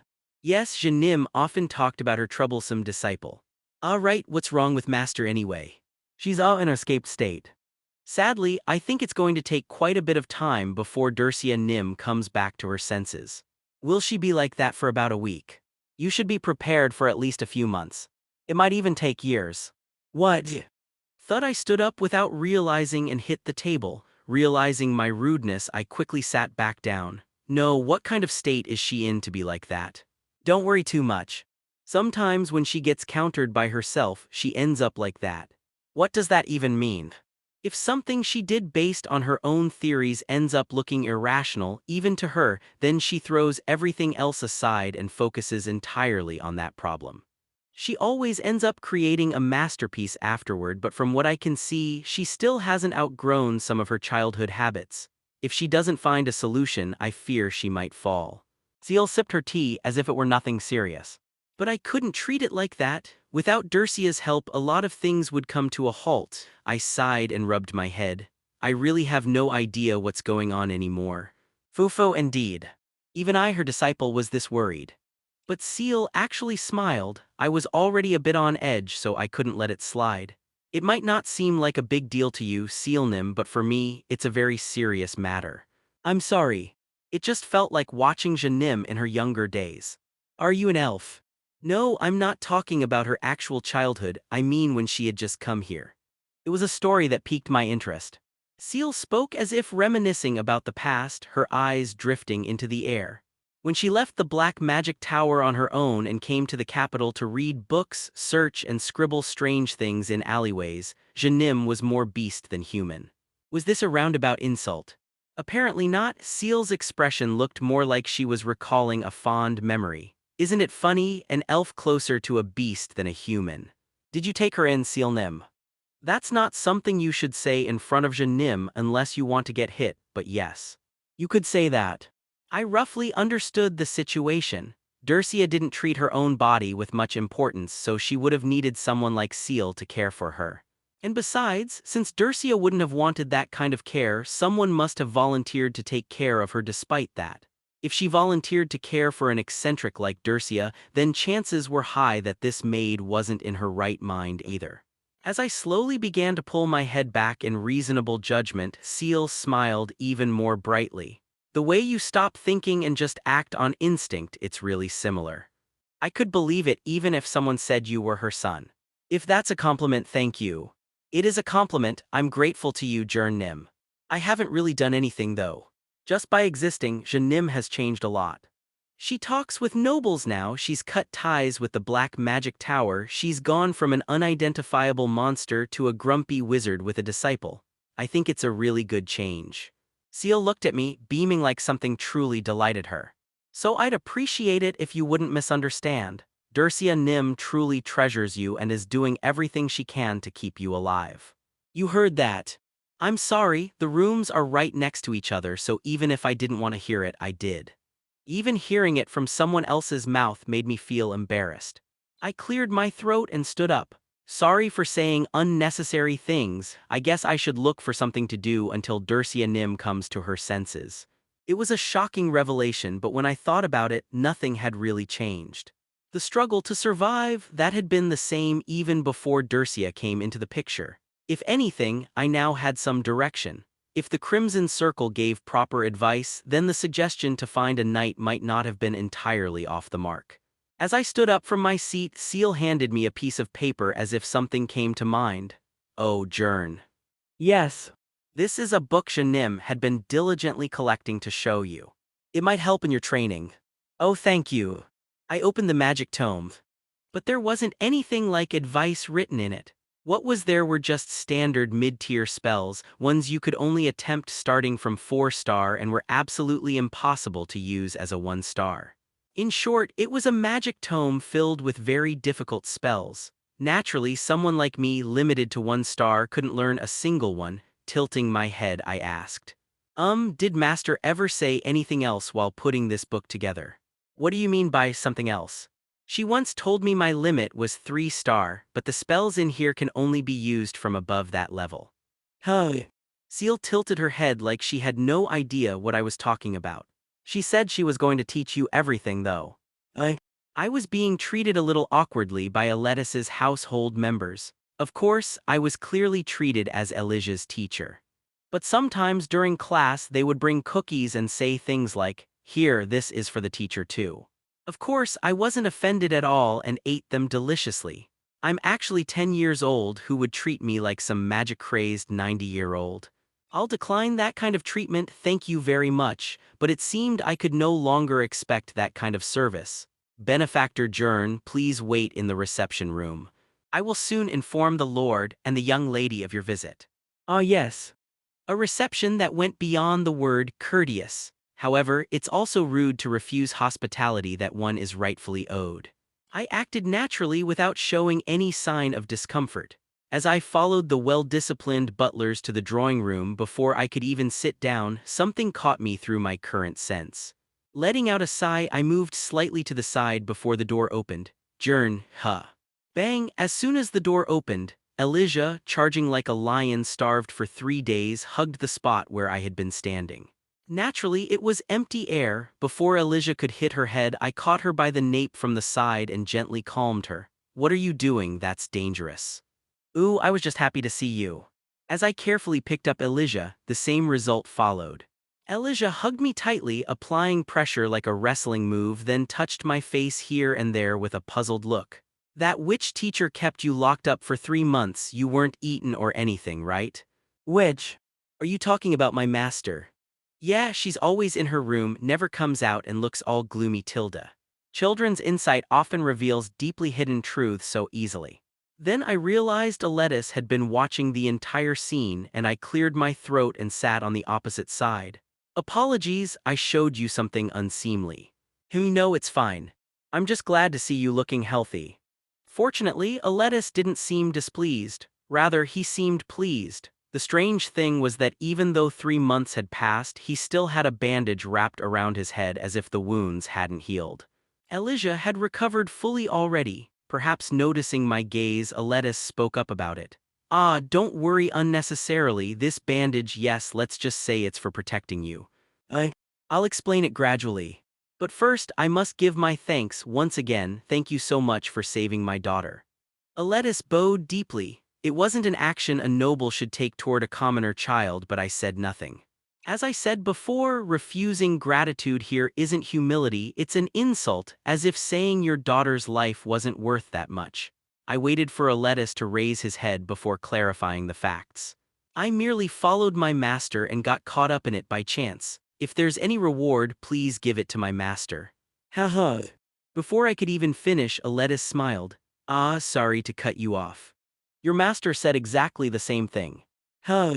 After I recovered from my injuries, I visited her to repay the favor. But she said it was something she did for her disciple, and if I wanted to repay anyone, I should do it for you. You two are really like master and student. So that happened. I tried my best to ignore Elijah rubbing her shoulder against mine as she clung to me and asked, "Did my master not say anything else?" Nothing in particular. She seemed busy with something and kept the conversation short. I apologize. It's thanks to that personality that we survived. No need to apologize. She called me though. She did, what did she say? She told me to try using your ability. So I did, but then she nodded her head and told me to leave, so I asked to meet Jern, but she said you needed stability and told me to go, so I begged her to let me just once since I'd stay quiet, but then she glared at me and told me to go. So that happened. Once the beginning was over, she just said whatever she wanted. As I played along, Aletis cleared his throat and brought Elijah's endless chatter to a halt. Daughter, could you step aside for a moment? I believe we need to have a more serious conversation now. We met after 3 months though. I don't want to. I'll come see you every day from now on instead. Deal. She was still young and easy to manage, but I wondered what would happen when she got older. As Elijah trotted upstairs, Aletis, pressing a hand to his head as if he had a headache, began to undo his bandage. The conversation veered off a bit, but I truly mean it when I say I could thank you 100 times and it still wouldn't be enough. However, the situation has become a bit urgent, so I should speak of that first. Yes, please go ahead. After briefly clearing his throat, Aletis spoke with a serious expression. A public declaration regarding the Abyss Realm wizards is being prepared. The official name is the one they call themselves, Fallen. As for the response, there will be no compromise and all-out purge. So it had come to that. I expected it but still felt my heart sink slightly as I asked for details. Has the declaration already been made? Not yet, they're waiting on my agreement, which I've been avoiding under the excuse of being ill. Once I agree, messengers will begin rushing across the entire empire. I took a look at the draft in secret and it details how to identify them in great detail. It seems they've dug up all sorts of facts from ancient documents. It was the scenario Crimson Circle had predicted. It's unsettling how everything is going exactly the way those bastards wanted, but nothing can be done. Even if the Empire knew this was Crimson Circle's plan, they still would have made the same declaration. Crimson Circle wants Abyss Realm wizards, the Fallen, to gather, while spouting nonsense about saving the world and whatnot. And from how things looked, that's exactly what would happen. The Fallen, who had been hiding and barely surviving, would see Crimson Circle's rampage and begin to question how they overcame the burden. They'd be forced to choose between dying at the hands of the Empire or throwing themselves into Crimson Circle's arms. It didn't seem like I'd be able to escape that flow either. I can at least still use normal magic. I demonstrated a wind cutter. When he saw the star gleam in my eyes, Aletis nodded in surprise. That is curious, but doesn't magic of the Abyss Realm not use mana? Yes, it doesn't. Then it will eventually become obvious. Unless there is overwhelming research stating Fallen can never use normal magic, we are currently relying solely on ancient records. There's a high chance you'll simply be seen as a strange Fallen who can use magic. That's a fair point. I started thinking. The people who know I'm a Fallen are Aletis, Dircia, and Elysia, though I'm not sure if she actually knows or not. And the elders of the Black Magic Tower, they didn't seem too concerned. I doubt they'd bother reporting to the Empire. Other than that, I did show magic during the exam, but there weren't many people nearby, and definitely if it were just the kids, they wouldn't be able to tell. Still, one thing worries me. Princess Lumia. She's extremely gifted, unlike the other kids, and I beat her down hard enough that she nearly sank into the depths. If she took that kind of beating, she might have noticed something strange. Probably not, right? For now, I can only hope that's the case. If the princess targets me, it's over in more ways than one. I've already publicly used magic several times, in the exam as well. That may be brushed off due to your special status as Dircia's disciple. But the problem is what comes after. If people later see you using Abyss Realm magic without mana and combine that with the earlier witness reports, we can't know what might happen. It's best to avoid that as much as possible. I agree with that. Looks like I'm going to suffer a bit thanks to the mess Crimson Circle caused. As I sighed, Aletis scratched his head and spoke. I know it sounds odd coming from the one who brought it up, but don't worry too much. Your master, Dircia, will surely find a way to resolve this somehow. That is, there's been a bit of a problem. To the confused Aletis, I explained it in the most softened terms possible. My master had gone somewhere far away with no set return date and in the worst case might be gone for years. Aletis asked back with an expression of disbelief. What, she just left her disciple behind? Well, I'm not sure if left is the right word, but yes. That's him. After pondering for a moment, Aletis called a butler as if he had made up his mind. Clean the room on the top floor. It's where our benefactor will be staying, so take special care. Yes, my lord. Is that for me? Please don't refuse. At the very least, if word spreads that you're staying and being provided for in this mansion, even if there are suspicions, they won't be easily raised. Doubting that would be the same as questioning my integrity. That's dangerous. I spoke firmly. I must constantly take risks in order to survive, and in the process, there's no guarantee that my identity as a Fallen won't be exposed. If something happens to me, it will spread to you as well, Lord Aletis. I haven't fallen so low as to fear getting my benefactor's blood on me, and I'm not someone who will collapse from just that. When he showed such strong resolve himself. In truth, with Aletis's name value, the lower-ranking nobles wouldn't be able to act against me based on mere suspicion, as long as I didn't use Abyss Realm magic openly. So I simply bowed my head. Thank you. You've stolen the words I should be saying. Is there anything else you need? Who by any chance? After a brief hesitation, I asked, could I be introduced to a trustworthy knight? A knight? Yes. Someone to whom I could reveal that I am an Abyss Realm wizard and ask for help. Ahem. Aletis fell into thought as if recalling something. I know it's an unreasonable request. So, it's not unreasonable at all. Aletis cut me off flatly. It feels a little self-boasting to say it myself, but I know many knights who are capable of keeping secrets. I was only hesitating about who exactly I should introduce you to. As expected of a noble, I was thinking that when Aletis suddenly seemed to recall something and began to ponder. Is something wrong? We might be able to get someone rather quickly. Oh, there's no need to rush. No, the sooner the better with things like this. I believe he's here now. I'll excuse myself for a moment. Understood. With a confident look, Aletis left the drawing room. It looked like the matter concerning the knight would be resolved smoothly as well. Whatever the case, even if Crimson Circle had spewed nonsense, if Aletis vouched for the knight, he wouldn't spread anything. With this, I had done all I could for now. I was still concerned about what method would be used to persecute the fallen, but that wasn't something I could resolve by worrying right now. The only thing left, this magic tome. I used the spare time I had to take out the magic tomes from my bag, the ones Dercia said were all for me to learn, and opened them.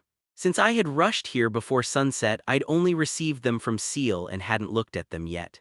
But now that I did, they weren't just difficult, they were completely incomprehensible. Naturally, I'm a 1-star. To learn any of this, I'd need to expand my enlightenment and move to the next stage. Did anything change? Burn. Whoosh, I raised my hand and summoned a flame. As I stared at it, I quickly extinguished it. Not yet. If I kept looking at that any longer, something bad would happen, which meant I couldn't move up to 2-star. I wasn't progressing. I couldn't learn these spells. I put the magic tomes back into my arms. Whatever Dercia was thinking, I couldn't grasp her intentions. How did she intend to teach me this stuff? As I sighed and sipped tea, Aletis returned. He wasn't alone. With him was an elderly man with white hair and a somewhat rough appearance. Aletis looked at me with a slightly uneasy expression and spoke. This is the child. Ahem. The old man shooed Aletis away with his hand. From that alone, it was clear he wasn't an ordinary knight. I looked at Aletis and asked, this person, is he the one? That's right, he's the commander of our family's knight order, and also the man who once taught me swordsmanship. Still formidable, I assure you. Formidable might be a stretch, looks like my spine is about to snap. Wow, as I was slightly shocked by how he talked back to the head of the house so boldly, Aletis spoke up with a strained request. Karin, as I said, the secret must be strictly kept. This old body has no one to tell, you don't need to worry about that. The old man, called Karin, approached and examined me. He looked far too old and scrawny to be a knight. I was starting to form a slight prejudice when he tapped my shoulder with the cane he was holding. Turn around. Huh. I need to check your back, so I'm telling you to face the other way. Karin. With a sigh in his voice, Aletis spoke, and I quickly turned around. That wrinkled hand touched my back. HMMMM. Karin ran his hand over my back while letting out a low hum. An uncomfortable amount of time passed. All right. As soon as he lifted his hand, he didn't even glance at me and walked back to Aletis, blurting out in disbelief. He's going to die soon. Where on earth did you pick up this kind of specimen? I didn't bring him to be used as a specimen, more importantly. What do you mean going to die soon? This was about me. I stepped forward and asked. Karin waved his hand as if annoyed and replied, don't you understand? Your body's rotten to the core. I don't know which knight abused you, but he clearly wasn't human. I don't serve any knight though. What are you talking about now? Karin responded like he was looking at a child spouting gibberish. Your body is, no matter how you look at it, one that has been steeped far too harshly during the training of body reinforcement art pushed by a knight's ambition. It's going to start rotting from the inside before long. I blinked. Apparently I had another burden I didn't know about. Karin, this child truly is not a squire of any knight. If he's not a squire, then where did he learn body reinforcement art? I learned it to survive. I stirred the wind. I didn't particularly intend to attack, just meant for it to brush lightly past Karin's side. Before it even touched him, his eyebrow twitched as he reached out into the air. Pong, the wind was caught. quite literally caught and burst. What did I just see? As I furrowed my brow, Karin, as if slightly surprised, saw the star glittering in my eyes. A wizard, huh? What is this? I've lived a long life, but now I'm seeing all sorts of strange things. Aletus turned his gaze. I nodded and introduced myself to the knight, who wore a puzzled expression. My name is Jern.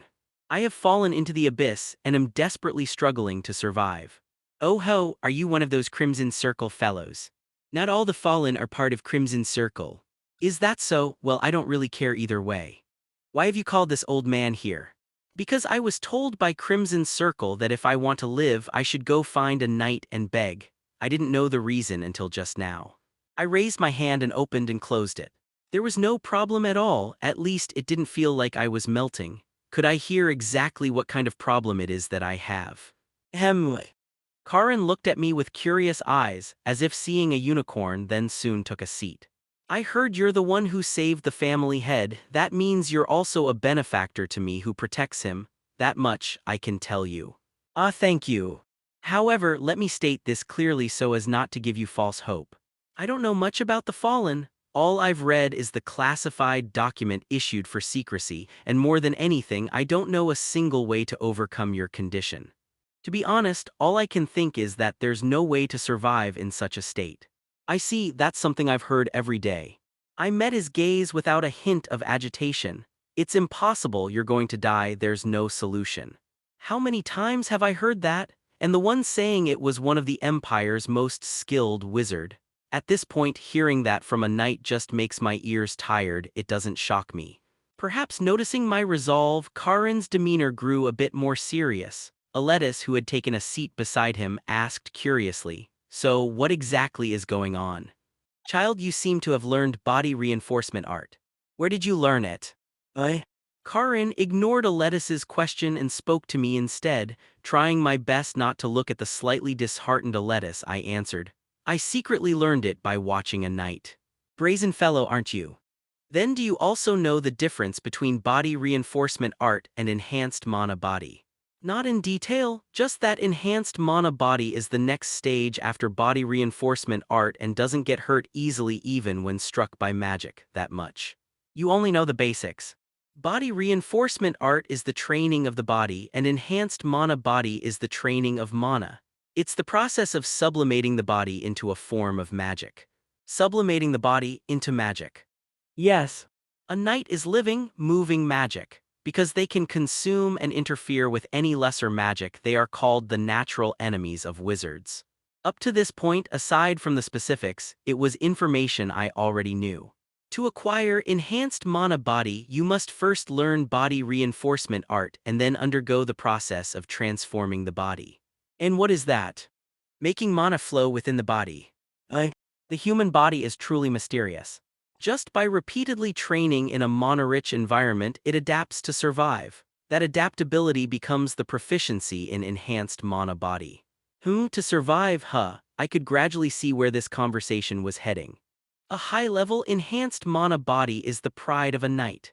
Because of this, some knights do not remove their squires from mana-rich areas even when they show symptoms of rashes from being unable to adapt and leave them there.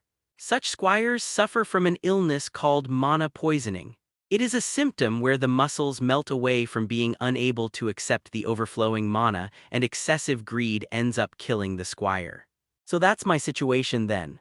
No. Karin shook his head.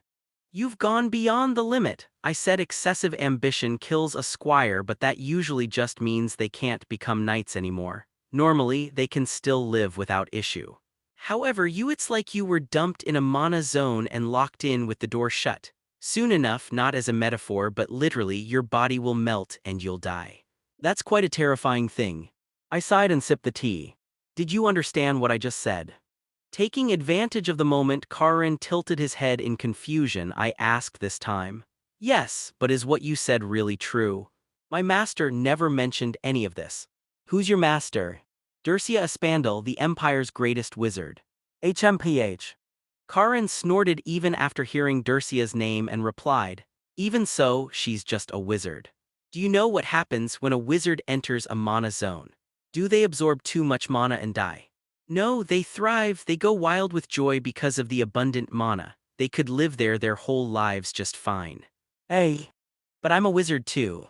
That's what I'm curious about as well. How do Abyss Realm wizards gather mana? Ordinary wizards would gather it using cultivation methods. Well, there's seawater in my world, drinking it fills me up with mana. Anyway, your master must have thought the same as you. Since wizards grow faster in mana zones, there should be no reason for them to suffer. The only ones who die in mana zones are humans, not wizards. I'll say it again, I'm a wizard for sure. Didn't you see it yourself? Could it be because I'm only a 1-star that I can't handle it? Since you don't seem to understand, let me put it clearly, a mana zone is like being underwater, a wizard is a fish. Humans can't breathe underwater, that's why they develop enhanced mana body like gills. Whether you're a tiny minnow or a shark, as long as you're a fish, you'll survive just fine. After saying that, Karin wore a thoughtful expression. But you're clearly a fish. I still can't understand why you're showing symptoms of mana poisoning. If there's an exception, what is it? This is just a guess, but you might not be a fish swimming in ordinary water. In other words, you might be living in oil instead of water. Let's change the subject. What? I looked at the bewildered Karin with a serious expression and said, if I were to try learning those gills, I mean. If I'm a fish trying to create gills to breathe in a new environment. That metaphor's enough. Yes. To put it simply, I want to learn enhanced mana body. What should I do? That's quite an interesting case. A wizard trying to learn enhanced mana body. I've never heard of such a thing. As I watched Karin burst into hearty laughter, I thought to myself, this is probably a penalty that only the fallen, those whose entire world has changed, experience. It made sense that Dercia didn't know, even I couldn't have imagined it until I heard it now. While I was feeling slightly conflicted about the fact that Crimson Circle actually gave me accurate advice, Karin shook his head. But it seems like it's too late. At least from my standpoint, it's impossible to fix. Could you tell me why? I don't know how to revive a squire whose body is a complete mess like yours. Just by looking, more than half of your body has been tainted by mana. Hold out your hand. When Karin took my hand, he suddenly flinched in surprise. What in the? You're still being eroded even while we're talking. This area isn't even a mana zone, so why? Well, you could say I've been in a mana zone every single day for about a year without rest, even right now. Hey, the life of a fallen is truly horrific. Then of course you'd melt away. Not every fallen is like that though. Clicking his tongue, Karin took out a piece of stationery from his coat and began writing something down. No matter how hard I think about it, I can't think of a knight who could save a kid like you, so go find this person. Who is it? You'll know when you meet him. And let me give you one piece of advice. Karin shrugged as he handed me the letter, then stood up from his seat. When you arrive, do not ever mention who your master is. After Karin left, I checked the name written on the letter. Brimdal Apitri.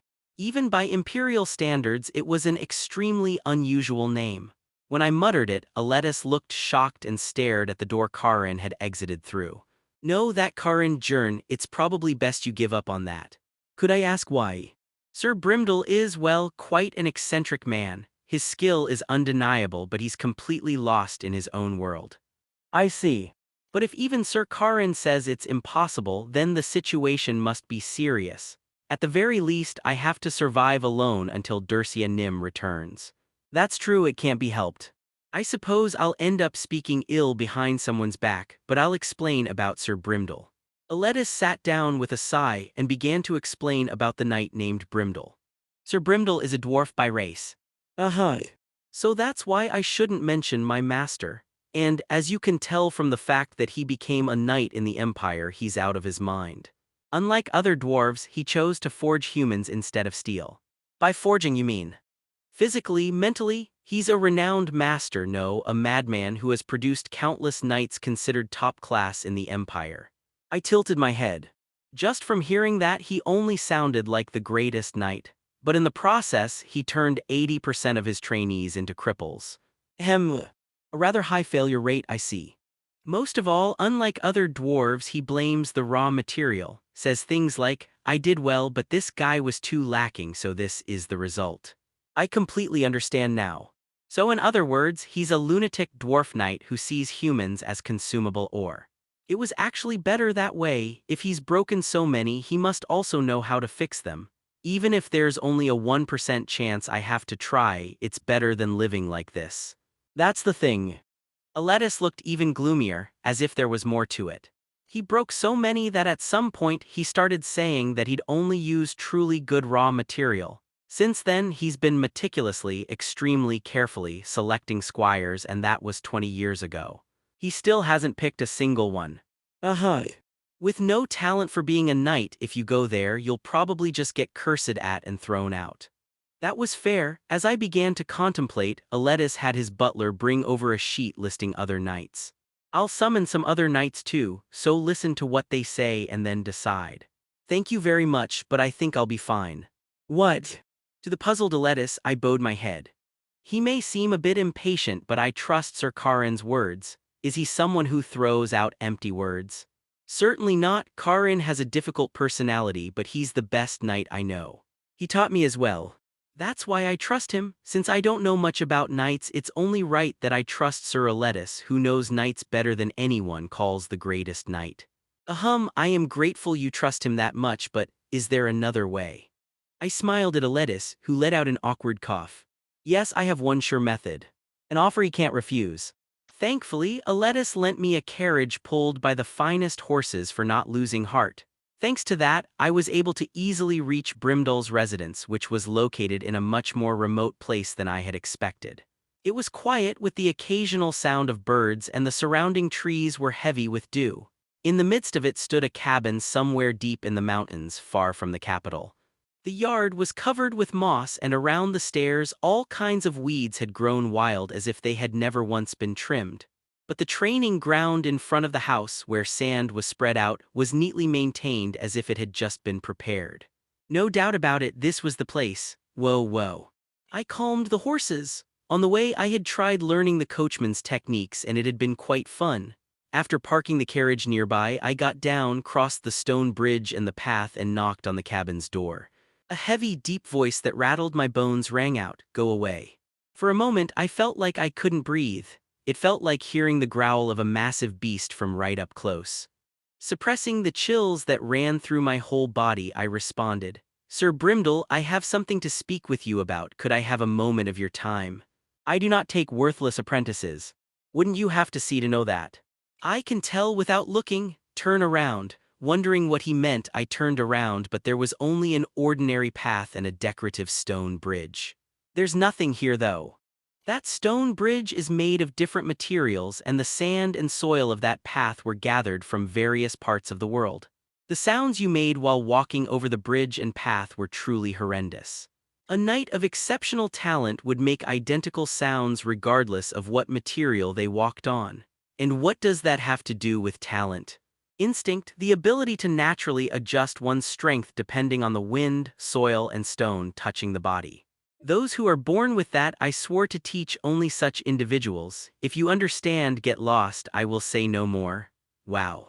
I didn't expect he wouldn't even agree to meet me. Sighing, I snapped my fingers. At least take a look at this before deciding. Persist in angering me. Brimdol's threatening voice trailed off. Rustle, rustle, the sound of footsteps came without a single variation in pitch.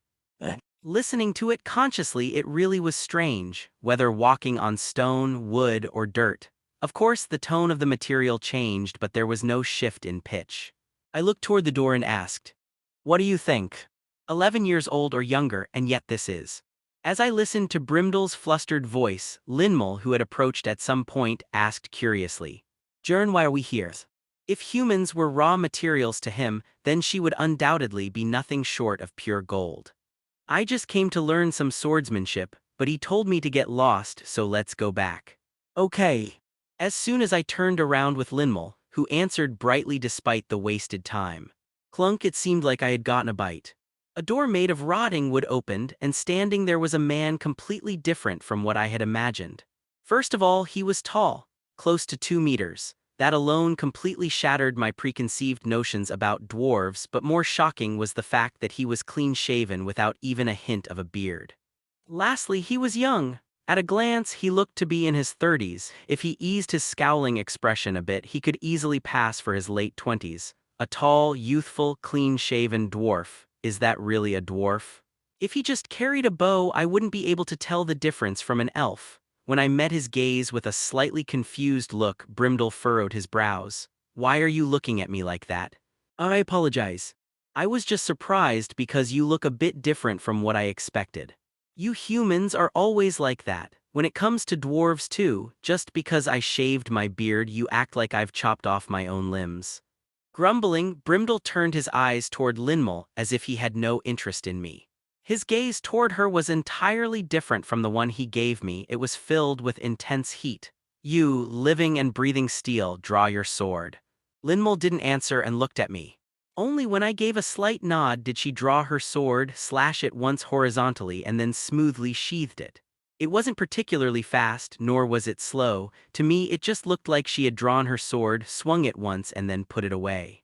And that's exactly what happened. Ooh, graceful movement. That was about all I felt, but Brimdel's reaction was overwhelmingly intense. Ooh. He nodded with great satisfaction, smiling broadly as he took a step toward Linmel. I knew there would be someone like you somewhere in this world. Do you have a master? No, that doesn't matter. I will prepare everything for you. It was perfect timing, I said to the bewildered Linmel. Thanks for your help, you can go now. Okay. I'll be waiting in the carriage. Brimdel reached out in surprise, but Linmel was already out the door without even a glance back. Only Brimdel and I remained in the cabin. A brief, awkward silence passed. Brimdel was the one to break it. Fine, I don't know who you are, but it seems you've come well prepared. She's a good child who listens to me very carefully. The trial version had ended. Brimdel seemed to realize that much at least as his burning eyes now turned toward me. Who the hell are you, and what do you want from me? First, please read this. I handed him the letter I had received from Karin.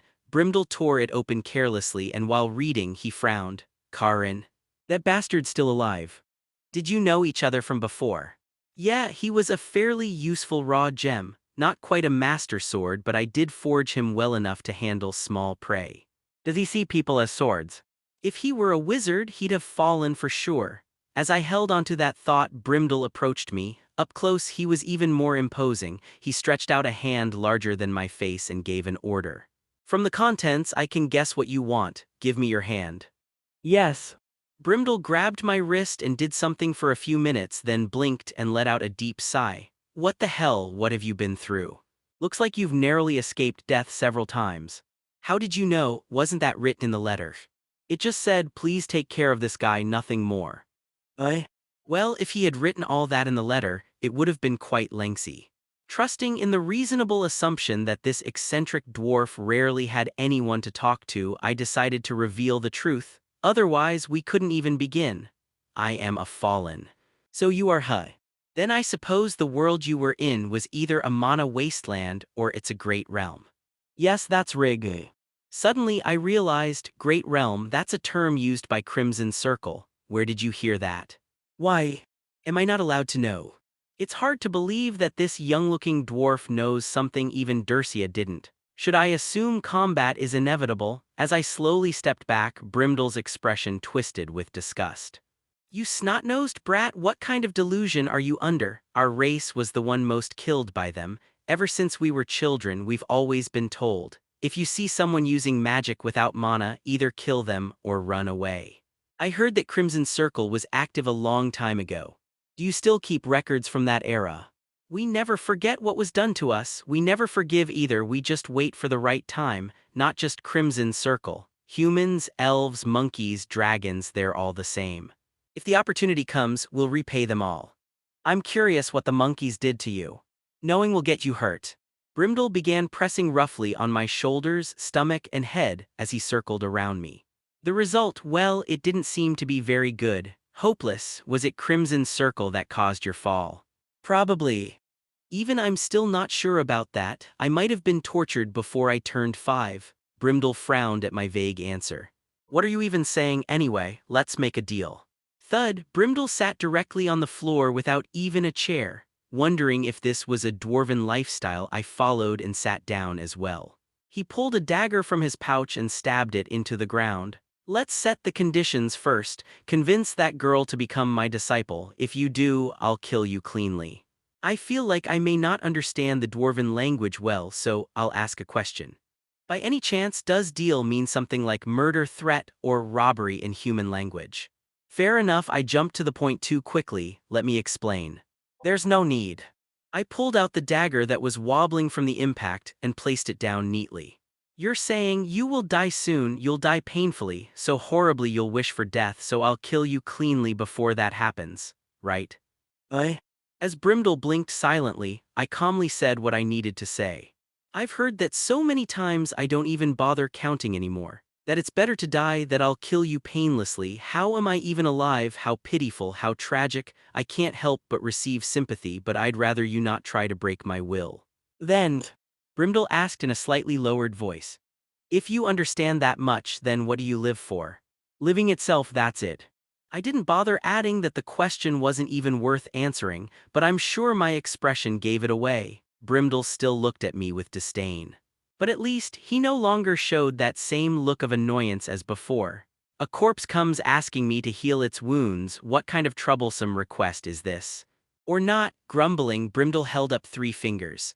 You must promise me 3 things. First, I have no intention of solving your burden. I don't know how. Just because I know about Crimson Circle doesn't mean I know what exactly they do. I'm already receiving help from someone else for that, so it's fine. Help or not, your death is inevitable. So if you die from your burden in the middle of training, it's just a waste of my time. I understood what Brimdel was worried about and nodded. I'll tell Linmol that if I die, she should become your disciple. Good. Second, I'll teach you, but if you can't keep up, that's not my problem. It was a rather irresponsible statement, so I frowned. That condition seems open to a very malicious interpretation. Malicious, huh? I've spent my life forging steel. I've struck other things too, but they were all metals. I've never thought of hammering stone, nor do I know how. Are you saying I'm stone? You're less than that. How high do you think your talent is? Out of all the seeds I've ever seen, you're the most worthless. You don't need talent, do you? I'm only asking you to make sure I don't melt. You'll find out once you start learning. At any rate, I'll forge you like steel. And if you break, I won't care in the slightest. That much I can agree to. As long as it doesn't mean doing it half. Hello, everyone. As we wrap up this video, I want to share a quick note. I have a Patreon account. If you'd like to support me and enjoy on-demand audiobooks, you can become a Patreon member. Alternatively, you can check out my Google Drive link, which has 500+ novel audiobooks available through my Ko-fi or Patreon shop. I appreciate your support.